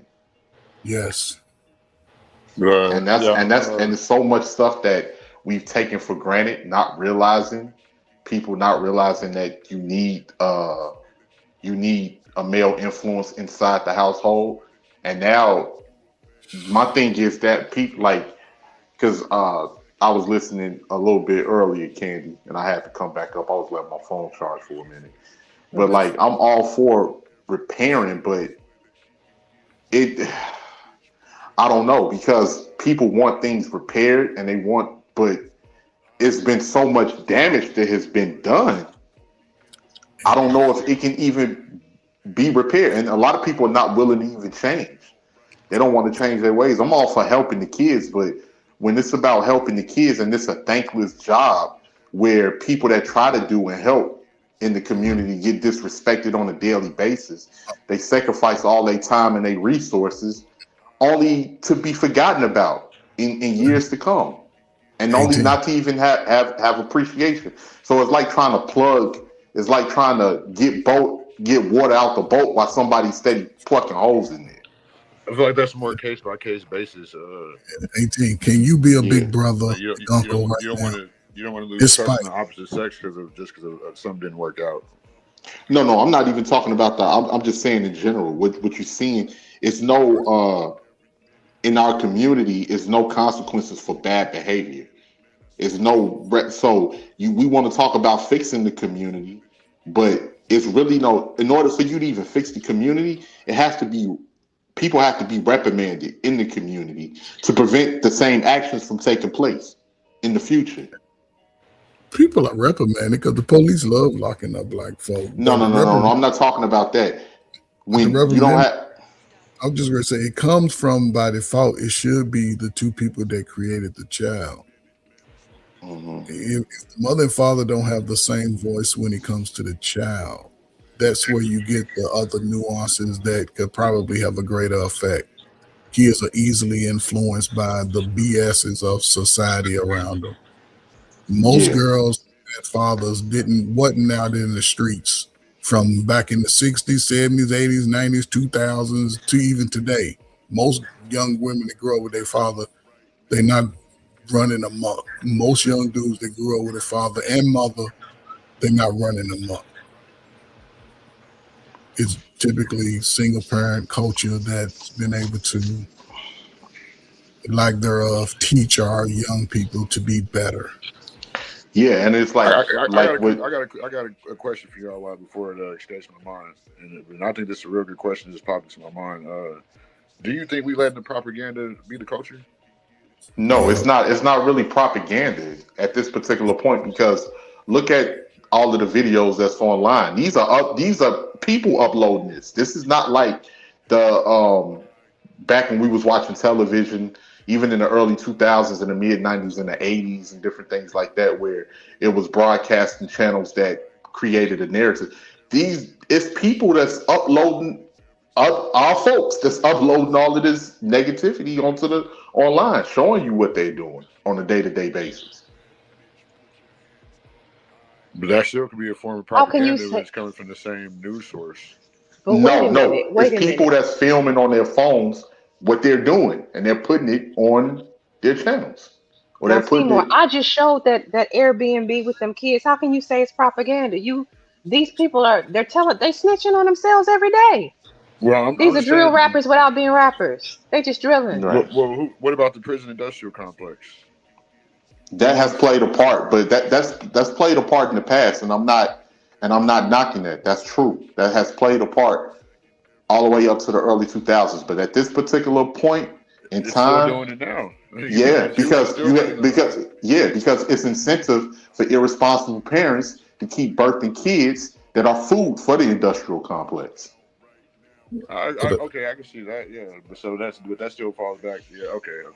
You got me there. Because we just had team takeovers over here. Coach Ferg is from here. Candy is from here. We just saw these kids running wild downtown, tearing up like an army of badass kids, literally running wild, tearing up people's property, jumping on top of people's cars. Yeah. People getting smoked downtown in the biggest business district in the Midwest. People down here getting smoked by other children. But if you got Come on up, everybody Neff. Come on up, DJ who's Neff. I'm sorry, Coach. Go sorry, ahead. we shut that up. I'll shut that up. No, I don't want you to shut up. I just want to hear. I wanted I him to come up. Come on, you can finish. Go ahead. I'm sorry. I agree, Boxing Scholar. Just because it's a 2-parent household doesn't mean that it's not going to have this problem. Yeah, nothing's. Listen, see, that's what I'm saying. Listen, nothing is 100% in real life. But if you can rock with an 85%, that's a fucking B. You can rock with that. And the other 15%, you just got to figure out those nuances. And as you get older, especially as a mature age, some of those childish behaviors should be alleviating your thought process. You shouldn't even be waking up thinking, I got to go do some dumb shit. No. Yeah, If you and think we about it in terms of lottery, if I got an 80% chance when I buy this lottery ticket of hitting the Mega Millions, wouldn't you still run with that odds versus focusing on the 15% that was probable that you wouldn't win? Right. Got to. Yeah, and that's another thing too. Yes, 2-parent households can't have this issue, but that's like, how do we measure that? Because we're seeing, yes, it can happen, but a lot of these people that are out here committing these acts of crime, of violence, with no respect for elders, no respect for no type of authority, attacking people, most of these kids we know are coming from single parent households. They're not coming from 2-parent households like that. We just had an incident here earlier, like about 4-5 months ago, where these kids jumped this mother, jumped the mother and her baby. Yeah, that happened Yeah, twice. I see what you're saying, because even if we was thugging and trapping and whatever we was doing, we still have respect for our elders. These new kids, I've seen it. I've seen it. But again, they don't respect the elders at all. But see, here's the thing though, and this is for my brothers that was out there selling that street monkey, right? That you was out there being a part of it, right? Some of those dudes are now parents themselves, right? Some of those women are now parents themselves. So, and most, I would say more than half would probably have teenagers. 12 through 18, 19 years old. Some people say 20, but 18, 19. You're still in school. You're still in a position to be going to a learning institution, right? A lot of people are just not focused on their child. They focus on themselves. You know, if your son or daughter selling something in your house, you're not that immune to it, shit. People act like I see it's the system, because what the system is going to do, they're going to police a deviant nigga. Let me just say that. You wilding, they're going to police your ass. They always got a bed for you. So that's not the problem. The problem is before we get to the wilding part, because 18, I guarantee you, if we took most of those people that's out there and put them in a circle and asked them why they doing it, you will get various answers, and more than half will probably be because nobody in my family cares about me. Why? Yeah. Because they don't talk to me. They don't pay attention to me. They let me do what I want to do. And this is going to sound extreme, but let's say, if 18th letter was the head of the Negro Kingdom. Now, I'm pretty sure all of y'all might not agree with this, because I come from that type of background. I come from the background of, people in my family selling dope, people gang banging, hustling. Everybody. My direct family was running the streets. That's what I saw growing up. But it gets to a point where we can't, I love the babies. Lord knows I do. But it's only so many passes you can keep giving people that want to keep destroying shit, that want to keep tearing down shit, that want to, I get that. But you out here robbing old ladies, bro. You out here knocking over old people, point them out, knock them out. Yeah, they doing shit. It gets like, I'm gonna keep it all the way real. I have empathy for my people because I'm a black man. I'm an African American man. I got empathy for my people, but it gets to a point where when the cancer spreads, sometimes certain people got to be put down. I'm sorry. Certain people got to be put down. If it was up to me, people are going to get put, because it seems like that's the only thing people will understand. We did try talking. We did try preaching. We did try, look, hey, y'all young brothers don't do that. I understand. I come from where y'all. Some people don't want it. Some people want to do what they're doing. Yes. And they don't and they don't want to change. You running around here talking about how many bodies you got. I got this amount of bodies. yo, at some point, Shorty don't want to stop. I ain't listening to you old nigga. All right, Shorty. You know what? Shorty gonna have to get put down for us to make this community safer. He gonna have to get put down. And when you say Can I put say something, Candy down, Cane, real because quick? of YouTube terms, we mean jail, correct? Yeah. Nah. No, Well, wait. Listen that'd be to one. what I'm saying. Yeah, Listen to what I'm listen. saying. Yeah, Listen to for what I'm two saying. purposes. Yeah, we'll say Because that. of YouTube terms, when we say put down, we mean jail, right? Yeah. Okay. You're right. You're The right. difference is, and Can I say shout something, out to Candy Cane, Kim, real shout out quick, to the panel. before you go? I said, I appreciate you having me. I dropped my channel in the back chat if anybody wants to sub or if you want to drop it. I dropped your channel, and Oh, you somebody dropped it asked for already? your Oh, channel earlier. I dropped it in the actual I chat. appreciate So it. Thank you. I didn't see it. I'm bad, but yeah, yeah, no thank problem. you. Because It's you been a great. old, It's man. been a great conversation. Yeah, no drama. Like keep it going. Thank you for having me up. I gotta start You're my welcome, live up. Seymour. And I appreciate it. It's nice seeing you again, Coach K, and the rest of the panel, everybody else. Salute, bro. Be safe, man. Yeah, have a great rest of the stream. You too. Have a good night. All right, y'all Like, and I'll even say this before anybody start. I just wanted to say, and the same thing. Like, we might have to put Shorty down. Like, and for the women, if you got one of these wild rebellious girls that don't want to live, I ain't listening to nobody. Can't none of y'all look, man. Y'all might have to whoop her. Y'all might have to whoop her all the way up and down 79th Street. I'm 18, sorry. 18, you can't get voted as president. You just gonna have to work security on the perimeter. I'm sorry because it seems like I don't want to say violence is the answer, but for some people, violence is the only language that they understand. But you know what, 18, before we get to violence, it starts with raising your kids right. Like somebody, you don't, when you raise them from childhood, early childhood with structure, with discipline, with consequences to their actions, you usually do not get the kicking, screaming, I don't give a fuck, them kind of kids. Like usually they don't act that way because they've already been trained to how to integrate into society. It's And well, let very me just say this, Candy Cane. Violence may have to come into play with that because we might have to put. Hold on, I'm gonna just say it like this, right? We might have to implement different laws. Like I'm just saying, if I'm the head of the Negro Kingdom, No, 18. You had a security. I would have to implement laws where they get arrested. Your kids, you going to jail because you're not taking care of your kids. You're not raising your kids correctly, and they're becoming a menace to everybody in society. When I go pick them up or try to arrest them, I might be met with a violent response, a violent resistance, which I will have to engage in violence just to put 18, them in jail. No, 18. You don't do nothing with the kids. You stay over on security. Don't be over trying to talk to the kids. You stay away. No, from I love the kids, man. I love the babies, and I actually got real good rapport with a lot of shorties that came up in my neighborhood. They love me. They know I'm willing to do something. But there's certain people out here that violence is the only language that they understand, man. And they are fucking cancer. They are cancer. I'm sorry. They really are. So this is That's why the sad thing about it. This is why I think where we are as millennials and the older millennials, because we like bridge the gap, right, between the Gen Z and the Gen X.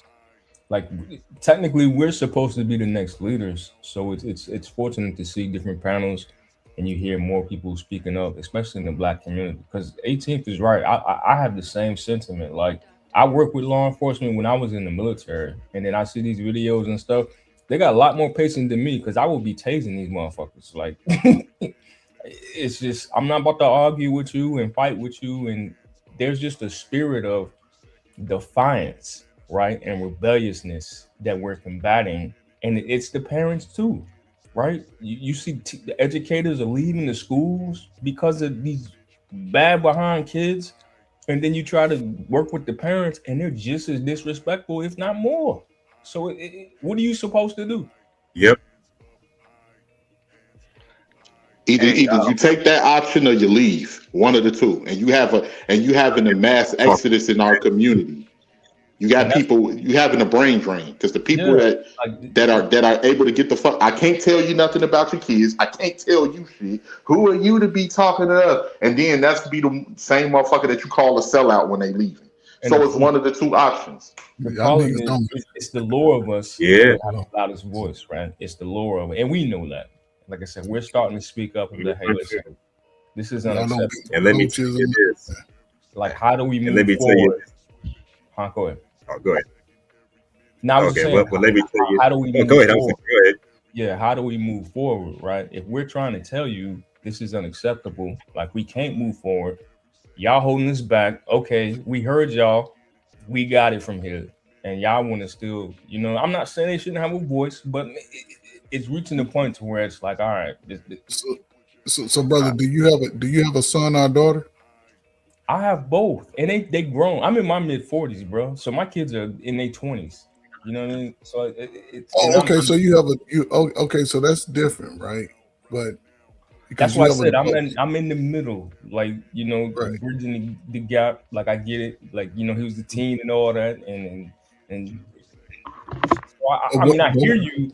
No, I'm asking because were your children an example of what you say is out here running around in the streets? Absolutely not. Absolutely not. Because we were talking about that dynamic as that father has that op. When you have access to your children as a father, we get a different result. All right. That's What fair. if let's Hold what up. if the father and the mama Hold up, ain't no good either though? real Just quick. real quick, Quick because question for I was in the military, so I wasn't always around the way that I would have liked to be. That's Hey, hold on one second, y'all. Before y'all continue, I did have two new guests join the panel. We got Auntie who joined and Dale who joined. Oh, what's up, yo? What's up? Yeah. What's up? What's up, Candy Cane? I wasn't sure how far you were removed from the original topic. I actually came up to touch on that as far as the athletes that don't really want to call it quits. I don't know how that really ties into what y'all were just talking about, but Well, like I go ahead. You can go ahead and bring it back up. We got here from talking about athletes because we then started talking about kids not going into sports, and now we're on parenting. It was a smooth transition, but if you want to bring it back to the Yeah, I mean, conversation, we can I do know that, you're a and then few we'll hours circle back in. around. Yeah, you were a few hours in, so the I wanted to conversation ask you, evolves. I get that, but nah, like I studied this because I seen it a lot. I mean, if you want to go to Jordan and Tom Brady and you know what I'm saying, even if you want to go to Tyson and all, like especially the greats like that. There's an old saying, they say athletes die two deaths. Okay. And it's just the truth. There was look at some point it's not just like most of us, we have a job, we can't wait till the day that we retire because that's something that we do. But for most professional athletes, it's really like part of their DNA. It's who they are, especially the ones that have to ascend to the peak of that sport. They're competitors, they're fighters. That's why even when you look at somebody like a Michael Jordan, for example, which I think he's probably the best example. When he wasn't playing ball, he was gambling. He was gambling on golf. He was playing cards. He was pitching quarters. He was doing whatever. He's always got to win. And even after, the man had to retire. He ended up retiring 3 times, from basketball, retired 3 times, and then tried to win as far as, just being in the front office, and then had to compete in the business world, and everything Don't else. forget his stint in baseball. He even went there too. Yeah, then that was the one break he had one of the breaks he had from basketball. He had to always do something. Like this man just always had to win. I know there was a clip in The Last Dance when some of the guys on the bench or whatever, they're like, yo, they're playing cards for like $1 or whatever, and Jordan's like, yo, I want to play. And they're like, yo, you worth hundreds of millions of dollars. Why you want to play with us for $1? Like we're playing for $1, $5. He said, I don't care. I want to beat you and take your money. Like that's what it is. He getting hustled out of hundreds of thousands of dollars playing golf. Like I'm just saying, these people are competitors, and it's not something that you can just turn off. And some professions are like that, and usually most professions are like that. When you see people that are able to ascend to the top of it, it's not something that they turn off. It's not just something that they do. It's part of who they are at some point. Would you say they're adrenaline junkies then? Is that part of it? No, it's just competition is just part of their DNA. You I know, think it it's just is what it is, and that's why Jordan, even he had to get into the realm of business ownership and ownership of teams, and it's not even just basketball. Even though he had the Charlotte Bobcats, who turned into the Charlotte Hornets, now he owns a racing team with NASCAR and everything else. Like he'll always be a competitor. Like it doesn't matter what he retires from, how much money he makes. That man is going to be a competitor until the day he dies. Same with the Tom Brady. It's like, bro, how many Super Bowl rings you trying to win? You know, once you ascend to the mountaintop, they say ain't nothing else around except more mountains. You know, it, but so Father Time is MC, undefeated. it's deeper than that, bro. Like these people, they're lacking something. I think spiritually, right? You're chasing something. You're missing your purpose, so you're always gonna try to find something to fill that void, right? So it's I don't know. I mean, that ties into the same thing, like with these kids and all that, man. Like it's a spiritual thing that's happening, um, that it being exposed to, right? It's starting to really show itself, and more people are waking up and seeing it for what it really is. Like you can accomplish so many things as man, but if you never fulfill your God-given purpose, you're always going to be chasing something to fill that void, bro. That's just And I understand what you're saying. It's just some men are just built different when it comes to that chase. It's like a fighter. A fighter's yeah. I get that so too. some We need people are that. just fighting to make a living, and others are fighting because it's just who they are. There's always going to be another fight. If there's no other fight, like for example, I know that's Coach Ferg that's up here. He knows what I'm talking about. Like them old school football coaches, like a Joe Paterno and stuff like that. When they retire, 2 weeks later, more often than not, they die. Like that's Yeah. it. There's no reason for them to live no more. Yeah, You I that's know, was what I about to was say like that because Coach like Ferg like in the you know what I'm military saying? too. How many brothers we know the military was their whole identity. As soon as their career was over, especially if you was in like special ops or something like that, Yeah, they off themselves, bro, because they like, well, who am I outside of this? This is who I was. both of y'all agree, but y'all agree. Y'all just Yeah. We coming at it from different sides. that's what I Yeah, I think, mean, man. Yeah, yeah, when no, you I was talking gonna about say like I know it's just like just even like my career in sales, and it's been so long. Like I had to find a way to just get a balance in that because it wasn't just something that I did for a living. It became who I was. So I found myself not ever taking no for an answer. Even when I'm talking to friends, family members, and all of that, I had to work on just being able to kind of turn that off. You know, when I ain't working no more. So it takes Mhm. some time to kind of decompress and stuff like that. So certain people That's what made you they good can't at just what sit you around, did, though, right? huh? No, but That's what. it became more than just a profession. It's like yeah, I had to rewire my damn DNA, and that's what it is with a lot of those professional athletes, especially the ones that ascend to that pinnacle. That level, Even if you look at somebody like a Kobe Bryant or whatever, he yeah, retired, but the yeah, competition was still there. He wanted to win Oscars doing this and doing that and everything else, and then he went to training his daughter. Like there was always another game. Like just because ain't no more NBA tip offs, there's still another game to play. There's still another win he has to get, or else he doesn't have a purpose. yeah, And I'm just saying, not everybody's built like that, so it is real yeah. tough for people to understand. But I would even say, even if y'all wanted to kind of talk about, even when it comes to the relationships that people talk about, I think a lot of people need to understand the type of person that they're with. Because sometimes you might just be with that type of person that look, that's just who the hell they are. You know, that's just who the hell they are. They're a competitor, like Giselle Bunch and Tom Brady or whatever. I don't think she understood, like, yo, Yeah, it ain't never gonna be over for this dude. yeah. Like it ain't never gonna be over.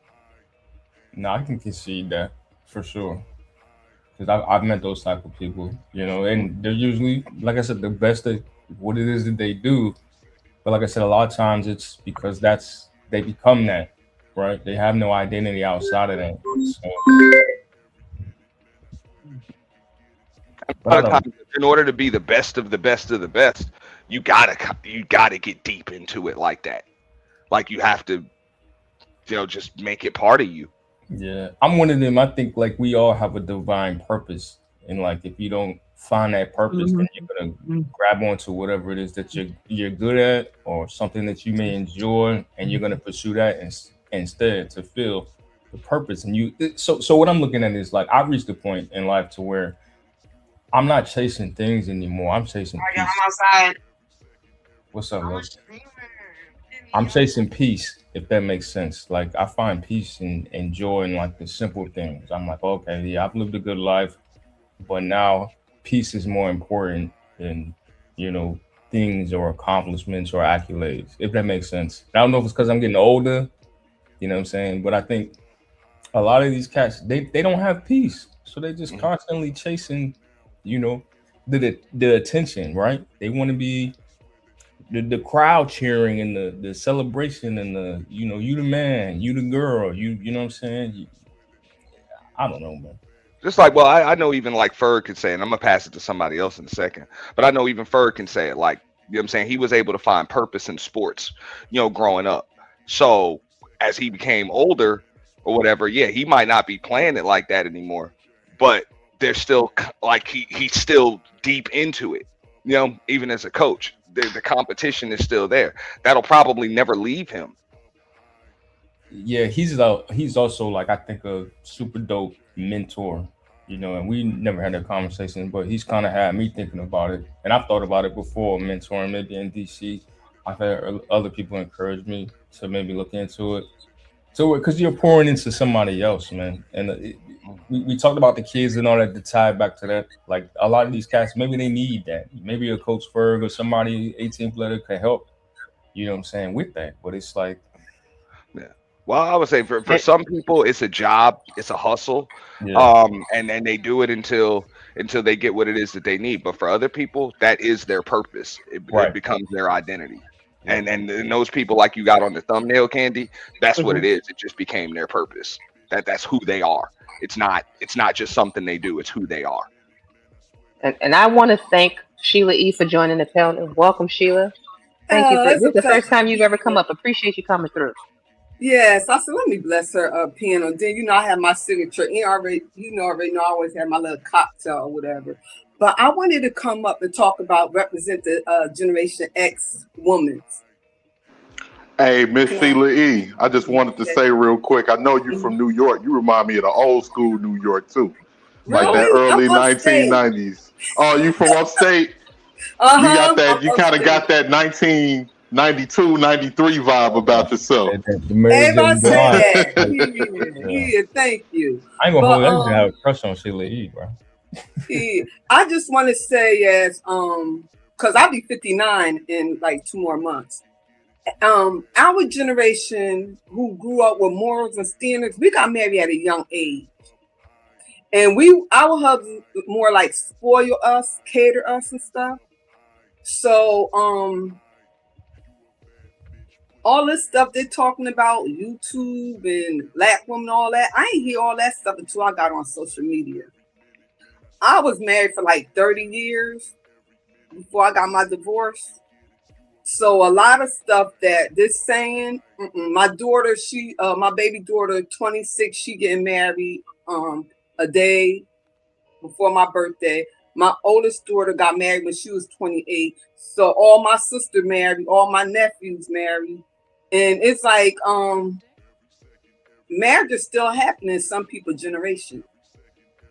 Yeah, your family like my family. I'm the only one that ain't married, and I'm the oldest. But all my siblings are married. You know what I'm saying? So it's. But I encourage that. Like, and my sisters, Lord, did they go through it? But I was like, listen, man, you can't leave that man because this is what's out here, and they figured it out. And you talking about 15, 20 years later, they still together. So I'm grateful But for I that. was the first one ever in my family got a divorce. Nobody never in my family generation. My grandfather died at a young age.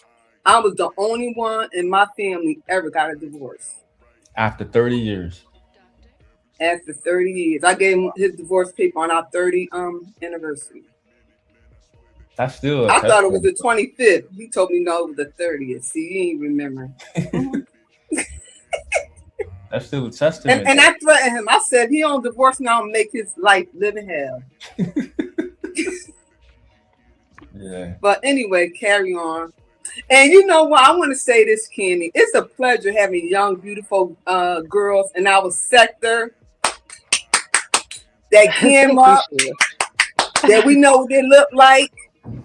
Girl, keep on doing you. Sit there, be pretty. You know what? Because I'm one of the older women that encourage our young ones. I'm not in competition with y'all, nothing like that. You know. So the So end of the day is look.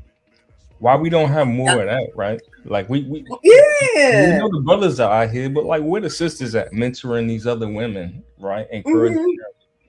Like And you this always saying there's no sisterhood. It is a sisterhood.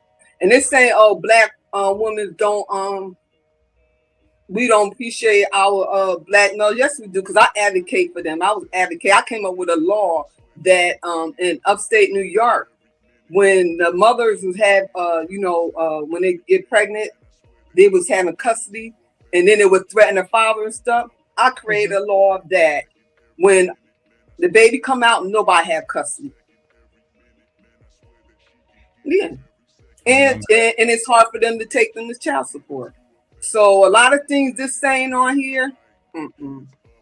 I remember that she was very active in the community. I remember you was doing them workout videos too. I used to watch some of them. Yeah, I was, right. I done gained weight since then, but You've it's all been good. around for a minute now. Yeah, bro. I got 55. That weight said, woo. But I remember a few years back. You remember when I did that stream when we were talking about what was going on in that other sector when the chick had the avatar, the dudes hanging from trees and stuff. Oh yeah. Hey, Oh okay. yeah, Okay. Everybody pulled up for that. Like everybody Mhm. pulled up for that. Mhm. Women, dudes, like and we was pretty much all in agreement. But Sheila was the only one that went over there. You went over there, and You didn't let me hang. yeah, they try to game me. I'm always, yeah, I'm a loner anyway. I nah, like who I like, but I don't, you went behind enemy lines, man. I went in the lion's den. I had to take my sword out. Man, it was attacking me. I had to take my sword and start And cutting out. if I may say something real quick, I just want to get to what Auntie was just saying. I want to give you a salute, Miss Sheila E, for standing up for black men. I appreciate that. Me personally, I'm 38 years old. And And when I don't I want heard to. you say that, I said, "Oh, he almost the same age as my oldest daughter. He's young." Yeah. So, but I would, growing up, and I'm not putting this on all black women, but I have seen a lot of black women working against black men when I was like they was almost in competition. And I definitely want to salute you for going over there to that sector and actually, because that took a lot of heart. Right. And I think for us to move forward as a community, we have to understand that in our community, we have people in our community that don't benefit black people. They don't want to benefit other black people. And some people in our community just outright evil. They outright evil and they work against our community. Because here's the thing: when somebody's trying to get you, to look past what their behavior, they're going to use different things that they know that'll pull on your heartstrings. That's what I was saying earlier. Like I understand certain kids have had a rough upbringing. Like myself, I had somewhat of a rough upbringing, but it gets to a point where, okay, you know the difference between right and wrong, shorty.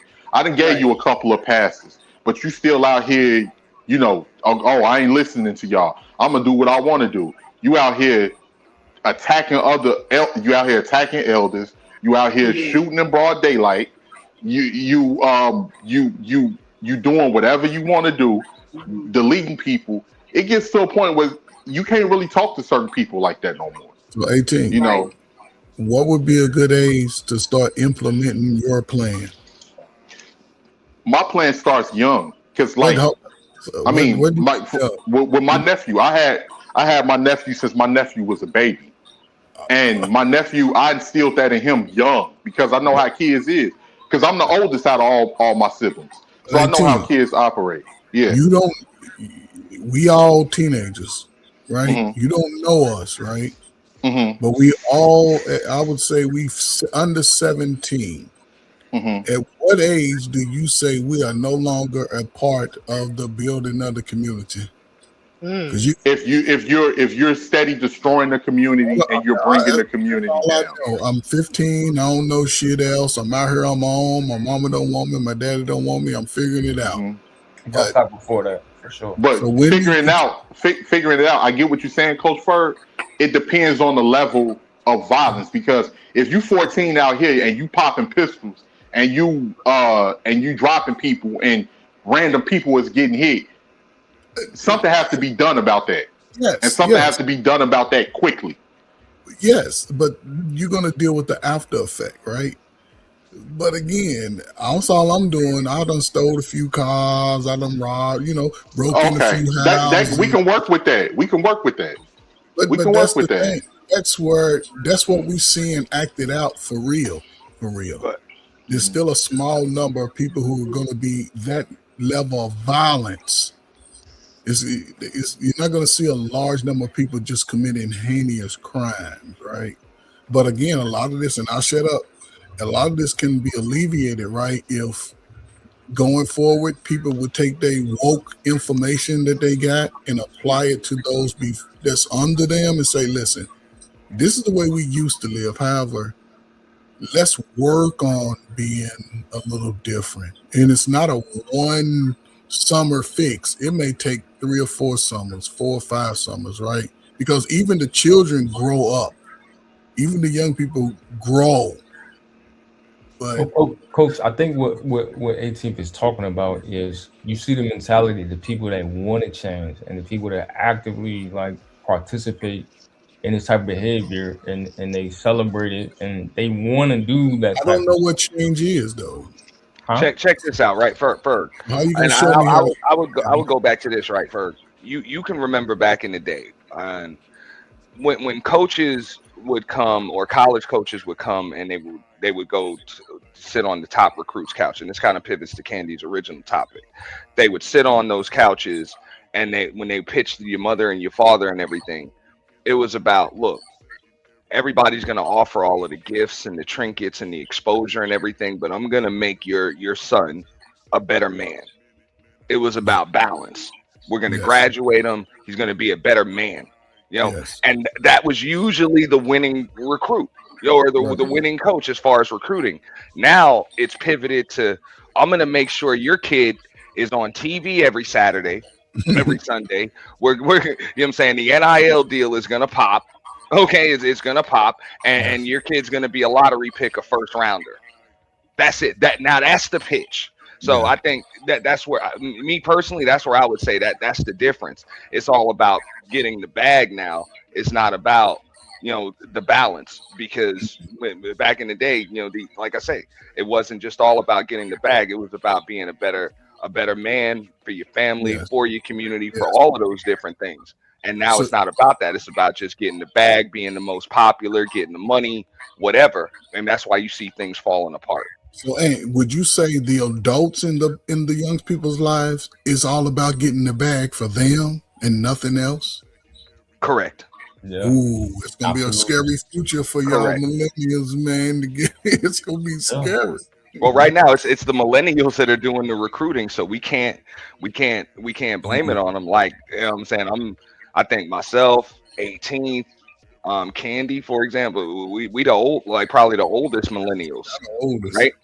Yeah, I'm just Are saying they because you listening to you would y'all be though? considered Gen X, I Yeah, believe, yeah, Bird, but sure. we're Yeah, like the literally. oldest millennials. The older That millennials. that mid early 80s, So are those they? mid early 80s millennials. So are those impressionable ages of young people listening to you all?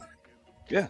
Well, our generation is about that bag. So we the And then ones giving the bad y'all are, advice. and y'all are. That's how my Yeah, daughter You know? did money, and I yeah. mean, I like, think okay, money and traveling and stuff. That's what they're about. But so That's what here's I'm the thing. saying. Like we Yeah. we the ones giving. I got to be real. It's my generation that's giving the bad advice right now. We're not giving any advice really, and I remember having that conversation outside of one of the headquarters buildings in DC, and I was like, "We got next," because we was talking about. There was a young lady. She was a little bit younger than me. She was like late 30s, but she was already like a director, GS 15. Sheila, I know you worked in the government at some point. You know what I'm That's saying? why I So, retired from government job. yeah. And So it matter of was like, fact, I got a contract. I just got a contract here. oh, she getting that Yeah. bread, bro. She look. That's what I'm talking about. Like, And guess what? huh? And Remember, I'm the first black female bricklayer here too. She I did killing it. finish that, so She I killing got it. that under my belt. But like we was having that conversation. I was like, we got next, right? She was a director. I don't know if she's still there. And it just got me to thinking because when I saw that, I was like, damn, like, yo, we really are the future. And I think I might have been mid 30s at the time. But like, we got to start thinking like that. And then I had brothers that I know they was running for office. You know, some of them they won elections for local DC council. One of them, I don't know if y'all remember, what was his name? I think it was Mayor Gray. And then when he went back and he ran for city council, dude took his spot. And then of course he wanted back because of name recognition, because he had been a mayor or whatnot. But just to see that though, this is somebody that I know personally. I'm like, man. Then another sister I knew, she won another district. I was like, oh shit, y'all really out here like doing it. But I my mean, point is, we kind of like behind the curve. We just been like getting money, and then it's like we're afraid because of social media. We grew up before social media, right? So now it's like, all right, when you put yourself in the public, you can get exposed, and nobody's perfect. Nobody wants to deal with that. So a lot of people be afraid to like run for office and do stuff like that. But well, that's what we also got. we don't protect our talented tenth anymore. We don't I protect like them. that. I like that. Yeah. And what we do, and I'm saying as a whole, as far as the gender, it's not about protecting them for the sake of the community. It's more so about, look, what can I get off of you? What can I get off of you? Yeah. You know? And if Yeah. I can't get nothing off of you, I can't use you. Whatever, you on your own. I'm on now. Now you're my competition. I gotta crush you, Right, and we need to right. go back to protecting our talented tenth, because that's what it was. You know, I mean, I'm a little old. Well, I'm old enough to remember those days when you saw somebody that had some promise and was doing the right thing. The people that were in the messed up stuff, they made sure they kept you away from that. Exactly. Right, Yeah. In the right. streets, yeah, You know? absolutely. Nah, bro, this ain't for you. Like, nah. Yeah. Yeah, you right. You right. You right. Hey, You Phil, know, I and wanted to ask you too though. Like, so how is it like after 30 years that you still manage to and I don't want to No, make that we divorced. We still keep in contact because I left him the house and everything. I guess pension and stuff or whatever. And see, we built together, so it's different. no, that's You not what I know, was I gonna helped ask him with. though. But like you Yeah, feel like I didn't take. I wasn't greedy or nothing like that. So when he got married again, and everything. But if anything happened to him, everything go to me. I never heard you say anything bad about black men is what I was trying to get at. Mm-mm, mm-mm. I can't. He was. I'm not. Let me tell you something. My husband was a good. He was a good dude. He made a mistake, and that mistake cost him our marriage. I You get it. know.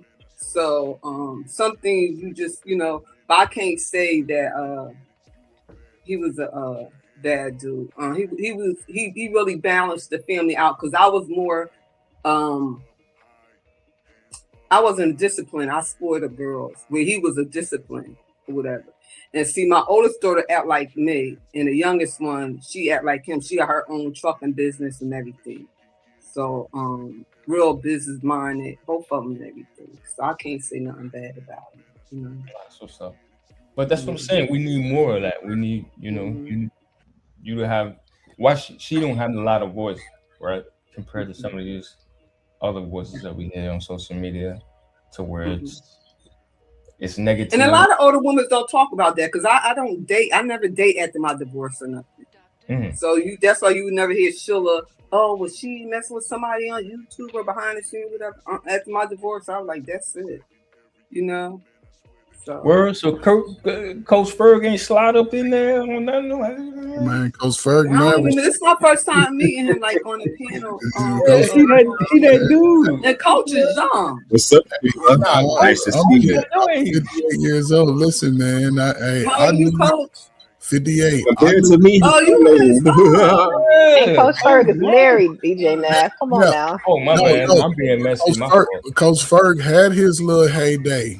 I listen. I talk about my little getting flued out days Yeah, when you I was know, man. early, when I was late. Look, when I was late 20s, early 30s, and 40s. Yeah, Yo, but I stayed with my peer group of women. Mm-hmm. That Gen X women were a little different. They would you know how dudes be talking about submissive. No, Gen X women was cooperative. There we go. They wasn't gonna necessarily submit to your ass in a way that you do. You couldn't run over them. They cooperate with your ass. A big deal. Can't See, do that's the that. term, We coach. rough. Cooperative. That's what we're looking for now. But and no, but see, I can get it. But a women, listen, I You understood. cooking how everything, Gen come X- home, your meal done. Yeah, shower, and I would say this they much. might cuss you out on massage the way your home. feet, your back, all that But stuff. Ferg, check this out. Cooperative is still out there. I think the problem is people are looking for cooperative from people that ain't trying to cooperate. There you go. That's the There you go. problem. That's it. You know, That's it. like There you go. it's still out there, man. But anybody that don't want to cooperate with you, they not for you. You Yeah. right. You know, They and focus. I think a lot of people just and this goes to social media and just the smartphone. Mhm. Everybody's so used to just scrolling through. If they don't like it, just hit an X, and everybody's used to just having what they want when they want. So you think you can just make people do what you want them to do, and it don't work like that. You know, like fish don't climb trees; they swim. And I think so. You know? I think really though, social media has gotten, especially brothers, delusional, right? Because they only, and I'm not talking. I'm talking about on bigger scales. They only highlight that half white skin, light skinned girl with the blonde, with the long hair. But they afraid of them good brown skinned sisters. They chase those light skin, and most of light Hey, skin no, Coach Ferg. I ain't about to they let you gold do that. digger. We They I ain't make about to y'all let spin you that do bag. that. we Good can't. brown Hey, and I'm gonna skin, keep it mahogany real. built. Yeah, they're I'm the gonna one keep it. that'll ride or die No, with. Coach Ferg. That's You his look on some of algorithm. these dark skinned girls' Instagram, they got hundreds and hundreds and thousands of followers. A lot of those are black men. Those are just not women that's following them. Like No, this what whole I'm saying idea is, that it's a lot of I brothers that's follow them chasing. because of their behavior, but y'all don't And really be trying to marry. Coach Ferg. I got it, Coach Ferg. You know you my OG. When's the last Love time you you to dated death, a but I brown gotta. skinned sister? Mostly all The the last women that two I dated chicks. was brown skinned. But look Most what of you them, my just first mentioned though, hold on, let me AC. say this real quick. My first crush as a kid was a dark skinned girl, Chocolate. This idea that men are just so we so brainwashed to be cut. No, it don't even work. It ain't even enough light skinned girls to even go around like that. It don't Natural even hair, work. bro. Look, I wouldn't even go that far, you know what I'm saying? Because good women, good people come in all skin tones, all shapes, Yes. all That's the sizes, whole fact. ethnicities, all of that. But when you looking at Instagram thoughts, dog, with hundreds of thousands of followers, more often than not, you're gonna get what the hell you get. Right. You're gonna get Exactly. somebody that cares more about what's going on in their smartphone than they But care about any other person or even most men themselves. don't. So Most men can't even afford to be delusional. So this idea that social media that made men delusional, you might have men get up here, they may talk some crap or whatever, but at the end of the day, most men are logical enough to know I got to get what I can get. Most men ain't out here thinking that, oh, she gonna do this for me and do that for me. What you have is men that'll be like, I provide this, this, and this. You know, you acting like you entitled to what I got without giving me anything. Yeah. And that's where the exchange comes into play. I don't see a lot of men on here complaining about women that they can't get because most of the time, if it's a situation, men, I see men trying to defend their names being drugged through the mud. But that's just me because, like, you got women that's been talking, they've been talking crazy online for a long time. Even before online, you had Ricky Lake, you had all of the different talk shows where it was a certain caliber of women that thought they was above men. Like, and it's nothing wrong with the men getting out there and defend. Like, no, we ain't like this. You ain't about to disrespect the brothers like that. We ain't doing all of this. It may be a couple of them Negroes that you deal with that's been like that, but for the majority, we ain't all about that. Don't get me wrong. There's some weirdos on this YouTube space. I ain't even gonna hold you. That's But what for I the said too. I said but for a that. lot of us, we was getting action before social media. We don't like people that narrative got to stop, Coach Ferg. Yo, so that's what I seen too, though. It's like, okay, these women date who's in their proximity, right? If you happen to be a poor chick, you're gonna date poor men. But then it's like, okay, they'll take those experience and place it on all of us. And it's like, wait a minute. But wait, people. Okay, so I don't want this to turn into like a I spoken on you too. gendered thing Yeah, no, no, no, not at all. because of the fact that like we just had a man in the chat You notice tonight the say two he had a Candy? bad experience, and the woman that he had a bad experience happened to be a black woman. So now he said he don't trust no black women. I think that's a people thing. I don't think that Yeah, that's that's isolated to unacceptable a too. gender.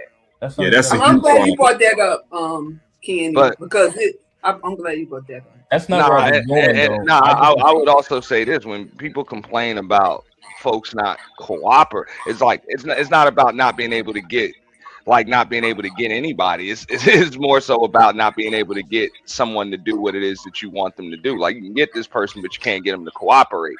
And look, if you're gonna move in a typical way and you're a typical somebody just mentioned most men, look, most men you're gonna qualify for most women. That is what it is. So you're gonna get typical results. That is what it is. So if you want that cooperation, you got to understand that's something exceptional. So you're supposed to be looking for one of a kind, not somebody that's like a lot of others. can kind of see that, but All right. that's not where I was going with it. But I I mean, can just see that point. I think that's what's really tough on a lot of people. They just don't want to accept that. Look, in order to get somebody that is exceptional, you got to be exceptional. And that's fair. Okay. I don't Right. even think average people is even looking for exceptional. I think it's average people out here that's been brainwashed into thinking that They deserve. they are, like this social media that mess people's heads up, man. Yeah, for It sure. don't really because it creates an illusion that think you have a slur of more choices than what you actually have. Boy, man, yo, who over there And frying a piece of chicken? That's you, oh AT. my But bad, that's me frying some Yeah. salmon. My bad. I was like, yo, was that but sizzling? exceptional doesn't necessarily mean above average. It doesn't mean below average. It doesn't mean anything. That just means somebody that's gonna cooperate with you. You know, No, no, You just no. know, because somebody doesn't most people cooperate don't with like you, the don't. term exceptional. Not exceptional. Excuse me, average. That's why when Kevin, what's his name? Yeah, Samuels. Ah, Kevin Samuels, when he called Kevin that girl Samuel. average at best and it set the internet on fire, Yeah. most people do not like the idea of them being counted in the average pool, but that's where most of us fit. Most of us are I'm average. average as Well, hell. I'm average Average. as hell, and that's the crazy thing about it is Well, I because not changing you've it. been a lot of people have been told that that they I don't know people been brainwashed into believing sometimes people it's nothing wrong with with bigging yourself up, but sometimes Mhm. people big themselves up a little bit too much to the point that they delusional and they Yeah. don't realize what's going on around them. If I create a market around lying to people and I've been lying to you since you was a teenager, and you turn around and you hold that lie to heart, you're gonna go everywhere with that lie on your mind, thinking that it's the truth. If I, displayed all of this stuff towards you and say, yeah, you this, and these people ain't that, and then you're gonna go around and you're gonna be believing it, and that's just the average human check, instinct. yeah, check this out though, 18. And now this is what I got like with that whole average at best thing. And Mhm. I think a lot of people just didn't see the silver lining. She came up there, and a lot of because let's keep it real, he did the same show every night. It was the same show every night, It, same it format, was all of just that. different. So yeah, so it was a lot of women that came up there. They're like, look, I want a high value man. He's got to make this amount. He's got to have this type of status and everything else. So these women have you rarely heard anybody come up there and say, look, I just want a good man that respects me for me. Like they're going with the superficial materialistic stuff. So he hit them with some superficial materialistic stuff. Well, how much do you weigh? What's your dress size? How many kids do you have? How old are you? And then it would hurt people's feelings. But look, if you're looking like if you have superficial standards to choose somebody, you you got to understand that those people that you're looking for likely have superficial standards too. Facts. Right. And because you like being a good man isn't even criteria for you, why would being a good woman be criteria for the man you looking for? And you want to know what the crazy part is? Most men, they'll like a woman if she's nice, right? If she's pleasant, and she's like, I dated a chick. She was like a bigger chick. You know what I'm saying? I think she was like white and Hawaiian or something like that. But like, I don't know. She just was cute. She was fun to hang around. Like I was feeling her. She wasn't feeling me at the time, so nothing came of it. You know what I'm saying? We messed around a couple of times. That's what it was. But I was digging that chick. And then like looking back, like what Kevin was talking about, because did well for myself and all that. Most people superficially would be like, "Yo, he would never date a chick like I dated chicks that look better than her." And then I messed with some that maybe they weren't as pretty as her, but I thought she was pretty, which she was, and she just was a good time to be around. So I'm thinking like, yo, if she can work out a little bit, maybe lose a little weight, whatever, and we be straight. Like the average man is like, if you're a good woman, you know what I'm saying? Like, Yeah. Like no, that's plenty. No, I know what you're saying. I'm just saying if all I care about is a woman's face and her measurements, you know, and her yeah, dress size, yeah, her dress size, her measurements, all of that. How am I gonna trip when all a woman cares about is my bank account your bank, yeah, what you and, do. But y'all and do, what I y'all can do with let's her keep like it that? real here on the panel. Y'all do because y'all go by looks, y'all visual. Well, Y'all first, visual. yeah, first, That's in our nature, is it And, not? No, that's Yeah, yes, in we your we nature. and y'all would if Speak someone for yourself. overweight and they're not that attractive, but they have a good spirit, and they will be there for y'all and you everything ain't gonna like see that that. spirit. Y'all would take that girl who looked better than her. Yeah, of You know Nah, what course. I'm saying? to Well, to be be honest. fair, I've done it Hey, before, so hey, we ain't hey, lying about nah, it. I'm not gonna lie. Like I mean, most men have done it, but once you grow to a level of maturity, and different men gonna hit that level of maturity at different ages. Some of them ain't. Some of us ain't never gonna hit it. Like for real, we're gonna pass on without hitting that level of maturity. But we tend to appreciate somebody that is good to us and appreciates us. Like I mean, I'll take a good meal. You know, a good meal and very few arguments over Mhm. all of that. You know what I'm saying? Pretty face and the Hmm. drama and the chick be burning the water when she try to boil it.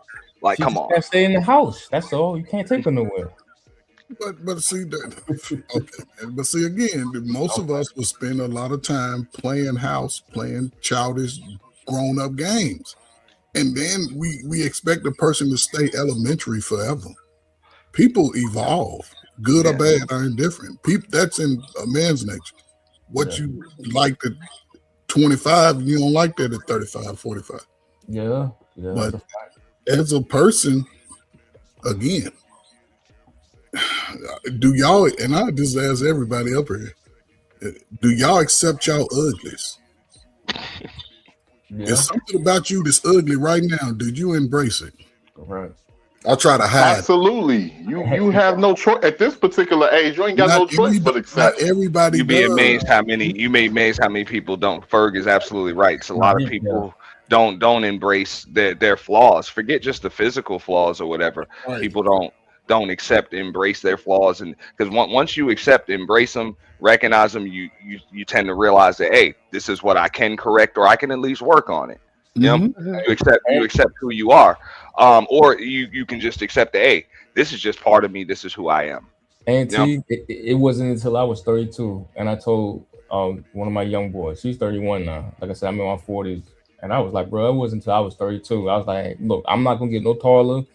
You know what I'm saying? Meat not gonna get no bigger. Pause. Like this is what it is. But you reach a level to where you just accept, like, okay, this is me, right? And you continue to evolve, like Coach said, and develop. But yeah, I guess everybody reaches different ages before they come to that reality, or maybe they don't.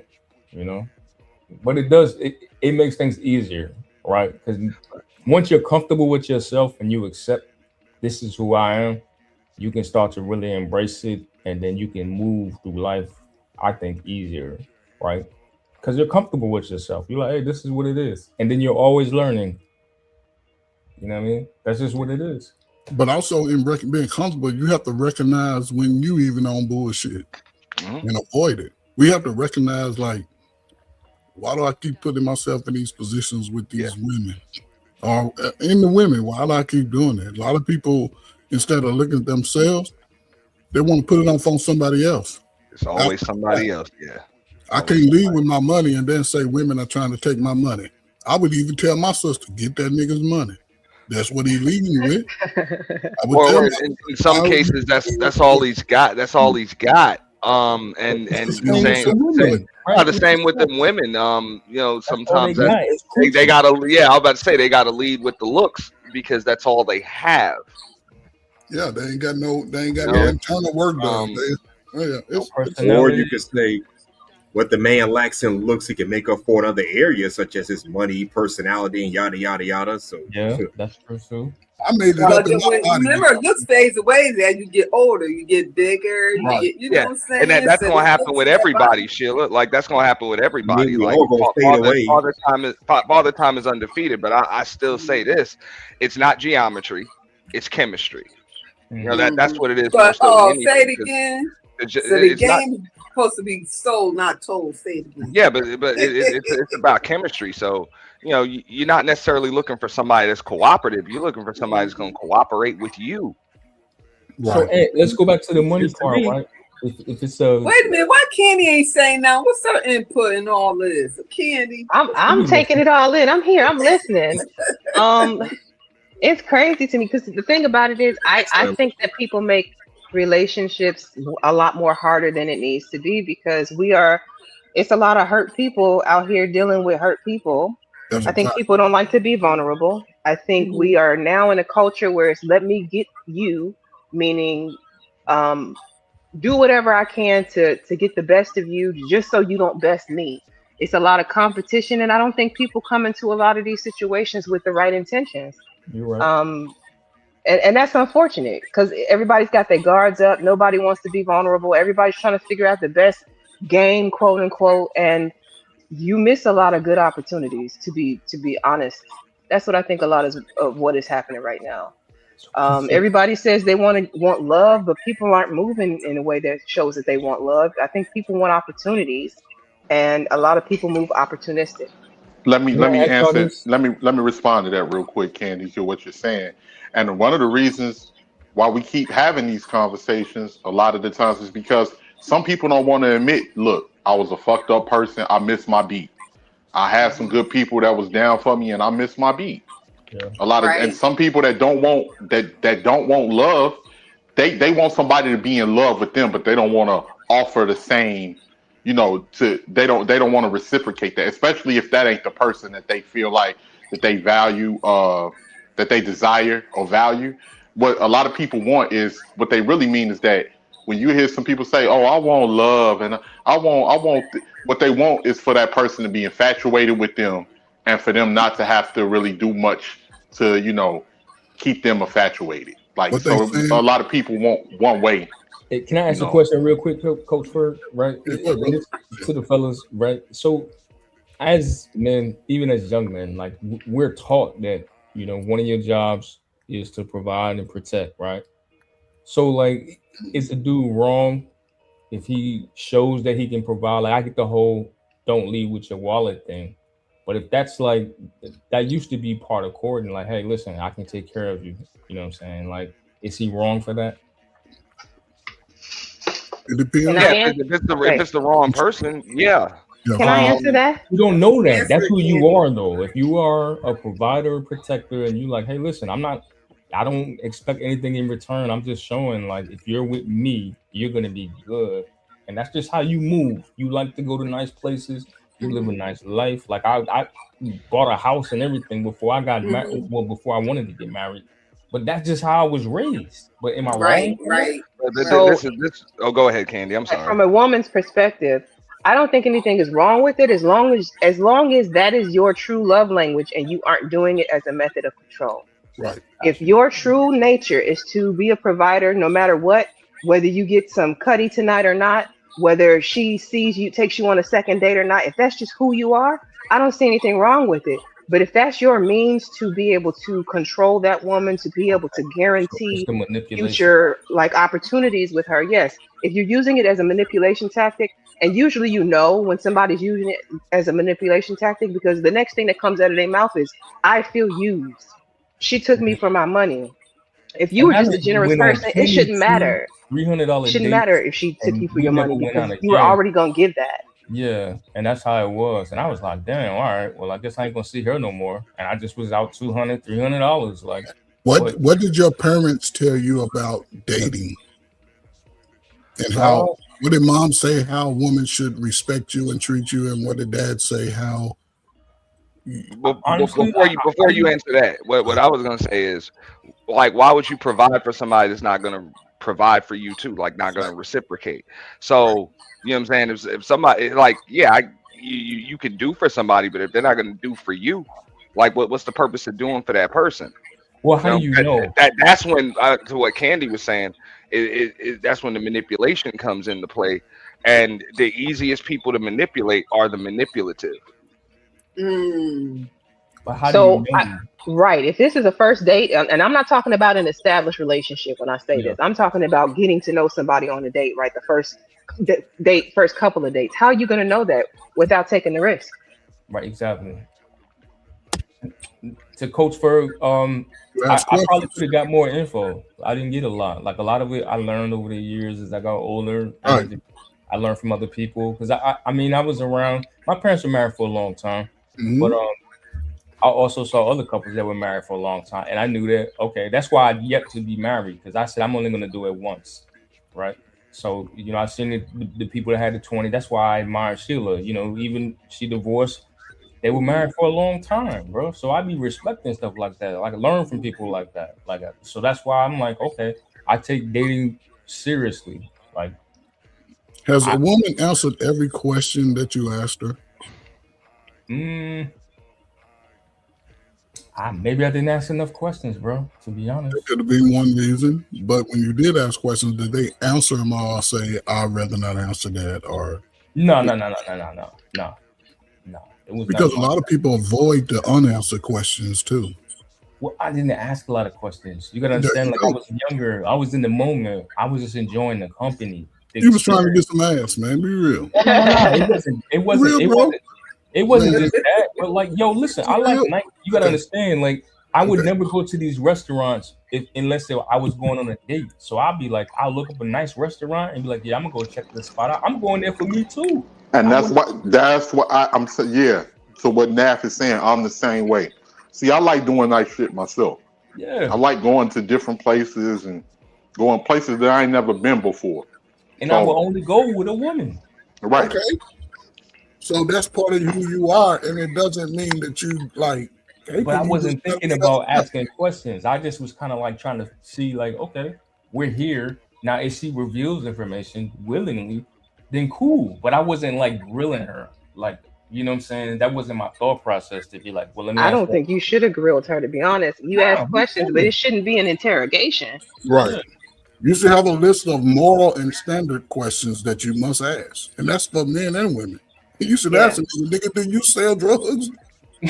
I ain't gonna answer that. Okay. Well, if he sell drugs, don't be surprised. when Do I hear you like guys to go in?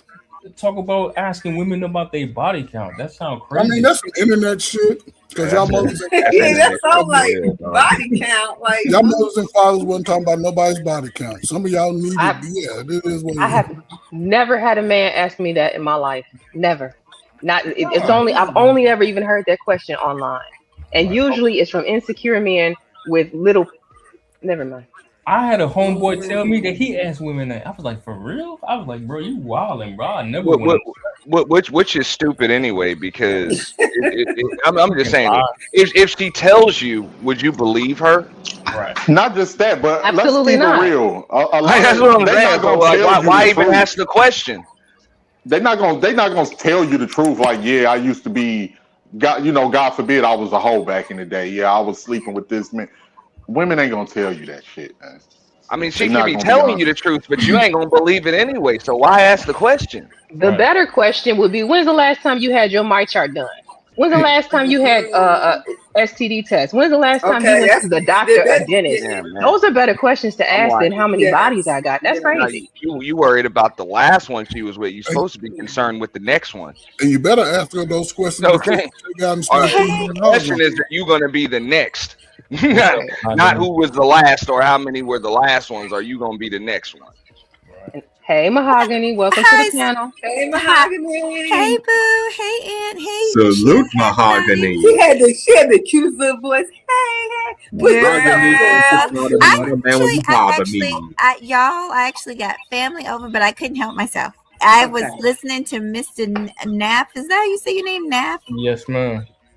And I just want to say this. It's really weird because I've been out of the dating game for many years. And I will say, a part of me feels kind of sorry for the newer generation. I just want to say a couple things. I'm not even going to be long because my family's downstairs waiting on me, but I was listening to y'all up here. Let me just say this. I think people make it so much harder than it has to be. When you go on a date, and I've been on plenty back in my day, honey, but when you go on a date, it really should be relaxed. It should not be a thing where it just should be in a relaxed environment for everybody involved. Those are those dates, those type of dates tend to be the best dates, and that's where the connection, because you're looking for a connection. Asking the questions about body count and stuff, that's absolutely, like, totally inappropriate. I'm not talking about you right now. I'm just saying in general, because that's something they've been talking about in this space for years, and all that, especially on the first date. Like, I've been on dates with men, and the moment they ask me about my favorite sexual position or any of that nonsense, I'm done. I'm What? done with your ass, because I know right off the rip where your mind is, and you should be getting Really? to know. You know what? You should Yeah. be getting to know me. This is What our the first date. A lot of niggas So, like that. and these are things that I've talked about for years and years. Just things that women should look for. Um, there's a lot of things, like, I grew up very old school from the South, and I know how I should be treated. I know how I should be treated. And I think a lot of the issue is people they just not sure their roles. They're not sure how to treat. They're not sure how to receive. Because just like there's a way a man should be treating a woman, there's a way a woman should in return receive things. Man opens the door for you. When he walks around, you turn around and open the door for him. The man opens the door for you, you say thank you. The simple things that you would think people have a common sense enough to do, but it just seems like it's gone out the window. People aren't teaching the kids. I don't know what's going on, but dating should not be this hard. And I just want to add a little bit without being too long-winded. Brother, don't worry. Like, I was in a marriage for over 13 years, and guess what? It ended in divorce, and guess what? He not dead, and neither am I. And guess what? And guess what? Just That's like Sheila's told you, me and this man closer than most, honey. We talk almost every day about different things. As a matter of fact, long after the divorce, he ended up having to have a surgery. Guess who couch he was sleeping on? No. His yours. wife. His wife. When I needed car issues and stuff, guess who helped me out? Your So husband. it's not all this thing where we have to do, like, I feel like people think the worst. Like, just get out there and do it. Who don't You know worry, what? think so Can, hard about what's going to happen at the end. Step out. Just step out and do it. can I I add to that, appreciate it. Mahogany? Can I add to Sure. that real quick? The Sure. thing is, a lot of people, like I was just saying earlier, the people that a lot of these people are influenced by, this is who they're getting accused from. Because just hearing you and Miss Sheila E speak, I love to hear from women that was actually married, that actually went through certain things, and went through a marriage and different things like that, because I hold more value to their word. But it's too many people out here that's entitled, they selfish. Like, I was watching the video, what's her name? Drea Nicole, Drea Nicole and Lex P from Poor Minds, where she was just saying, like, she was like, well, and I thought about it, and I'm ready to get married now. And when you hear people even say that, like, when I hear something come from her like that, what you're saying is you're ready to get married for you. You're not even thinking about the person that you're marrying. You're not thinking about what they may want. Only thing you're thinking about is that you want a wedding for you. That's selfish and entitled. And then on top of that, you don't know how to be a wife. And the type of dudes that you may want to marry you, the dudes that you're used to chasing after, them ain't the type of dudes that's built for no marriage. And that's what I'm talking about. A lot of people, So, they go ahead, Coach Fur. this is why do people pay attention to those people who are showing a behavior worse than damn near selling drugs? Well, what I'm saying is those people that are doing that paying attention, those people have the most influence on the youth. They have But a lot of They they they seem to have the have, most influence on the youth. Not but they that seem white. to have more Wait. Let me just influence say this, than Coach Fur. adults. You see how crazy things are right now, and what do you think? A lot of people is getting this misinformation. Just think about how things took such a drastic turn from the 80s into now. Yeah. That's because those are the people that are influencing the youth. So that's why people pay attention to it. That's Because why I you'll said ask some of these kids, you'll be like, where are you even getting this from? Where we're are you getting late. this mindset from? Can I answer We a just now question? speaking up. That's why. Bronzebird asked, why did they get married? Well, we got married because we loved each other, but we grew apart through the years. We were together over 13 years. And that happens. And then also, when the arguments and stuff were getting too bad, I felt like was affecting my child. So that's why we got divorced. And now that we don't live together, we get along like besties because we're not always up under each other. So I just wanted to answer that question. You But got you guys, some. I'm loving it. But again, Go to Candy, your I want family. you to know that I was here, but I do have company, so I'll just All right, listen. Mahogany. Salute to your All family. right, bye, bye, y'all. All Bye. right. Thanks, Mahogany. Good night. Thank you. Good night. Thank So I you. got a similar situation. I was Salute to dating. mahogany. She ended up hooking up with some other dude. I think they're still together now. They got twins, but we're friends. We've been friends probably like now, like almost like 10 years later. You know what I mean? Yeah, Like she and, was. and Go ahead. but just the whole, and this is the thing, people act like when people leave us, they ain't supposed to go on and have success. Every woman I used to date, I'd be like, look, we ain't together. I hope you go on and find whoever you're looking for. They can make you that person you. I didn't walk around with, oh, you left me. That's Right. the thing. My No, I parents, get it. I don't bring feelings to people. Well, let me clarify, right? When I come to the world, I leave my feelings in my house Yeah. with my family. They the only people you want to see me crash out. Let my son tell me he became a bad baby daddy. That's all I'm gonna complain about. What the hell? You didn't listen. You're right. But when it comes to other people and the lives of every one of y'all, people, I guess I can learn from each one of y'all. Like It what? doesn't matter. Just an experience like, ooh, I wouldn't want to go through that experience. Or being older, there's certain experiences I wouldn't put myself through again. Yeah. Right. I'm Right. not gonna be like, oh man, you know what I'm saying? I talk to my son often, and he's seeing like, man, Dad, women my age, they lean with what can you do for me? Hmm. I'm letting them know, don't fall victim to it, because at some point they're going to mature. Yeah. Right. But you don't run back to them, because there's a large number of young women who are single that ain't out here running around, but they don't get seen because the ones that want to be seen, they always showing y'all they monkey, they breast, they want to be seen, and y'all love it. Like, oh my God. But the girl that covered up, you like, oh man, she boring. She ain't That this, is but true. the one to be the straight That's big closet. turtlenecks. I'll cover up a lot. My sister and them used to get on me But about here's the that. thing. Here's the thing, like from what I've seen, men, it don't even matter if you cover up. If you somewhat attractive, men don't give a damn if you covered up or not. Yeah, you If you fine. look good, they don't care if you a librarian with glasses on. If you look decent, he gonna holler. But do Now you it think men depends. are going? 18, I want to ask you this question. You think men are going off of face look alone or that body? Well, they going off, but Both. that's what's because that's they going off of both. But You that's can't what's see shoved both in if our it's covered up. faces, Just a You little bit can't huh? see closer both. to the You can't face. see both if it's covered up. You can see But that ass in them sweatpants. What are you if we talking No, gonna about? be honest, come on, y'all. Now, let's not make it sound like every man who approaches a woman or hollers at a woman has good intentions for that woman. I can't let y'all do that. No, that's true. I No, can't no, let no, y'all that's do No, that. true. We we didn't I'm say say talking that. men about tend no, to no, I no. want agree. I that. agree. I agree. I'm talking about for men that got my type Some of niggas want mindset. to fucking Right, right, flee. I'm right. not. Yeah. I I'm can't thinking speak too. about. I can't Right. speak about Can't the speak for no them. good trifling ass men out here. Yeah. They just I'm want to talking smash. about. Yeah, I'm talking about. Because truth be told, neither one of them got the best intentions.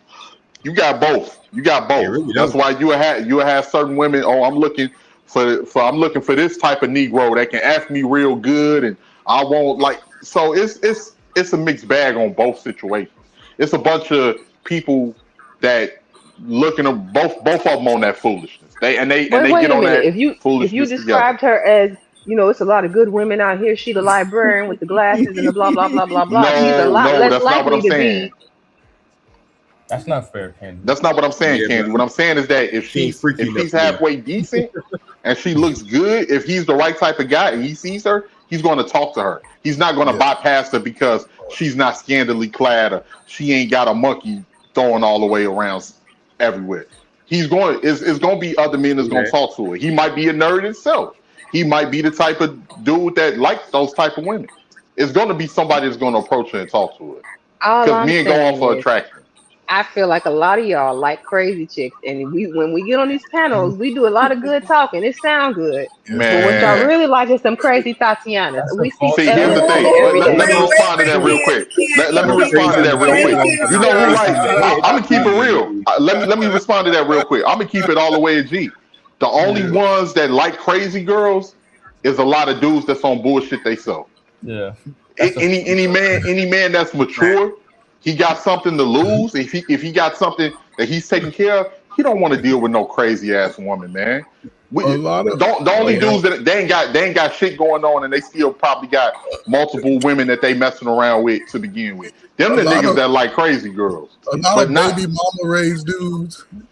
They Yes, they liked it because they saw their mama doing it. They used to their mama cursing them out. They used to their mama telling them, "Get your ass up and do it." Like that's why they made like that. Any man that's a man and he was raised by men, you ain't about to be talking to me crazy like that. Just like I'm not gonna talk to you crazy like that. So we have to differentiate between the two. Just like we can differentiate between certain women, we got to differentiate between certain men. And it's certain and women that's on bullshit. It's certain type of men that they looking for. I'm looking for the nigga that's on bullshit too, because I'm on bullshit. So we have to distinct the two.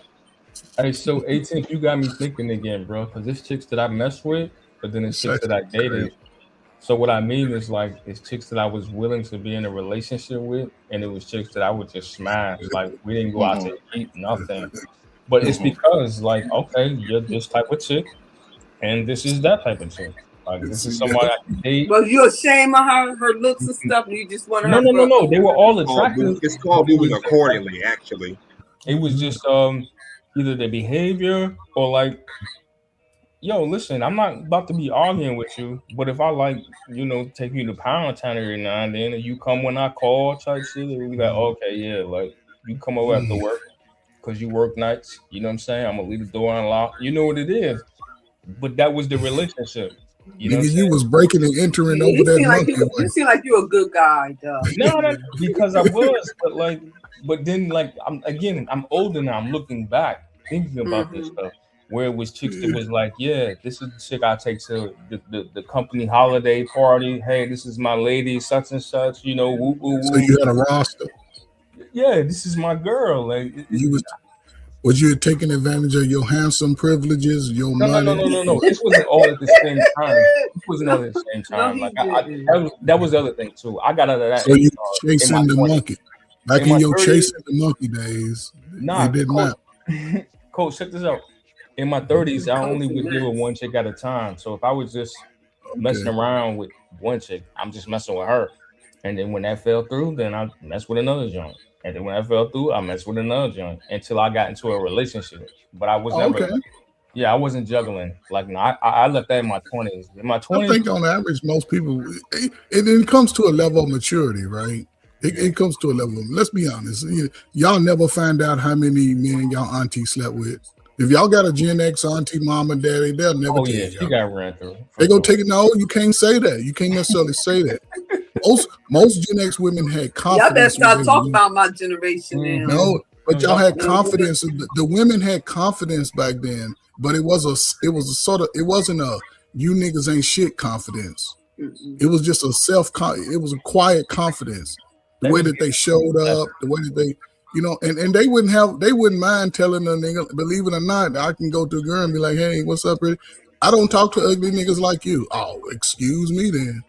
I didn't have to go really? You had girls saying that? But I'm being facetious when I say that, right? I took advantage of my...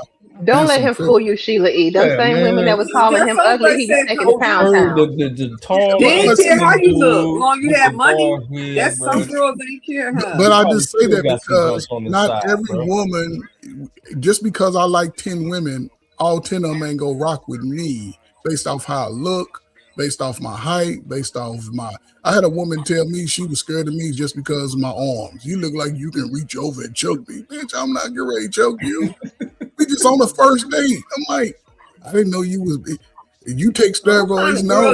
That was her trauma speaking. That mean that last Negro or a couple of Negroes had put his arms But around her again, neck. That's what that was. I dated millionaires who had all the money you can ever want. Bubble bath city, flying you out. That's right. But they Now was that's missing. sidetrack. Men's always trying to throw their money at me. I don't like that. And if some older and much younger than I don't like that.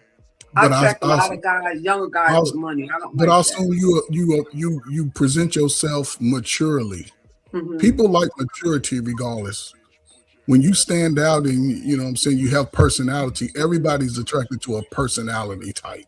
I tried to get Sheila to fly me out a couple years ago. She wasn't with it. You may be too young now. If it was a Gen X, She wasn't with it. Yo. I said 60 and up. See what I'm saying? You gotta be in her peer group. We focus on our peer group. My wife is you crash out niggas. Then she get to cooking for you and pay a little bill. Now you stalking them.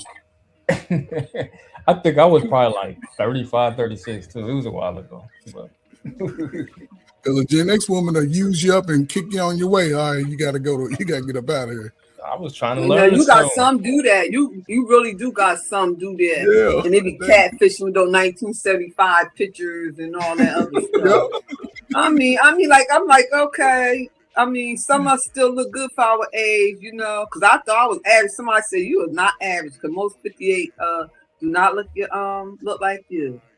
No, that's one thing I can say, Sheila. I did see you. I think did you came up at the purge too? Uh-huh. I saw you when you came up. I came down. Yeah. I saw, and I said Sheila takes good care of herself. You can tell that this is a woman who, in her older age, never gave up on herself. Hold on, let me big screen you. Hold on. What she got in the picture? Get that monkey out the picture. You can see in those jeans. They are jeans. Because back then I was like 125. Yeah. Yeah, that was in those jeans. What we talking about? And she got that 90s look, that old school 90s look. Absolutely. Mary J. Blige. That's what Boston and we say. Blige, 57. She Gen X too. Yeah, I've been around too long. I think Sheila was like out to my Gen Xers. Early 50s. Yeah, I was. Yeah. Y'all ran since millennial school. What you say, H&M? I can barely hear you. What you say? I said Gen Xers ran so millennials could walk. Yeah. Hey, H&M, I know you was on the field though. Yeah, half y'all niggas still crawling out there. The women's is mistreated me, mom. Nah, you got. Hey, Coach Ferg, you got to stop downplaying the millennial brothers, man. I listen to you complain about women every day of the week. First off, whoa. Okay. Let's nip this in the bud real quick. First off, I'm not complaining. I call out the women's behavior. You call them out. Because you have women they're complaining about certain men that they can't get. And then it's certain and that's what really a lot of the complaining come from. And I'm not trying to gender ban Candy. Lord knows I'm not. Yeah. But that's where a lot of men are responding to it. I just call out the negative behavior. That's a turnoff to me. At least men that's about something. I can't speak for every Negro. I'm just one Negro. But for people that's about something, I just call it out, and I ain't complaining. I ain't never had no problem getting no one.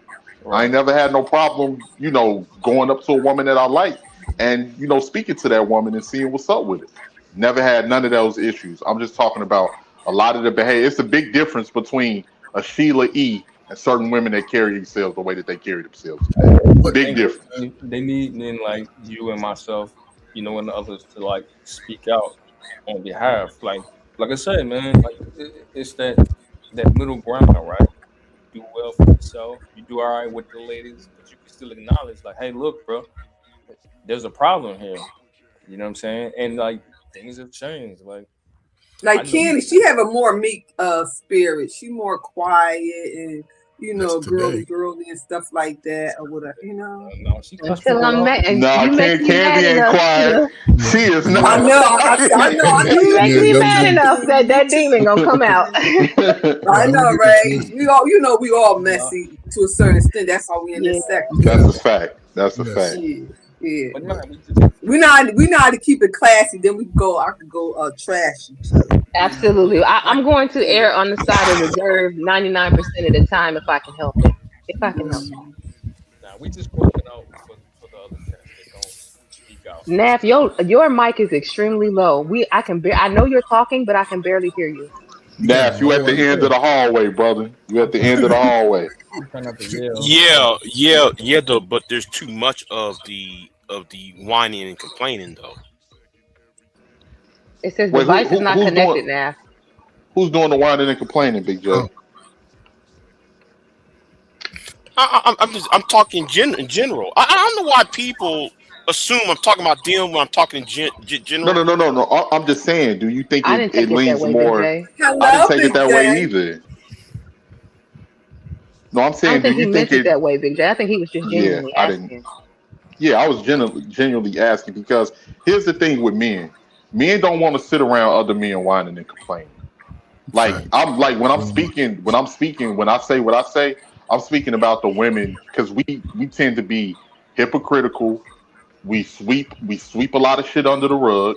We don't want to really address the issues that Hmm. we have out here that's really keeping a lot of people single.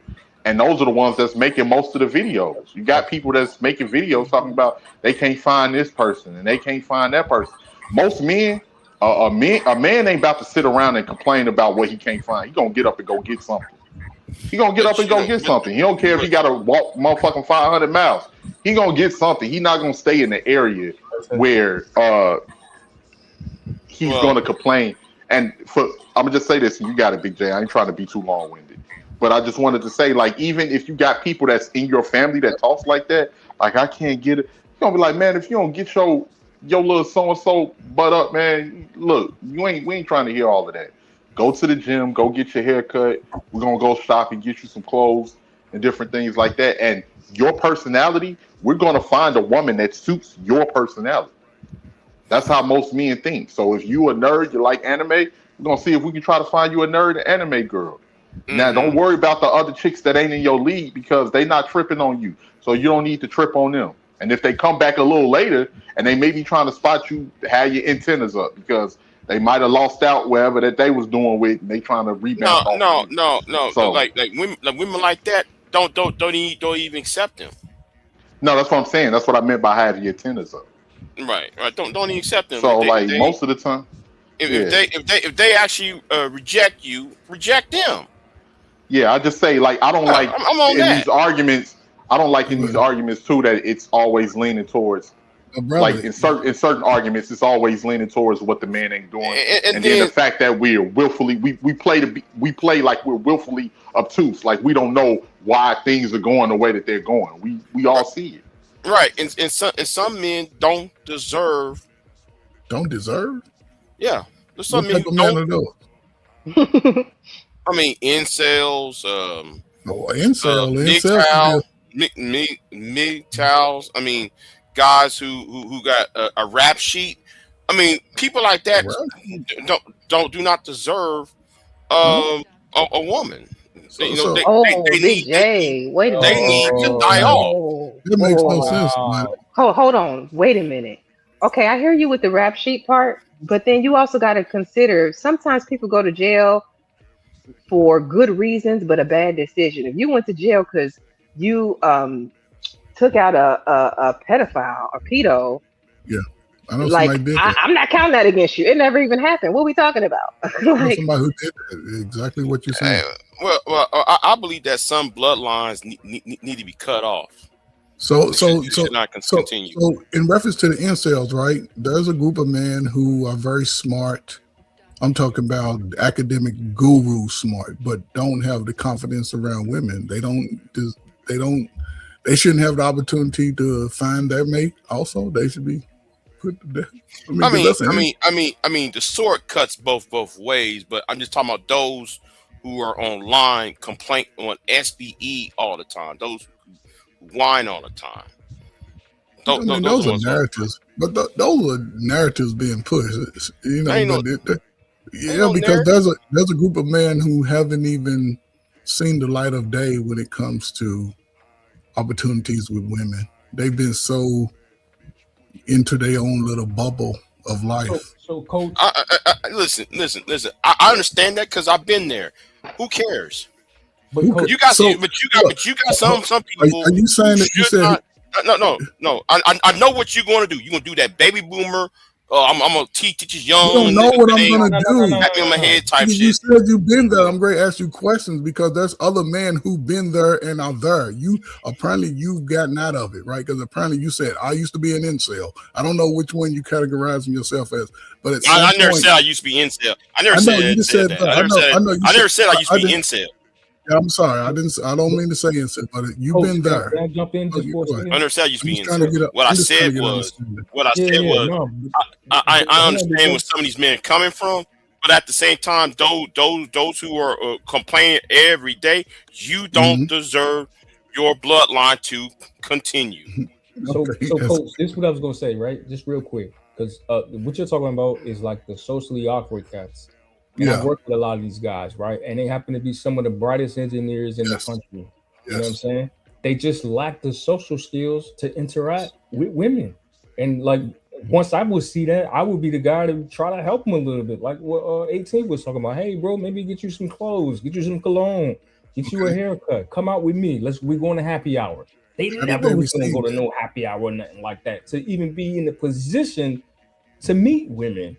And then, they might meet somebody and get married or get a girlfriend or something like that. It's opportunity. But to say that they don't deserve to even, that sounds crazy. That sounds crazy, though. Yeah, that's what I was trying and a lot of the times, too, if you take them with you, they're not going to be, oh, I'm scared. They're not going to do all of that, man. You're going to say, look, man, if you're a little awkward, I'm here with you. Go over there, go talk to her, bro. I'm going to wait right here in the wing. If you need me to come up and be your wingman, we're gonna go up there and we'll talk to them together. Most of the men ain't doing that, but I'm sorry, go ahead. I didn't mean to cut you off. No, I was just gonna say, Candy, but a lot of the times too, what has stopped a lot of men from actually talking to certain women, because if these boys wasn't raised up, like women cutting them down. Like if they go up, hey, excuse me, why the hell you coming up here trying to talk to me, or like trying to play them in front of their little girlfriends and shit. That'll stop a lot of men from even wanting to approach certain women. 18, y'all niggas been getting turned down by the girls since elementary school. Why we act like? But a lot that's what I'm saying, Coach Ferg. You stuck in a certain era. This new generation today. Pro tip: teach your sons to holler at that girl when she's solo dolo versus going up to her in the group. He has much better chances. Right. And wait, Candy. Why he got much better chances? Because a lot of the girlfriends are haters, and a lot of them. Ask me and then answer for me. Okay, I'm sorry. Go ahead. I'm sorry. Go ahead. I can be honest. I was just about to say, because a lot of the times, what I have seen in some of these groups is if the girls' friends are not getting hollered at, and that girl is, there will be some hate that comes into play. Right. I mean, you even had a content creator on here admit to the fact that when she was in college, she used to be that hater friend. She would turn around and be with her homegirls and convince the homegirl if she was talking to a guy, like if a guy walks up and approaches, oh girl, don't talk to him, he's ugly. And I suspect that, once she's convinced her homegirl, I'm guessing this girl was like more of a follower. I can't even see you telling me that a man that I thought was attractive was ugly, and I'm going like, what kind of brain dead bird brains are you hanging out with? Right. But okay, cool. You convinced them, you convinced them, and then now these girls are listening to you. Yes. And then I suspect the part that she left out of the story was as soon as them homegirls turned their back, she ran over to that man to get the information. Yes. Can I say something too? I'm gonna be honest. Go ahead. Even though I am the president of the sisterhood, but majority of the women who really got bitterness towards the guys, they're not that attractive. Yeah. And I'm keeping it real. Because They y'all don't got to accept they remember, ugly. we don't choose the guy chooses us. So a lot of them Right. bitter because they have not been chosen, they have not been Right. married, and a lot of stuff. So you have a lot of women too hating on the guys, mad at the Yes. guys. And that's why I asked the question earlier. Do you accept your ugly?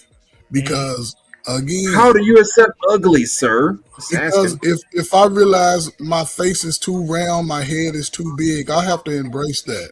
And Speak for and this is why yourself. I love being around my friends when we was coming up. We will let you know, hey man, when you go over, she might turn your ass down. So Yeah. don't be surprised if she tell you get away from her. That's why you go approach a girl by herself, solo dolo. Catch Yes, her at the bar, catch her. she Don't be still creepy might about it, turn but you catch her solo. You have a much down. better chance. That's what I'll be Yes, doing. Shit. but she might Or turn you. if she got some homegirls with her, you got to approach me first, and then I can talk to you and your homegirls, Oh, and see, have I to just be a don't know mini how to do it, man. Just compliment them all. Find the ugliest one and tell her how Yeah, that's she's advanced pretty. level I though. don't I do don't all think that nobody bullshit, but ugly. okay, They could I be get what I'm you're just saying. unattractive. saying. I can say But you ugly. said unattractive. I use that word just to make it Okay, neutral. yeah, because Yeah, you can have some not that I talk to all of them. attractive, but they Shit. have a beautiful spirit. no, But I grew it's up on sad when you're saying not. ugly. They call them mean girl spirit. You're not attractive and you mean too. see, I mean, Yeah. but women placate the feelings Don't of be other cock women blocking, when they okay? call them unattractive. But when a woman speaking to a nigga, she gonna call him ugly. Let's be real. I know. I But don't. you I don't know, call guys ugly. but like there are two sides of the coin on this, right? Now I know what I just said earlier, and some people think I'm being hypocritical, but I look at things. There's two sides of this, right? There are men who like big women, but they don't want to date big women because they're trying to impress the other niggas in the room. And Or, or, that's or why I let, said earlier, it doesn't matter what size she is because I see a lot of big girls. They have a sweet spirit, and then like the guys act like they're ashamed of them. Or right. majority of big girls, the guys that come and see them 1 or 2 o'clock at night because you want a guy. She got 4 or 5 kids, but I never see her with nobody. Stuff like that. Guys do too. Right, because it's both sides of this. Because some Yeah. men are single, some men are single because they trying to impress other niggas. Well, I got the baddest bitch. Or I got the Mm-hmm. baddest, this, that, and third. When man, but you like Kim, and Kim is like a 5 or a 6, trying to get a 9 or 10 with I don't know with Rebecca, when you got Kim right there, bro. All you gotta do just accept who you like and move on. You don't have to But impress these it's niggas. Like you ain't fucking and sucking these niggas. You fucking sucking her. but is Kim really a 5 or 6, or is she a 10 to you and you downplaying her Just because saying. of society? You just chill. Yeah. Kenny So, said, so "What Yeah, you that's say, different. Kenny?" Well, But I that's said, maybe is Kim really a 5 or 6, or you just downplaying her because of society? Because if you want Right, Kim and she's right, the one who right. gets your thing hard, well, she can't be no 5 or 6. if she's a wait, hold on, is this that? Bro, that's true. He Yep. be her. They talk that manosphere stuff because they be right. all being They they be in the DMs. Yeah, all in the DM. Big All J in too. He be yeah. talking that John. He be in a But lot of now, girls. Big J, we talked about this earlier. These are people that aren't comfortable with themselves. That's Mm-hmm. why they looking to impress other people. Right. You know what I mean? So I Man can. living to But impress other men is a weak man. I don't want to be seen with. I don't want to be seen with old girl or Yeah, man, they that happens see to most of everybody's us. in love with the image. Man, Everybody's we in all love with got that image.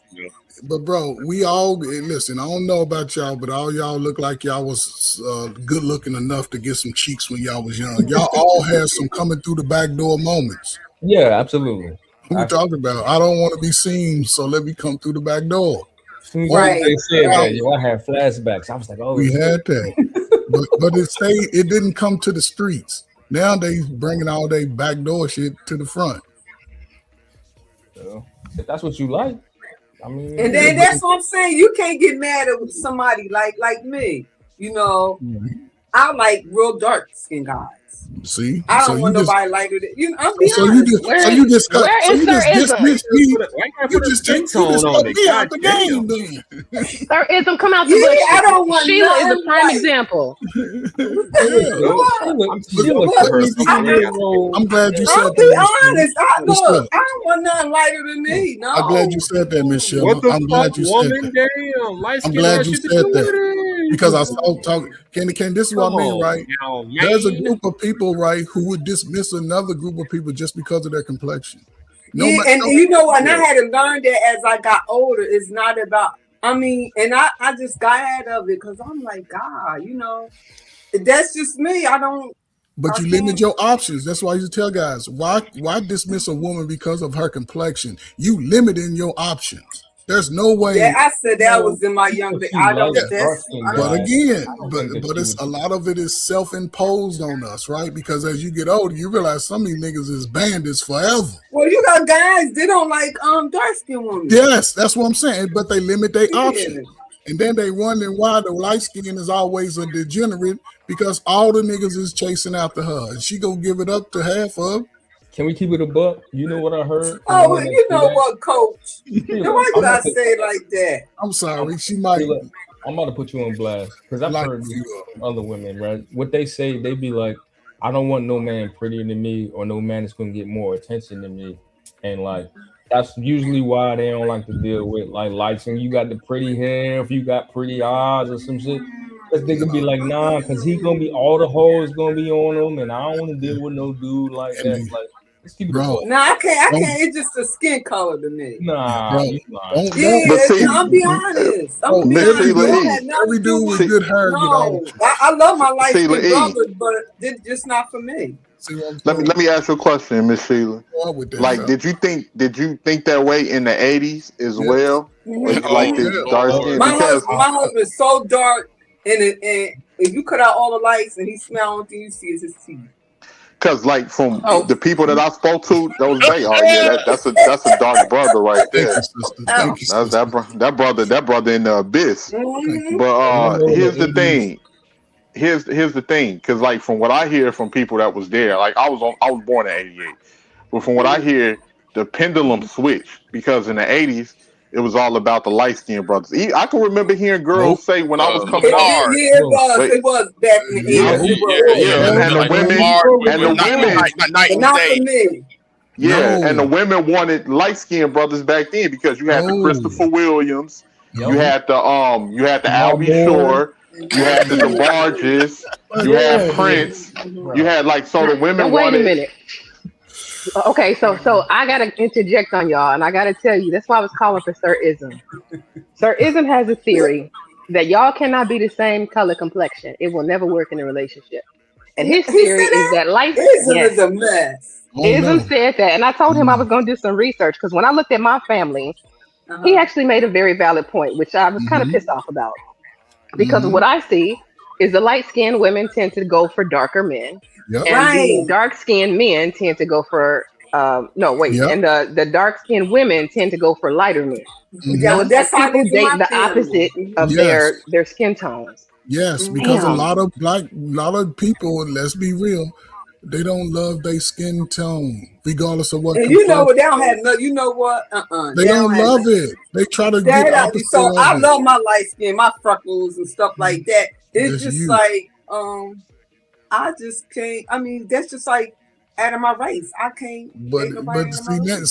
see how y'all dismiss us light No, skinned because brothers. I have no. We just keeping it real. I We know can't. I that. can't keep it real on the No, people. That's I'm glad you said what you said, Mhm. right? Because I've been saying it all the time, right? People tend to get when and this is for me. Reason my mother was brown skinned, my wife is darker than both the women up here, probably like that avatar up in the corner. And that's my and I understood when I was dating, not every woman liked the light skinned guy. So they cut my opportunities in half. So Oh, within that's where no, listen though. that's why you getting offended because Hold you up. light When I skin. no, when I was younger, when I was a teen, but as I got to be a grown man, it didn't matter what complexion she was, they was going. Yeah.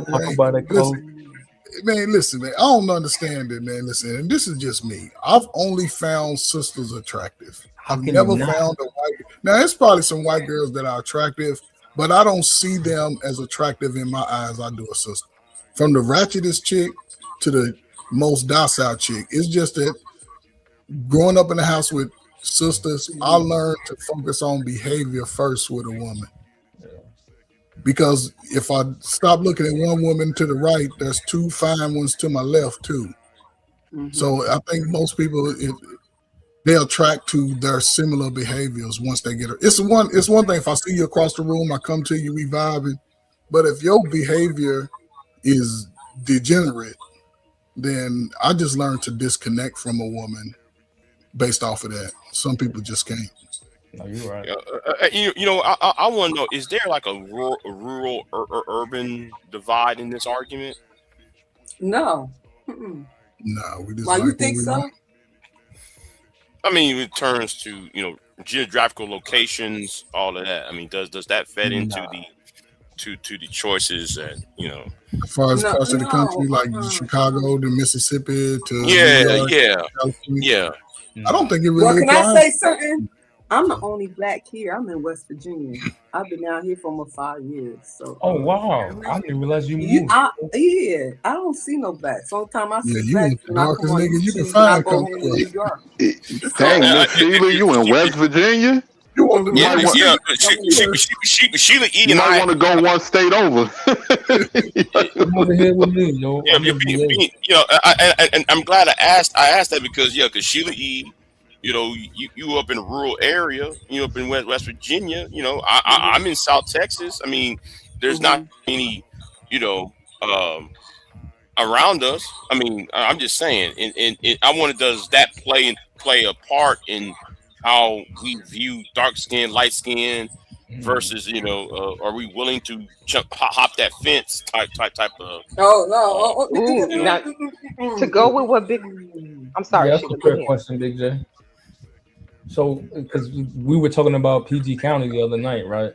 Well, you were talking about it, and that's one of them things. I happen to be in Northern Virginia area, so it's a little more diverse. But I also live in PG County, and you're right. Like it's if you're surrounded by predominantly black, then that's what you're gonna be accustomed to, right? That's how you date. That's who's gonna be your friend group.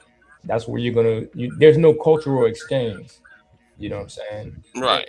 And to go with Big J's question, Don Gordito made a point here. He said when he lived in the South, they considered him light skinned.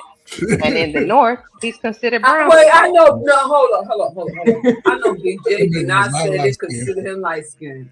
No, Don Gordito said.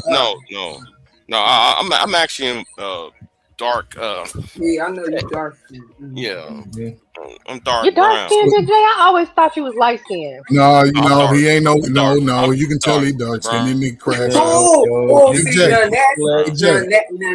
was a nice coach. Now, why you say that? First of all, Big J, I said I don't mean it. I say it out of love. But the question I do want to ask you is, do you accept your ugly?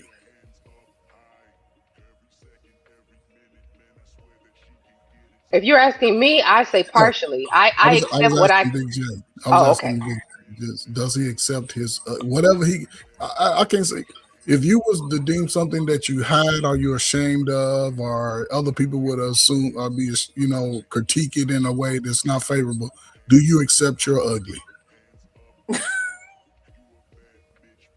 Why do you keep on bringing up this? I don't think y'all understand how powerful that question is. Yeah.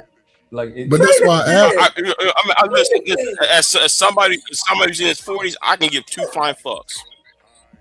That's how I don't think he means your physical ugly, although that can be part of it, Big J. I think he's saying, have you made peace personality with is that you don't love? Who you are, have you made peace with who you are? Everything in totality. You're not gonna get no taller. Your meat's not gonna get no bigger. I mean, you're going to have you're forced to make peace. You're forced to be. You're forced to make peace. That's not true. Everybody doesn't.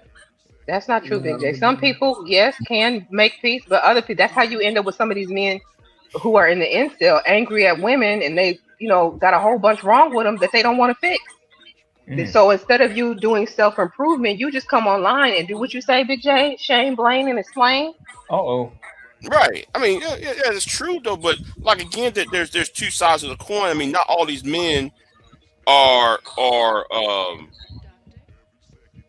I understand some of these men why they're saying that, because it takes two. Because some men get tired of running into women who got expectations, and they can't meet these unrealistic expectations. Yeah. But I think some expectations can be unrealistic. Like if you a short king, you're not gonna grow 3 feet, and be six whatever, right? However, if you are severely overweight, you can lose some weight. If you Right. got the Right, George right. Jefferson going on, you can cut that off or go get a hair transplant. You don't have to do the in between. right, and Have if y'all I'm seen half of these Improvement. guys who argumenting and stuff about these women? Half of them don't get no haircuts. This shirt, they look dingy looking. I mean, like, and then the brotherhood, they got the food stamp brother. So he complained. He said he getting all the women. And So the reality is, just be the best possible version of yourself. That's yes, it. that's That's it. it. Because even though I'm five, look, and I'm not You saying know, me personally, but if my son, he's 5'7", I just keep telling him. And can you say something too? It's that's funny. still not short 5'7". Be listen, dude. Be the king of the 5'7s. Focus on the women that's 5'7" and between 5'7" and 5 foot. Stop trying to get it 5'7" six foot not now. short for me, maybe because I'm Right. I'm just 5'6". saying though, no, it don't doesn't have work. unrealistic Okay. expectations. Ain't no woman gonna look down at no nigga and talking about kiss me. It ain't happening. It ain't happening. There are some tall women that Hey, go there's after some shorter bosses men. out here, bro. Yeah, Okay, I mean, but they far and yeah, few between. You're not gonna if you You're right. lined up 1,000 sisters and said this is available short 5'6", 995 of them be like, nah, pass. Now, coach, if we're gonna be honest, there is I a don't great think 5'7" equalizer, and that is called No resources. If But you you resources. got ain't a got short no. king who has, like, you look at some of these actors who are short, you got the Yes, Tom Cruise of the world. Yep. I think yes, Tom Cruise lies about his height. If I'm not mistaken, he's like five something, like low yes. five, five He like four, five he seven. probably Yeah, but 5'8". he looks short. Yeah, They he he probably make him five look eight. big in pictures. They make him look Nah, tiny. Right. Well, he who's wear gonna the turn little down dating Tom Cruise, insert in right? his His sleeves money, and his all that status. shit. There are equalizers that make up. So basically, if you don't have the height, if you know you have come with quote unquote deficiencies, and I don't think that's a deficiency, then you got to be dope in other areas and let that be what you lean into. And I'm not saying lead with your money. I'm saying have other things going for you because height ain't it. But let's even be living reality because most men are not movie stars, actors. Most men are average height, They are. regular working dudes. Yeah. But the problem is the how the patriarchal system works in 21st century is where the image of the man has to be 6 foot, six pack, six figures, That's and women not coming true. out I wish here. y'all would stop saying that. I hear Oh, women say that and come online, but the reality is most of us have not dated the 666. Most, I mean, Right. we have in some ways, but like if you look around at the husbands that women do settle down with, it don't be them. My Right. You might husband's have and, slept five and, with you know, him, or he and we probably They and we really and, don't, honestly. and it's like a lot of women wants the complete package I am the complete out the What gate. package? What package? that package, the height, the money, The height, and the the money, all of internet that. package. Most women want Yeah, the internet package. the I internet. also want a millionaire, but I live in reality. Like, come on now. Okay. Yeah. But here's the thing with women. Well, Through that.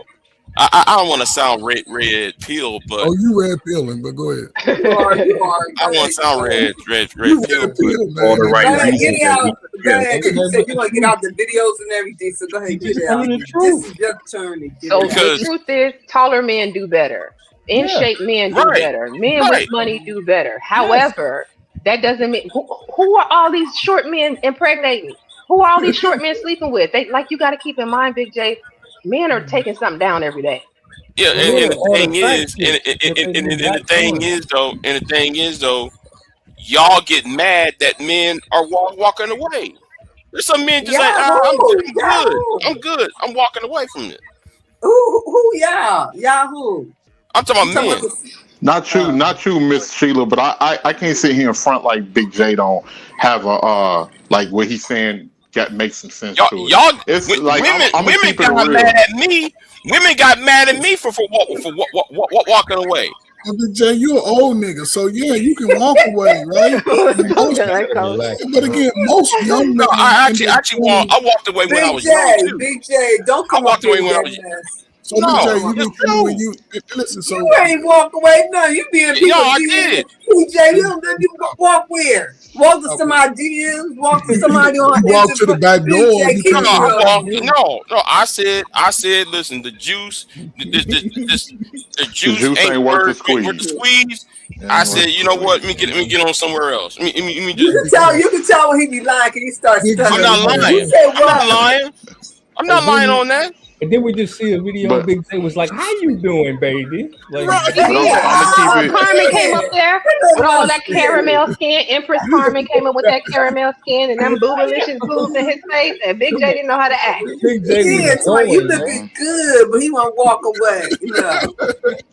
You Nah, want to but walk. You to want to walk. to He add just to what he became was more distant. saying, it is like some it is like, not the gender bang, but I got to keep it real with what he's saying. No, because we can't. I got to call it out. It's some women that got a lot of unrealistic expectations when it comes to men. They don't know how to. They don't even.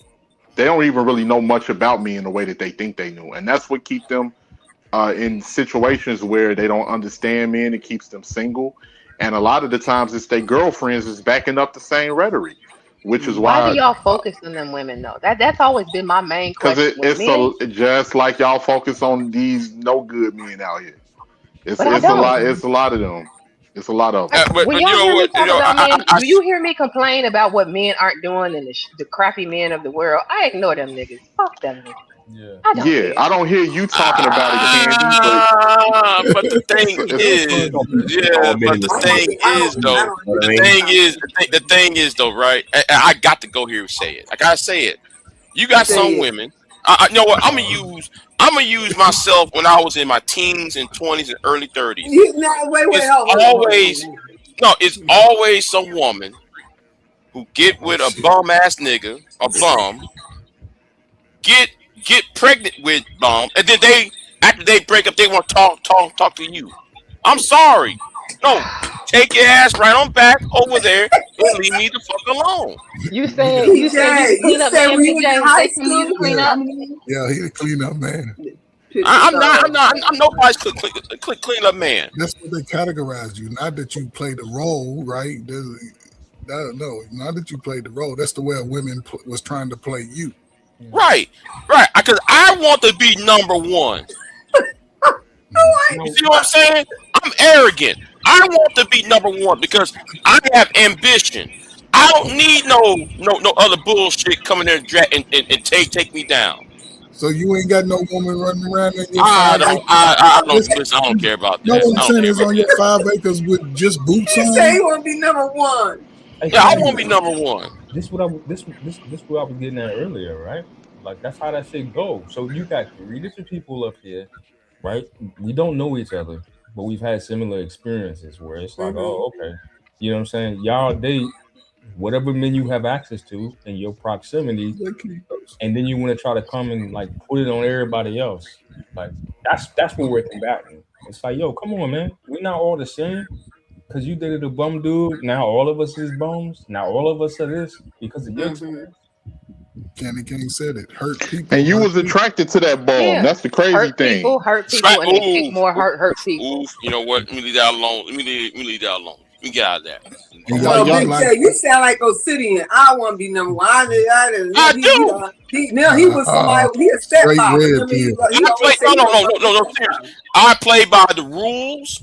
I'm Straight the red only pill. black man that don't have a baby mama problem. I ain't had no teen pregnancy.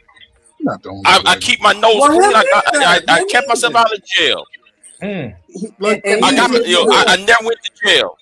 So Big J, you're not the But the only thing brother is, like that. soon Big J no. don't deserve to But get a guess what? woman. I don't care about that. You No, know I'm what? asking though. You know what? Like, I don't deserve anybody.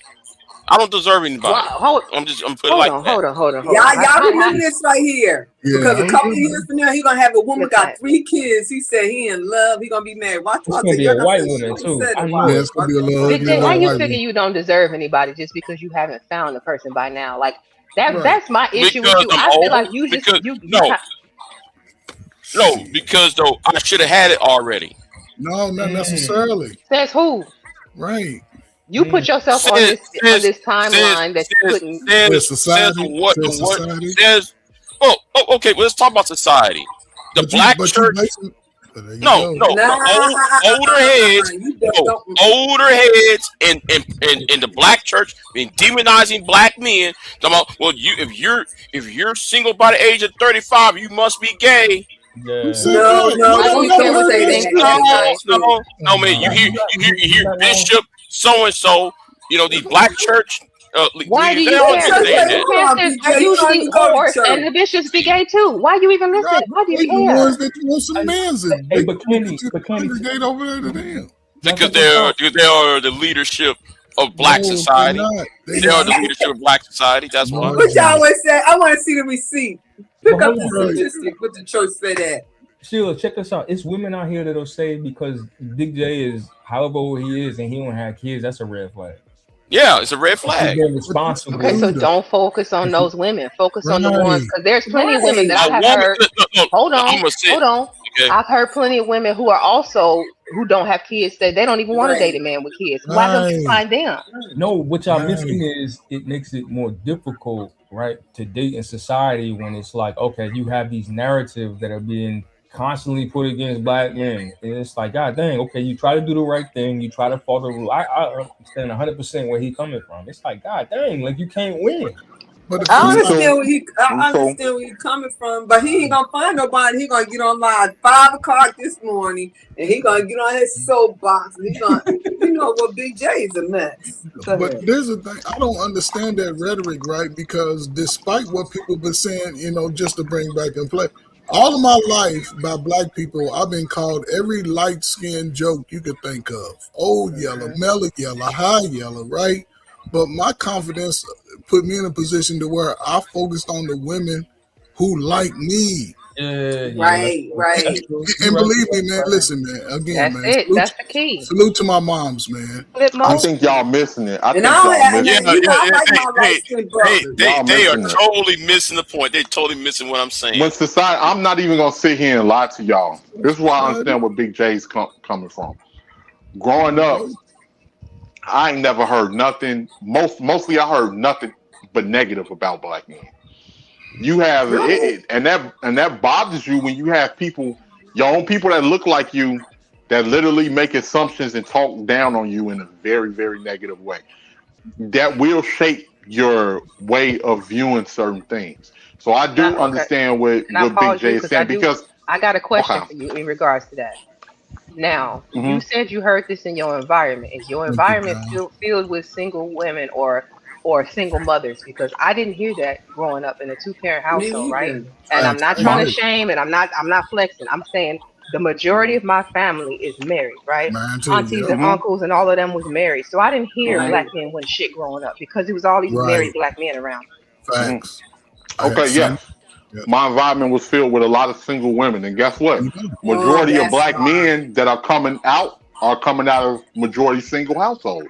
So this Yeah. rhetoric is being spewed To the kid, nationwide. You got to to the remember, young man.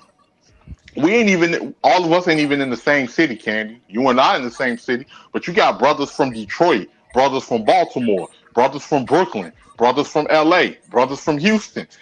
Everybody is not collectively just coming up with the same, you So, know, by, so, by ourselves, especially when we don't know each other and we got different so, experiences. 18, what you're saying is most men have heard that black men ain't nothing from their mamas and aunties and cousins, You right? hear Yes. from your mothers, your aunties. You have women that are involved as authoritative figures in your schools, all types of stuff, where they literally got this. Mm, They kind of it's like this thing where they kind of look down on you, even if they don't say it.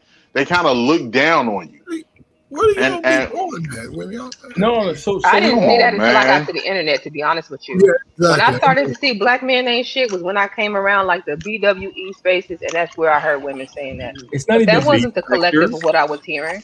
but Candy, it's not even just that. Like there's Cause like all my this. uncles, they educated Oh, and stuff. They got land, and I mean, so Even when you work with Y'all, certain y'all, women, I'm y'all, gonna put it like y'all. this. Let me say this real quick, BJ. Even when you work with certain women, you get that right. aggression, like these, like different. They think they can talk to you any kind of way because they in a position of power a little bit over you, and this is the woman that's supposed to be your sister. A lot of these, and you got like the what was her name? The bell hooks and all of these different people Oh that they Lord. ingrained this mentality in certain women, even in education. That so happens. You'll how have certain serious women. that when a job position with a guy, they want to give it to me instead of Yeah, him. And yeah, you have certain women in yeah. education, Sheila E. I just say this and you got it. You have like I done heard certain women say, "Oh, the black community is just women and the children," and So it's like AC, a tug of war for power. So we can't act like this is all in a lot of brothers' heads. This stuff has AC, been going on and it's been going on for a while. I mean, AC. See, it Before may not be everybody. I want It to may not say, be everybody's situation. It may not be before everybody's Kevin passed, situation, but guess what? It happens, believe it or not. Some see it, some don't, but we can't like it don't fucking exist. Just saying. But go ahead. It do exist yo, in listen, politics. I mean, they were setting up laws that, and I ain't like it because we had our black women and our Puerto Rican women. This setting up laws against black and brown, and they ain't saying nothing. I was the only one who was saying something. Who that gonna affect? You know what I'm saying? So the end of the day is we had a lot of black sisters and brothers in the seats, and they ain't say nothing. so before Kevin passed, may he rest in peace. And y'all can agree or disagree, but he said that there was a like an underlying tone of contempt that the black woman had for black men. And again, I ain't trying to be a no gender bang and stuff, but it kind of like pointed it out. You start to see it in the workplace. You know what I'm saying? Like I said, working in DC, you kind of see it. You learn to ignore it. You know what I mean? You get along to get along. It just is what it is. And then and, obviously, as the online platforms continue to manifest, it starts to now we see it more. and that's why Hey y'all got to Nav, stop. No, that's why y'all got to stop the SBE. Y'all, I mean, SBE is right. He's why Trump is president. This red pill. The red pill to Trumpism pipeline. That's why I try to tell y'all stop with the SBE bullshit. Because like you putting this energy out here, and now everybody's suffering. You got white boys willing to have a civil war because they can't get laid. Bro, Trump is yeah, president. niggas ain't doing that. Let me just say this real quick. No, but And, and ho- ho- you still, but it's there. But like you have niggas hanging shoulder to shoulder with Rollo Tomasi and them, and they just want civil war because Becky won't give them the pum pum. That's on them. But Big J, Trump is But president. I'm talking about saving Western society. That's all I care about. I'm with Because you. I'm with you. Western society, I mean, come on. But Trump is president because he represented like the last bit of manhood in the Western society, like with all this Yeah. alphabet community yeah, and man. stuff And going you see on. fucked up it is. And you see how he fucked this world up already. It was messed up before It's a him. lot of stuff that he doing behind Okay, the scenes. Iran war. Oh yeah, the war in Iran. We actually violated 26 international treaties. What he did to Venezuela, Iran, and what he trying to do let me up there say in something real quick, Cuba BJ. and Greenland. Okay, Let, yeah, let me say you go something real have it. quick. So, like to what Miss Sheila E, I applaud you. I love you, sister. You like I don't run across a lot of women that I can honestly say like that's a real sister right there. But practically the part that people are ignoring is that a lot of black women in our community, not and I'm not trying to say all, so I don't want people to get upset, anything like that. What I'm saying is that certain black women have been it's systematically structured to go against black men. And we have seen that. See, the thing with the divestors, what they were saying online, they say the quiet part out loud. That's one thing online. People say what they feel. They're not just saying shit just to be saying it. They saying what they actually feel. They just can't say it publicly in life. But when you was hearing this stuff like, oh, white men are better than black men. Black men ain't never built nothing. Black men are the weakest link. They're defeated. All you have to Cynthia You do G's. realize Go some of ahead. those women are telling the truth and they really feel that way, but some of those women are femcells. They are the rejected black women that black men don't want. Go ahead, King. But here's the thing. Here's the thing, Candy. You may be right, but I didn't even hear nobody calling them fence sales, but the men. I ain't hear a lot No, of women no, speaking up against no, them. no, no. Other women have. You wasn't there when it Okay. happened. You wasn't there Okay. during all that. Okay. I could be Yeah, wrong. because one woman over there was let's just say she was making fun of another woman who got great. So yeah, yeah, like you got that going on between the BWE and the big tile women and the divestors. So yeah, they're already they're fractured among themselves right now anyway. They fight among themselves. Because we talk about the funny thing is we talk about Kevin Samuels or a Tommy Sotomayor when they few and far between. A lot of the women that was No, supposedly few the far in Let me finish. between. What are you talking about? Oh my Let me God! finish. Can I Go finish? ahead. Go ahead. Sir, thank you.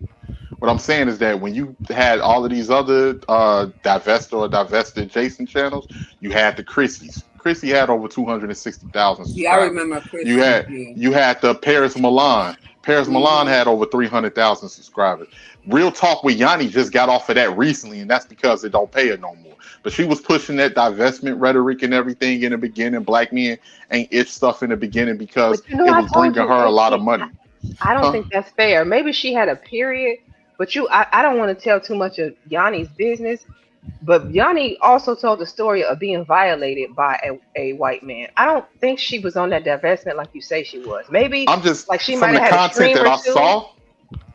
Okay, I'm just saying from the content you got a point, Candy.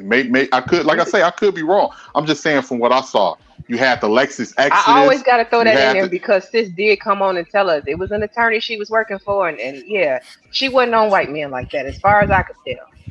No. okay. Well, she was talking I want about. to know. I She want to was talking. know. I want to know, how does Big J hurt society? I'll Who wait. said that? Who said Okay. that? Who said that? I can't look at the chat. Cause Okay. somebody's about to get the ass cussed the mighty fuck up. That person ain't even up here, Big J. Hold on one second. Then you had the Lexus Exodus. You had the Yeah. Mahogany Pinks. Mahogany Pink did a video and she since deleted it. It ain't on here no more, but if you look it up, you can see people's reactions. The false premise of black love. And that video had like over 800,000 views and everything. And like I think y'all forget, like certain women on they was talking crazy, like I You know know, that. men was doing it crazy. too, though. Yeah, Like, not even trying to be funny. the Men were men doing was. at that time. It was big pay to separate black people. It was big pay to do anti-black content as a black person. Mm-hmm. It's still kind Yep. of big pay. It's still They big just pay And the now. funny transferred it thing is, from the funny anti-relationship into Trumpism. It's still Mhm. Yep. big pay. And the It's still funny big thing pay. is now that then already did is damage. People, it's not like people gonna reset and go backwards, anything like that. That Not you stuff old has. niggas. No, wait a minute. Wait a minute. Wait a minute. See, you see. 18. You have your history wrong because. Oh my God! You keep doing this, and then you said, "Oh well, Tommy, and Kevin Samuels are far in between." No, they were not. Kiriaki No, Jones. Let me just I name the told names. her. Damn it! Yeah, let me just name the name. Kiriaki Jones, Argon Forest. Argon Forest. He wants a Taliban. He wants black women to be chained up in. You got BGS, Obsidian. What? Let me Hmm. see. I'll, The okay, I'll Butt give Hurt you Blues BGS nigga. and Obsidian. I'll I give be you going You- BG, over but the let me ask you BGS about stuff those other too. people that you named. no, How no, many no, no, no, no, subscribers man. did they No, have? no. A ton before 2000, before the before the challenge got flagged down in 2016. They have a lot of subs. Can See, we start again, with you wasn't here. You wasn't here before 2017, 18. You wasn't here so during all that. Big J? So it I'm was just equal. Go I'm ahead. just gonna go by the dates, right? Just that is 10, 11 years ago. If niggas is still allowing a few select mindsets control how they are No, maximizing oh their man, Coach Furr, nobody is doing. I'm talking about this was just 5, 6 years ago. No, It was no, but just see, it was. no, Wait, but wait, no, wait, wait. I Let me go longer finish. than What you. I'm talking about. What I'm talking about. I get what you're saying because I was around when it was Sergeant Willie Pete and other big people. BJ, when it was still the Blog Talk Radio days. I remember that. What I'm saying is that a lot of people ain't this. It's not something to really be downplayed because a lot of people are heavily influenced by this. People literally come on the They internet are. They looking for are. guidance because they don't have guidance at their home. If we gonna keep downplaying until shit is all the way messed up, and then we're gonna keep downplaying it after. I'm telling you the elements of what's actually has transpired as far as people, and I'm not trying to make it seem like the men are innocent. I know it's some no good rotten ass men out there that have said some Mm-hmm. foul stuff, but I'm gonna keep it real. From what I saw, I didn't see I didn't the level of the level that I saw coming from the women. I got to keep it all the way. I ain't never seen nothing like that before. But Even you, I coming Okay, think from the you okay, were men. more in okay. tune And with I the this think is one it. that why. I impacted think you the it. I most. As think a it is woman, worse than the I'm women. telling you, Austin, the people that Big J's naming and all of that stuff back in the Hmm. day, I can Mm-hmm. even name some people he didn't name. And some of the Hmm. things that they would say. And even the people in the chat, like there was that period that we were just rough with each other all the way through. Mm-hmm. And it's No, just That now wasn't that rough, people are Candy. That was changing self over hate. and flipping. And That now, was self hate. no, That was self no, hate. no, no, no, no. Hold on. You wasn't here when Anthony Powell killed Asia McGowan. I They took was. this I shit off of was. you. I No, no, was. no. I If was. that I was was the around. case, no. I If was that was the around. case, no. If that was the case, 18, you wouldn't be saying the things that you were saying. I You wouldn't know be what I'm saying that. saying. I know When exactly when what I'm Anthony did saying. Asia, Wait, you let me. wouldn't done that. Okay, I was go ahead. around. That was in like '08. That was like in '08, '09. I remember that like it was Nigga, that's yesterday. It 15 was years ago. no, I know what you're talking about. Coach Fur, we were subscribers of YouTube. Damn, YouTube been around since No, but '06. what I'm saying is, Goddamn. that's a whole generation of that's a whole nother generation of people, right? Who's coming up behind listening to the fighting of this feminist mindset. All of y'all, including Feminist, myself, have grown feminist up under mindset. the What's a listen, feminist mindset? listen, bro, let me explain. All of my life, all of y'all life, y'all grew up under the feminist mindset of what the Democrats has pushed on to our society. The Democrats. Yeah. They Okay. I changed my But party guess what? years But guess ago. what? But guess what? listen, I am a Democrat, and what you're saying is bullshit. but what you You're a saying is, Because the Democrat. thing is, no, but you no, because the thing responded, is, oh, no, bro, you because responding from a feminist the thing mindset, is, though. hold on. Reaganism has fucked America up. Yeah, they've messed it up. Right. Brought drugs right into our community. Right. However, And guess the what Ronald Reagan did? Hold on. emotional state Guess is, what Ronald Reagan introduced? Oh, no fault divorce. yep, he Ronald introduced, Reagan. So why you want to say it's the and Democratic then Party when Bush, it was a Republican and president then, who created no fault divorce? Come on now. and Both then, both parties crooked. who It's was that? politics. Clinton introduced the three-strike rule against young black men. Started early. He started locking up black men by the droves. Ever since In the then, '80s. that's what happened. I was one of those No, the teenagers. black church was the The black church church didn't was have nothing to do lobbying. with it. The black church Okay. was lobbying the Clinton administration, Hold on. lobbying Congress to pass the Because it's 94 crime bill law. Come So on the because now. it's black one Black thing. church There's one wasn't thing doing as well nothing. that I see. It's one thing as well that I see. Right when I came up in the '90s, growing up, it was nothing but masculine figures. All of like the TV that we watch, all of that. The people that we was influenced by, a lot of that stuff. Even and of course it was still remnants of that from the '80s and the '70s. With by westerns. '95, a lot of that stuff started But being more but feminine. what I saw happening in '07. Once the rainbow people got they marriages and all of that stuff, then you just start seeing them push more and more and more. And I hate to say this, but I'm gonna keep it all the way a G. We got to keep it real because you know how they like to say men are sassy and all of that stuff today. You Mm-hmm. had a lot of women in our community backing the rainbow people against straight men.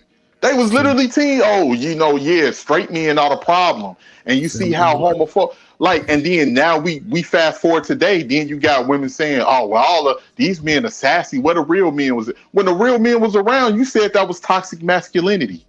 You said that these men were a problem. and they needed to be dealt with. You sided with the rainbow people against your own men. So it's a lot of stuff that we keep forgetting as far as how we got here, because nobody was paying attention, or that just need No, to be nobody. swept I'm under the be rug. honest with my brothers. I love y'all stuff, but only problem I had with some of y'all that y'all would not. I mean, really fight these laws and position upstate. That's we started doing running for the mayor, city council, governor position, stuff like that. Y'all had to board education, stuff like that. You got to position yourself. There's a lot of talk. They're on the internet talking about this and that. Why they're setting up laws to destroy y'all, generation after generation. So, sister, I mean, I'm like, God. I mean, come can I ask you on. this question, right? Because you said something that's very interesting. I don't think a lot of people focus on the law, especially local laws, right? Because you see people local. That's what concern is local.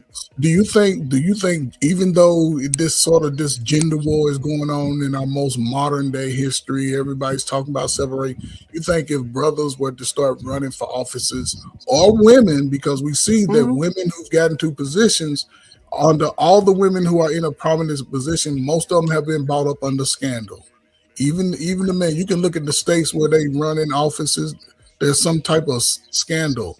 Do you think women would vote with black men to ever change child support laws to make it child even? support laws is already done? Yeah, because we just got my friend and my brother. Yes, if you got to get in there and work, because they go by the majority, you got to vote. You could present a law, but it had whoever had the majority of votes. So the end of the day is if somebody in that seat go by how they're voting, that's how you go to the if you have kids, go to the board education meetings. So what you have could your be, city, you pay your taxes, go to the city council meeting and stuff like that. I think the local and county and state laws matter. Start there first. Yes. So do you think those matter the most, Miss Sheila? You're absolutely correct. What if you could change the law? What general law would you change that would benefit both men and women of color within the greater society? What would you implement? I would love a hate law. A hate law? Towards the blacks, yeah. That's already hate law. That's already hate law. It's not to the Chinese, the Asian. No. The hate law. It doesn't say hate crime bill for black people. It was Defense Budget Act of 2010. It was passed. See again. I did a video on that, and y'all still believe that this a social media argument that there was no such thing as a hate crime bill for black people. I wish I stopped that. Why they still correct killing our about black that. young men? He's correct about that one, Sheila. It was in regards to that. I think it was the guy who got dragged. It was James Bird. Yeah, but they're not implementing it though. Yeah, it's not federal. It's probably a state, but it's not a federal law. No, it is a federal law. It's a federal law. To look into it. Yeah. I actually listen. I did all those videos showing people know what y'all say, against this online rhetoric of misinformation, but people don't. I'm not, because I've been at it, Luke. I've been taking care of my grandson. I'm like, that's why I would think, I've been at the politics for a little while, whatever, and I think that would benefit us. No, but it's not being enforced. That's the problem. And that's what I'm saying. It's not. And then on top of that, about the child support law. I'm gonna look law. into it, because what do it say? If you really break it down, the hate law, did y'all break it down? Yeah, I actually showed it on that one video I did. I actually was reading it because somebody in that chat room. So why did it bring that up when that young boy got shot by the Asian man? Because because that bill because there was no civil rights, because I don't know why it was not brought up. I don't know why it was not brought up when the Asian guy shot that boy in the back. That was pure hate crime right there. It was pure hate crime. That's what I'm saying. Well, I think the part of why it wasn't brought up was because they believe that he was in the commission of a crime. I think that changes things. That was the doubt. Once they raise that level of doubt, that's always gonna. And this is the thing: when it comes to doubt, when it comes to other races, they get the pass. They do, and we niggas don't get we the don't. pass. It don't. If it's some doubt, you guilty. We don't, and that's the difference between some of the federal laws and the bigger laws.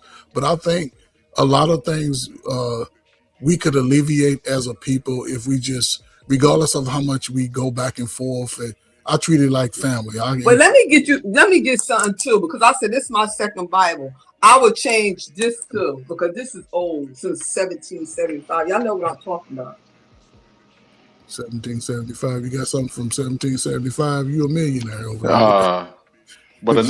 But another thing as well, yeah, we never gonna get it past that, because we've been positioned and we've been positioned where people view us as we're the criminal of the country. We're everything that's wrong with America. So we'll never get that passed at all. But the funny thing is, black people better start learning to work with each other and stop working against each other, because our numbers are stagnant. All of these other groups are outgrowing us. I need niggas to get the fuck out of my way. That's what I need. And what are you gonna do when they get out? Put them in the ground. No. See, no. I'm being serious what on you're that. saying. I might be with you on that one, Big J. I ain't going in no compound with you. No, y'all little just get rid of everybody, go together. Yeah. I'm on that. We can't talk everybody to death. Right, we because can't talk them to death. They're not trying to hear it. But here is you the can't thing. dig a foxhole, you can't even come in my camp. Guess what? You damn right. Got you damn right. How tough you think you are? Because you can't dig a foxhole. Here's the thing. I'm gonna tell you why I say what I said. Right, back in 2014, I told one of those, and some people say Big J was pillow talking. Somebody in the chat room will say Big J he wasn't even there when that shit happened. Let me tell you what really happened in that back chat conversation. I was telling bitch ass BGS, him, and 5 other niggas. I said, listen, instead of us complaining about the black women all the time, how about we get political? Because we can have a black round table over there at Omaha, California for VidCon, and we can start our political thing talking about black men's issues. Oh no, we can't do that. We got to shame, blame, explain the black bitch.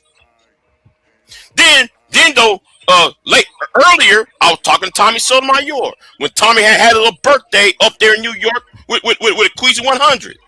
I said, Tommy, and it's being recorded. Y'all, it's in the archives. So I said, Tommy, how about we go ahead and how about we get political and address the problems with black men? No, man, we can't have that, because we got to sit there and cuss out these blankety blanks.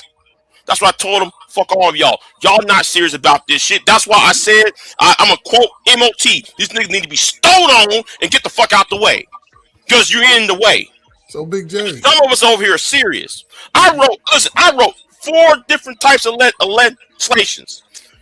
You got people over here lobbying. Then you got idiots who come online and make things into a fucking joke because they can't fucking get laid. Well, it's not my problem. Your dick is dry. Too bad. What's wrong with you? Go in the bathroom and wash them tears out your fucking face and be a man for once and start slaying the fucking dragon. And what's the dragon they got to slay, Big J? The dragon of unemployment. The dragon of miseducation. The dragon of the prison, the school to prison pipeline. That should be talked about. It need to be sit there and explore. But no, niggas just want to blame everything on women because they think the women are the gateway to their manhood. I'm against that. But slay the dragon first before you sit there talking about Candy Cane, you spoke to something about the division, right? Pushed on. Some people get information that they're going to make money off separating the black people. You see channels where the guys just spend 3 hours talking about women, and you see channels where women spend 3 hours talking about men. The whole time it's separating black people. And it's unfortunate in our society, black people because that's all I'd be concerned about. Most people are forced to choose a side instead of saying neutral about life, because the way somebody treated 18, they ain't gonna treat me the same, and vice versa. But people, And you Okay, gotta I'm gonna ask ask y'all a yourself. question. Go ahead. Go ahead, Go ahead. Sheila. Go ahead. Okay, do you think this should be changed right here? what is Y'all that? ever No. took the time to Separation. really read this? Why not? Because No. in this, we're not even considered human beings. Exactly. Because the 13th, 14th, 15th amendments changed with the re-fifth things already. But they can change the amendments back, right? They can always alter that. It's gonna be very, Yeah, not very hard. saying this is loophole. This right here need to be upgraded. Yeah, No, everything I need mean, to be all you upgraded. gotta do The though, English all you books, gotta do the is add history So the books. don't. They have not changed it because some states still go by this. Yeah, I they mean, still come go on. by And this right here, black people, we not even considered human. that. Well, Yeah, we are. Yes, we are. Come, well, take no, the we're time not. to really read this. No. I read the Constitution and all that, And and you I don't believe think this need to be upgraded? it's already upgraded by the 13th, 14th, and 15th amendments of the Constitution. It's already upgraded. All right. No, it's not. Sorry. You know, That's not the big issue to me as far as that being what it is. But I think the future of information for young people, they need to know that our lives were great before slavery. They need to know Cause that black this. inventors Go ahead. exist. But see, that's the thing. I don't know if last time y'all been reading middle school, high school, elements. They don't read that black people were great, invented things. One thing but white people didn't do was invent stuff for black niggas to have their life easier. No. Mhm. Most of these And with inventions, that white Jesus and blue eyes and blonde hair, all that stuff, whitewashed everything. okay, I mean, come okay, on. we in okay. America, right? I got to say this. Go ahead. First of all, anybody can go to any southern state, look at the budget between education, how much is spent on a student, and look at the criminal justice budget and see how much is paid for any inmate. Didn't I already say that? If you go to the council's meeting, if you go to board education, all that, they tell you all that. Anybody go down there and get the budget. Right. So for somebody to sit there and tell me that, and without any facts or not citing not one source, to sit there and tell you there's no such thing as a school to prison pipeline. Yes, there is. Because all you got to do. And every you got to realize too, Big J. Every state is different. Yeah, but okay.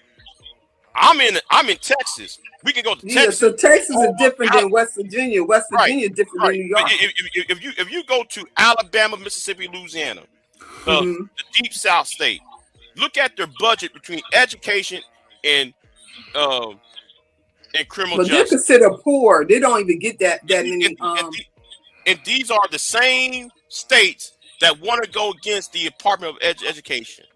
And you get niggas on over here who want to SBE on women, you know, anger man who want to sit there and fly that Trump flag. Why y'all trying to get rid of the Department of Education when James Garfield, when he was Congressman, James Garfield used to be president, was trying to create the Department of Education to help black slaves, the former free slaves. See, I don't, the logic. For the black university I went to graduate from, they closed down last year. But that's the past. Listen, that's the past of our future. Our young people need to be taught today beyond reading the history of we wasn't no good until we were slaves.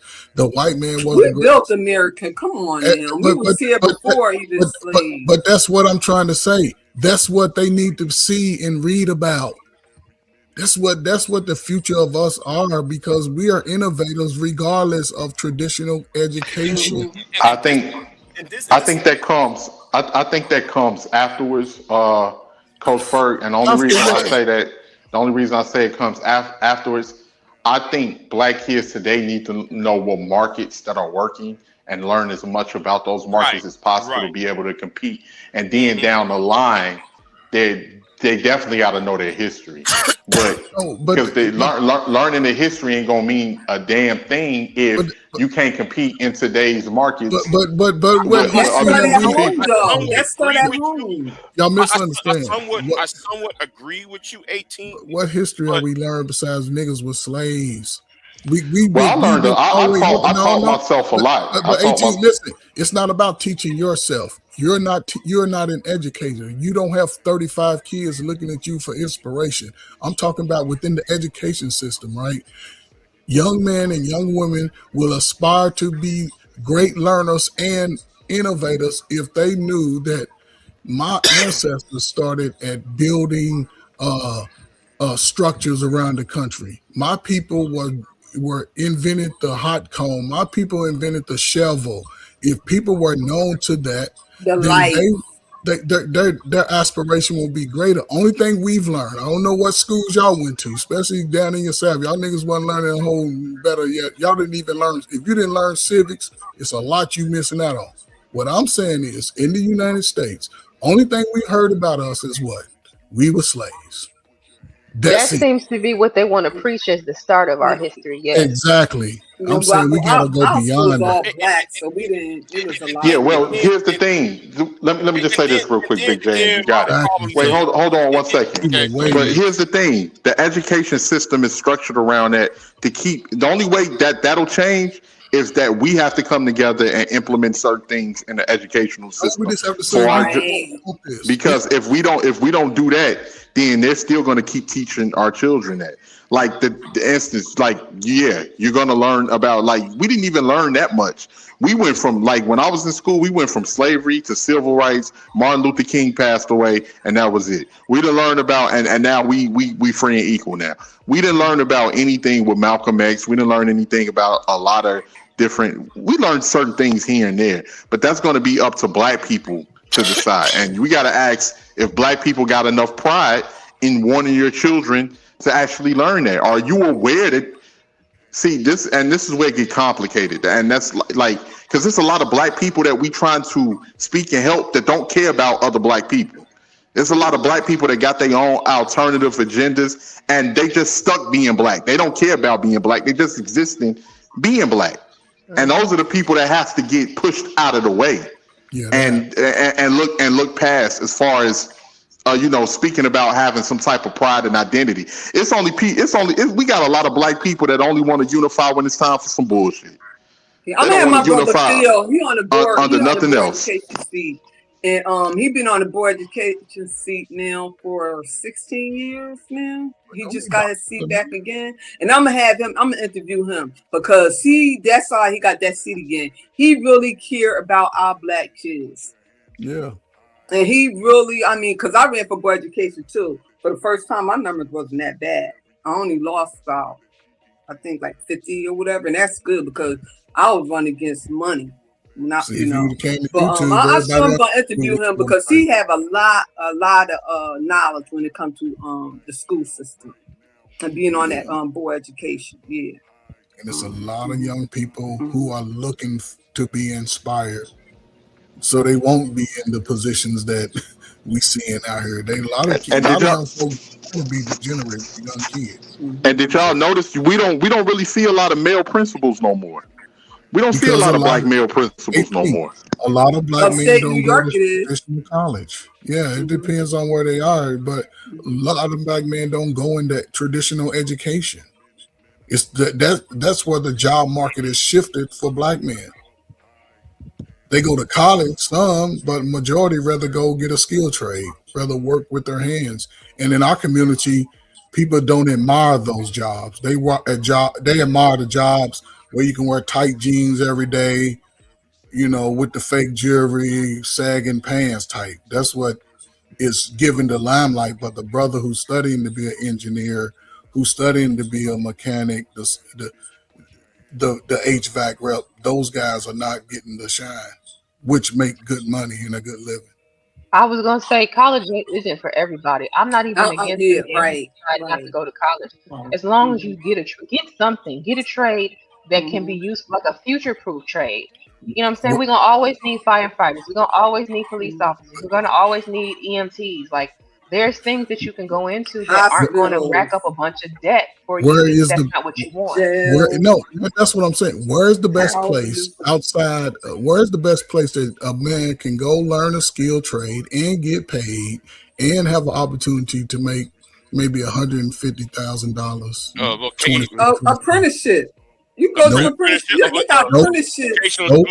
Apprenticeship you got to pay for. Bricklayer, construction, You got to pay for electrician, HVAC. Yes, they got apprenticeship. You have to. When my pay daughter for graduates, she graduate. Now these kids graduate out of school with a degree. They have to. I don't know what state y'all in, but upstate New York, my daughter graduated with her engineering. My other one, medical. They go to school for LPN and all that stuff. By the time they get out of school, they already got their career set. But how much do they get scholarships? No, no scholarships because the schools supply all that. That's in the budget. No, but they work with they work with the college. It ain't no scholarships. No. When someone is studying in college to become almost every thing you study in college, unless you get a scholarship, you pay out of pocket. You pay money. No, what they did upstate. This is what we did. We had the community college and the school. Free. Yes. Okay. But not everybody has keep that. up there. Long they have good they have to have a good GPA and everything. Yes. Yeah. And we start at 10th grade.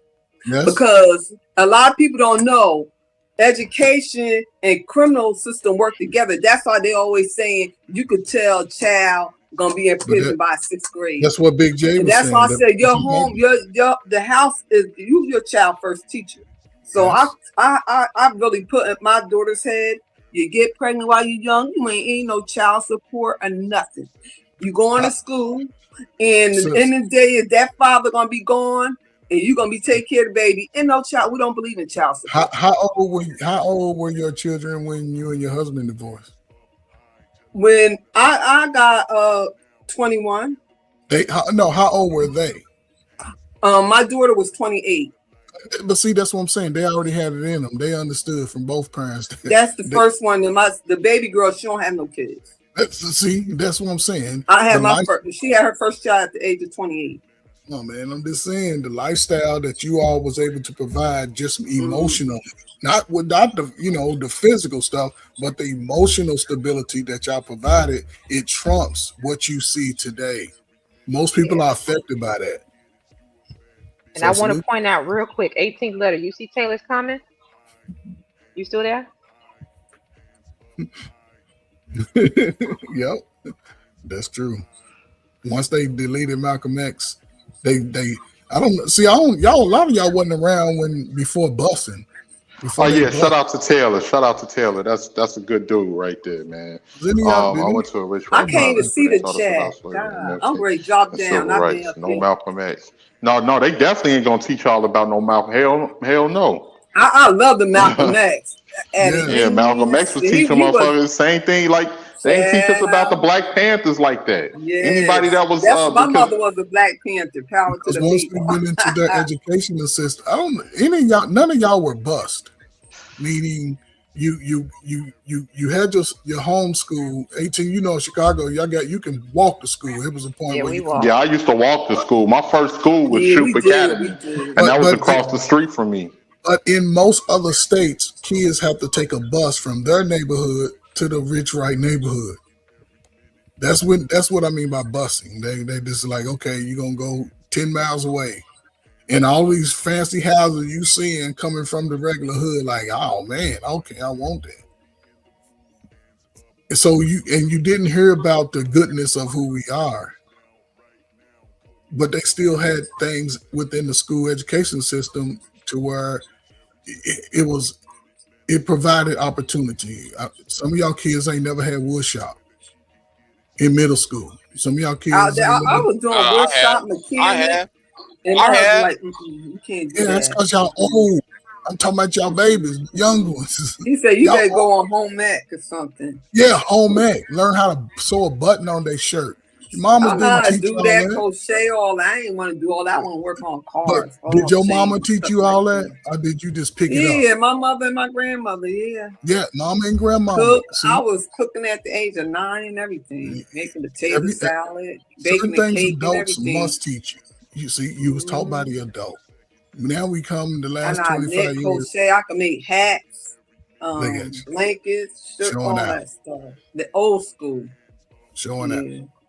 Do most millennial people pick up those hobbies today? And my daughter, let me tell you something. Both of my daughters could cook. I mean, my baby daughter, she had treated me the cruise, her and her fiance last year for Thanksgiving. So this Thanksgiving, she said she gonna do all the cooking. And I was like, can she cook? So I really, when I went down there, because they had got them a house in Georgia, and I was like, okay, she could cook. Oh wow. I was like, okay. I know the oldest one, she cooked her tail off, but yeah. And her fiance was like, yeah, she could cook. You know. So I would you say said, you taught we them did a well? good job. Yes, we. I'm glad you said we. Thank you. Salute to the husband. Yeah. I'm glad you No, said because we. I gotta give credit to my husband because he Yes, balanced me out. If it yes. was up to me, they'd be, man, shoot. Appreciate you. My daddy never taught me to cook, but I will give him credit wasn't because supposed he to. did at least keep groceries that my mama could use to help cook, but he never taught me to cook. He could cook. He did cook, especially like Thanksgiving and whatnot. He's a very good cook, but he never taught me. My mama was more Yeah, that wasn't his role. See, your parents Oh, understood. here we go. That baby boomer. Understand? No, it ain't baby boomer. Because guess what? My daddy never taught me how to cook, but he sure taught me how to cut that damn grass, get up on top of that roof, get up under that car, sweep some shit out. He taught me those That's skills. right. Yeah, that's Yeah, right. You was you the only boy? No, I had a younger brother, but hell, it seemed like I was the only boy. The way he had me getting Because up under we had shit. 5 girls and 1 boy. My brother ain't do nothing but take out the garbage. That was my job. It was 2 boys and And he 5 could cook girls. his tail off. Yes, my mama could barbecue any of y'all little modern people under the table, bake cakes. But this what I used to hate doing, clean no Now I will chitlins. say Then my my mama don't chitlins in the barbecue. My bucket. dad does all the barbecue. My daddy ain't lift nothing. That nigga just went to work and paid the bills and bought some dog food. That's it. Yeah, my No, father, he was a cook too. I was taught to cook by both sides. What manly stuff was you taught? He taught me how to do plumbing work. We used to pump out septic tanks for a living, and we used to do That's hard work. Yeah, it is. That's hard work. Yeah. But are those skills passed down today from the fathers to the sons and the uncles to the sons? That's a big thing that I would kids are say missing. no. It makes money. I'm gonna be honest. There's a lot of men who don't even know how to Trace change coming back tires out here. strong. They don't know how to check for the oil levels. Yes. They don't know how to check change tires. a tire. Yeah, it's a lot. And I can't say that I fully blame the men because if you grew up in a household where there were no men there to teach you these things, then you're not gonna know. However, I don't give you a 100% pass for the lack of education because if you can come on here and figure out how to get on the Manosphere or Red Pill channel, you can come on here and learn how to change the tire. Thanks. Yeah, YouTube teach you everything. Every damn thing. Yeah, like just as somebody said, I work in OSHA. Don't even know what OSHA is. OSHA. OSHA 10. Remember that? Remember, homeboy said, I work in OSHA. And you ask him what OSHA is, he don't know what OSHA is. That's safety, bro. When you in construction stuff, then you got 10, you got 33, and it's different levels. Yeah, I did 10 for bricklaying. Yeah. And do the young man want a bricklayer today? Man, we had one bodybuilder guy. He quit. He said, "This is man too hard on his hands, ain't it?" Yeah. Brick lady? Yeah, bricklaying ain't easy. And bricklaying ain't easy, bro. You want me to show you my tools? Shoot. It ain't easy, bro. I know about the tools, but I'm just saying. So you got bodybuilders saying it's rough on his hands because it's not just the brick. You got the big old block. I mean, like the blocks. I mean, in the test, we got to do that. You got to do 150 in an hour. And That's a then you lot. got this. It ain't no joke. Everybody, That's I a lot. thought I was gonna do little breaks. I thought, yeah, I could do it. How many, Man, how many rows is please. that? 150 an hour. It's about 3-4 rows, eh? Oh, I said that's all right. I'll switch over to welding. Mm-mm. But that's why I think that's where the education needs to sort of catch up to society. Education in schools shouldn't. It should be math, maybe a little reading, but everything else is just skilled labor, skilled work, putting stuff together, taking it apart, dissecting it, reading the codes of it, all of that. Building, coding, all of that should be a part of the modern education. Not, I don't need to learn about George Washington anymore. I don't need to learn about what they did. How white people went to the moon and how they sprayed my ancestors. It's just like if somebody passed in your family and people keep talking about, man, I sure hate the fact that your baby got murdered. For the next, don't nobody want to hear that shit. Right. But that's just me. I've been in education and I see where kids are bored, sitting in the chair all day, ain't getting it. And if they don't do something to sort of revamp the revitalization of America so these young folk can start building their own communities, building their own neighborhoods, paying taxes, they will protect them. Or other than that, I don't know what y'all old 40-year-olds gonna do because they're gonna run y'all ass in the ground. Mm.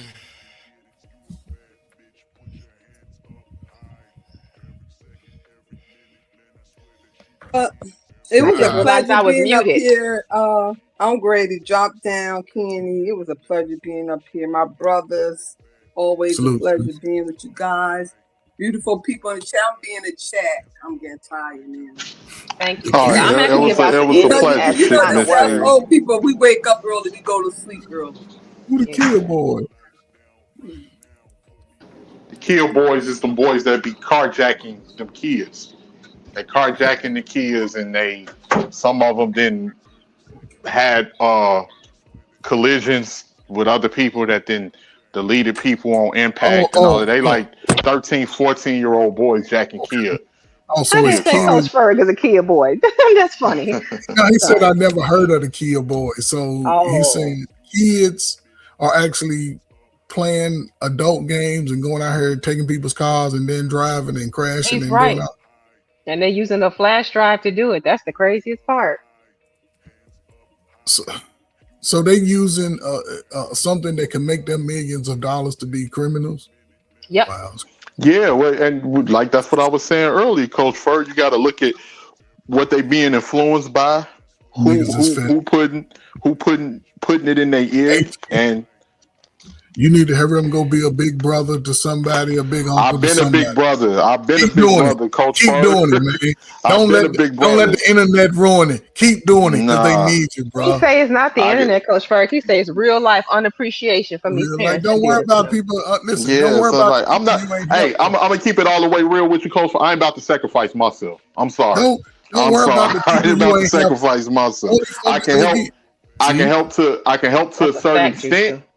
I can help to only a certain extent, but I only. know one thing: if 18 for something happened to me while I'm dead and gone, it ain't nobody backing me on nothing. So I ain't saying I can nobody. help. I can help to an extent. I love the babies, but I'm not about to get out here and become a martyr and then I'm gone and forgotten once I'm gone.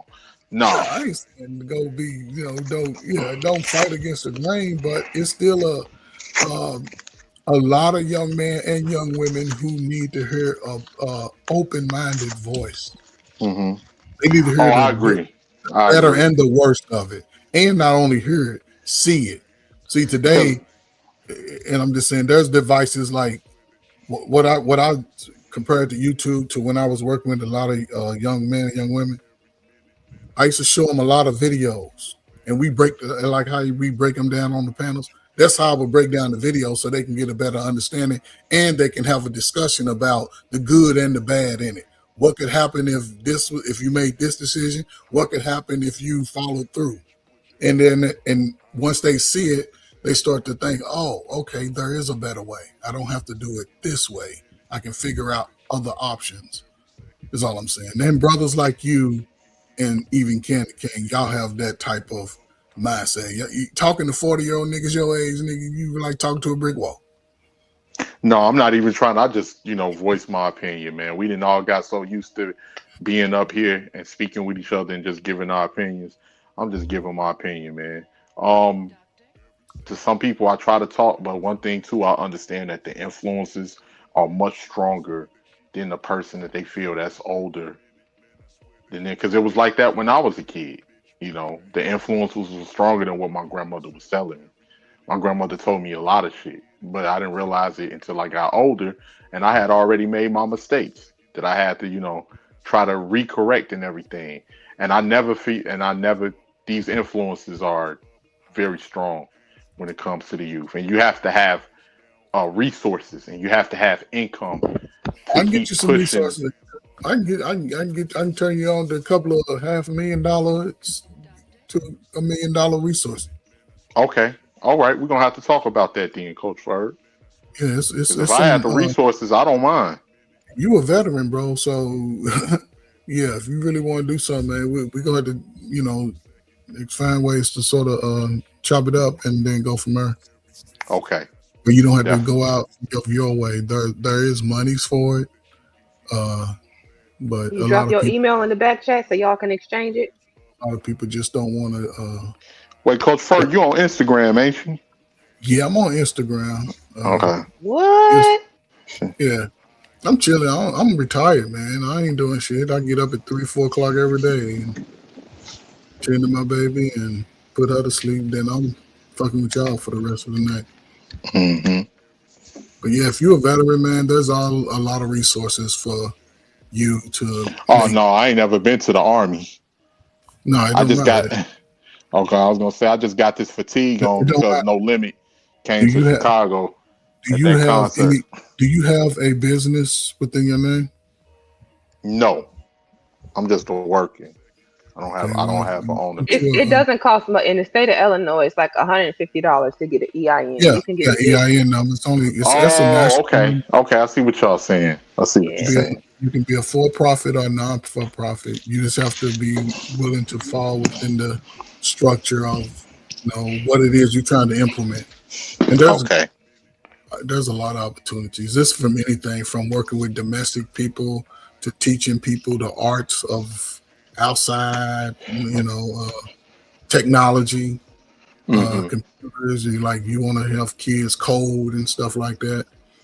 Things are within their realm. I'm just saying within a high school age, things that they can do.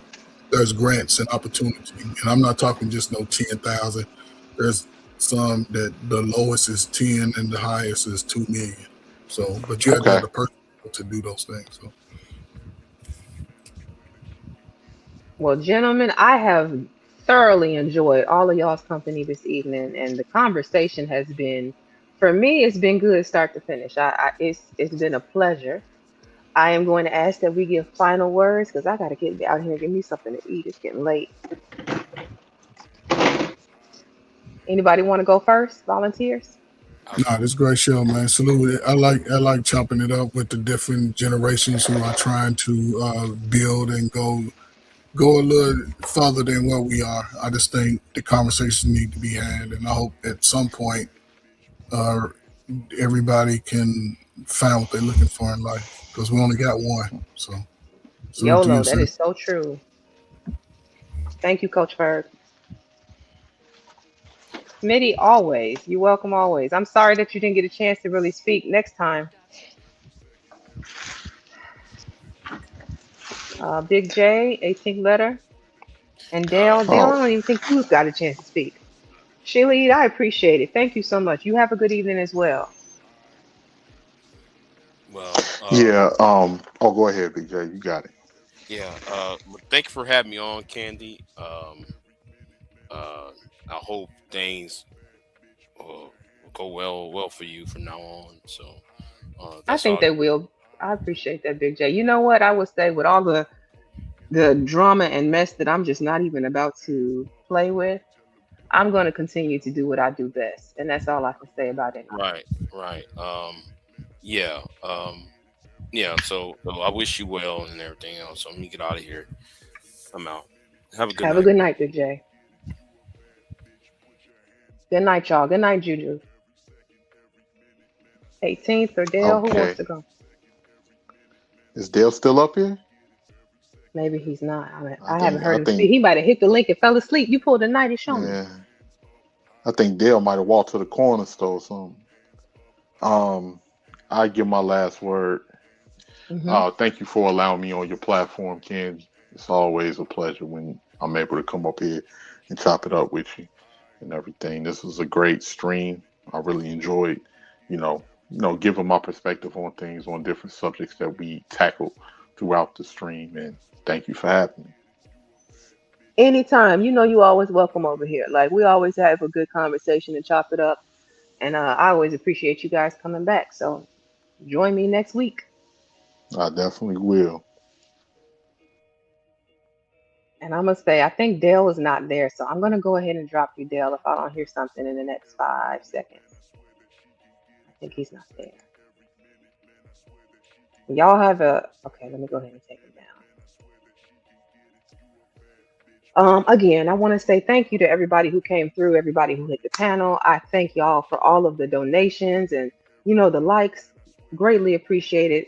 I understand my content is not going to be everybody's cup of tea, but for the ones that it is, I feel like y'all are my tribe, and I appreciate you showing up for. Here we go. Boy, where you been? I'm just playing with you. We went to the movies to go see the Odyssey. That movie is fire. The Odyssey, as in Homer in the Odyssey, Yes. huh? Man, that movie is fire. I was in the chat, but I couldn't hear that much. But man, I cannot believe you still alive. Candy Cane is on the mission. Listen, I was gonna cut it an hour ago, but the conversation was so good, I didn't want to do it. I just had to let him run it. Candy Cane is on the mission. Hey, sisters, shout out to you. You got the sauce. Appreciate that. Only a select few can keep a conversation. And listen, if you a content creator, shit, I done heard people start doing magic tricks, making balloons at 2 hours I'm without done. drama. If you've been up here rocking for 7 hours, damn. Well, one thing I can do is hold a conversation and facilitate it. When I was a little kid, they told me I talked too much. So who knew, Mama, it was gonna come in handy one Hey, that's one reason. That's why I tell people like, yeah, y'all know I can yap now. day. Put me on that live. You know I can yap. Hmm. But now that movie was fire. I would recommend everyone go see that movie. That movie was dope. I'll probably go see it tomorrow. Tomorrow's my off day from streaming and whatnot, so I'll probably take my butt over there and go Hold see on. it. Ain't no off days, sister. We like listen. They go back full circle. You got to be the goat. Listen, I'm a content creator. However, I'm a full-time employee, part-time content creator. Until the money makes it, you know what I'm saying, full-time, we gonna have some off days, Well, my bro. hold up, Kenny, because I told you I be studying these Tom Brady's and stuff. You know what separates them from everybody else? What? The time they put in. So like everybody got a job, everybody stressed, everybody busy. I feel like what's gonna rise to the top, the cream, is the people that's looking for this to replace their job. Mm. Minus drama, because drama is easy to do. Drama's easy Drama's to do. ex- It's the it's it's the most laziest content creating thing ever. You can pull two people up. Hey, he talking about your mama. Hey, he talking about your daddy. Both of mm-hmm. them passed away, and then motherfucker, I'm gonna do this. I'm gonna do this. That's easy to do. But real content, real conversations, man. Joe Rogan do it 4 hours, and then he done. Mm-hmm. You been up here 7 hours. That's crazy work, sister. I ain't listen, Candy. I ain't know it was like that. You a fool. Thank you. Thank you for hyping me up. Hype me up. No, I'm just saying. I Now I know. appreciate it. I better recognize. Got to tell myself. I better recognize. I didn't know you was like this. Yeah, as long as it's not too late. Now I'm starting to get tired. That's why I gotta shut it down now. But yeah, Hold on. Did they talk about Manosphere stuff at all? we done talked about a gambit of a whole lot of things. We went into Manosphere a little bit. We didn't beat them up too bad, but we did go into it. We Oh, didn't get I gender knew. I war. knew. I knew something was. They were on the edge of the was it precipice? They were on the edge of it. We didn't go all the way into the gender Y'all war. teetered. They teetered. They teetered, and I tottered them back. Yeah. Cause y'all know Candy, the leader of the sisterhood. I am not. I'm not in the sisterhood. I got some No, ladies that I link with, but I hate that sisterhood term. Lord, I hate it. no, sister, we're not gonna do that. We're not gonna denounce them. Yeah. But I will say, yeah, I'm definitely shocked. Candy, you lasted longer than the movie I went to go with. Well, I'm glad that you enjoyed the movie. Hopefully, you and your family had a real good time. Oh, so my stepson fell asleep during the movie. He said he didn't like it. My Uh, baby, my baby said this movie's awful. He wanted to go. And then shit, me, my wife, and my stepdaughter, we enjoyed that shit though. Because we familiar with the actual story, you know? mm-hmm. That shit was dope. That shit was dope. It started off a little slow. I'm not gonna lie. It started off a little slow, but like it picked up towards the middle, and by the end, you was on the edge of your seat, like, oh my god. I like a good slow burn though. Pull me in, get me enticed. Let's go. Facts, and that's how I know you. That's how I know you up here showing off your fancy smancy education, sister. How you know that story? What? So you familiar with Homer too? Absolutely. Did you See, not think that's that I was a reader? What? sister. That's what the see. I'm gonna tell you, like one of my red pill mentors told me, sister. We don't care about your education. Oh Lord, I gotta drop you now. No, I gotta you know what I drop. realized. You know what I realized. I was gonna talk about on my show. I was gonna show Terrence Howard with that dumb one times one equals what do you say, 4 His or 3? his bad math. I don't know where he got that And Negronomics you know math what? I from. remember I remember Negroes really investing heavy into that. Like, oh, Terrence is a genius and this and that. But then those same people would like they didn't like Neil deGrasse Tyson. They said he felt like he's stupid. And I now know why. Because they champion dummies online because it makes them feel good about themselves that they can be championed as being a person that's not official but still official, if you get what I'm saying. And that's Yeah, what Terrence Howard represented. Neil deGrasse Tyson is actually official. He says smart things and does smart things. He understands math, right? And yeah. physics. And they don't like him. They feel like he's snooty. They feel like they won't champion real knowledge. And I was like, yeah, that's pretty painful. That's a pretty painful conclusion I had to come to. Mm. That people won't champion official stuff. They'll always seek what they consider like underground knowledge, where a person don't necessarily have to have a degree, but he's smart as hell because it gives them a hope. It gives them It's the hope. charisma and the mouthpiece. That's why you have so many people get on here with their mics and their internet connection, and all of a sudden they built a cult. And you know what I mean? Like we got flat earthers, bro. Wait, We hold up, got flat hold up, sister. earthers. The Earth is definitely flat, sister. I'm so done with you. Good I'm night. just playing. I'm just playing. That's stupid. But all right, I'll let you get. I just want to say thank you. I want to pull back up and you because everybody know me. I show love, support, and keep it real. Thank you because Mhm. I ain't gonna lie, kid. I was burning on both ends of the candlestick. I'm losing calcium in my bones. Doctors say I should stop. I'm not gonna stop. You I'm so know, done. but yeah, today I ain't gonna lie, I was tired. I had worked out earlier and I was gonna do a live, but I was like, nah. And then we had this Samo live plan. I was like, okay, I get like at least an hour or two knocked out. But 6, 7 hours, sister, I gotta return the favor. You gotta let me know one day whenever you don't feel like doing it, I'll carry it for you. Cause I owe I you one. appreciate it. I definitely. I don't think I won't call you on that now because No, I no, will. you definitely. Hey, listen, hey, I ain't Varnell Hill, I ain't Varnell Hill, and you ain't Martin. You remember that episode? I ain't. No, you really could call me on that. I definitely will carry him. I already do it for other people, Mm. Okay. so I Well, definitely will that's do it for you. Especially you done did it for me.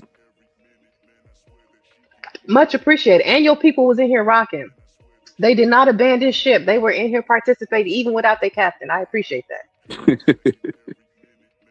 That's crazy. No, I don't think they don't like you saying that I'm their captain or whatever. Oh Lord. Don't take it personal, y'all. We come Don't from the take it red personal. pill space. They don't like that. They gonna have to assert their dominance now. Why you do that to me, sister? Oh Lord. They're gonna pull up on you and drop their nuts off on your desk. I'm sorry. Yes, yeah. No diddy, but yeah.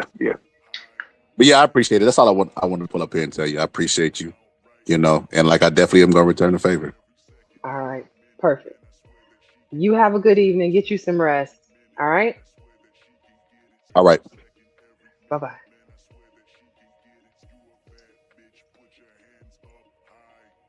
Okay, I'm gonna go ahead and take him down. All right. I just want to say my final words to you all.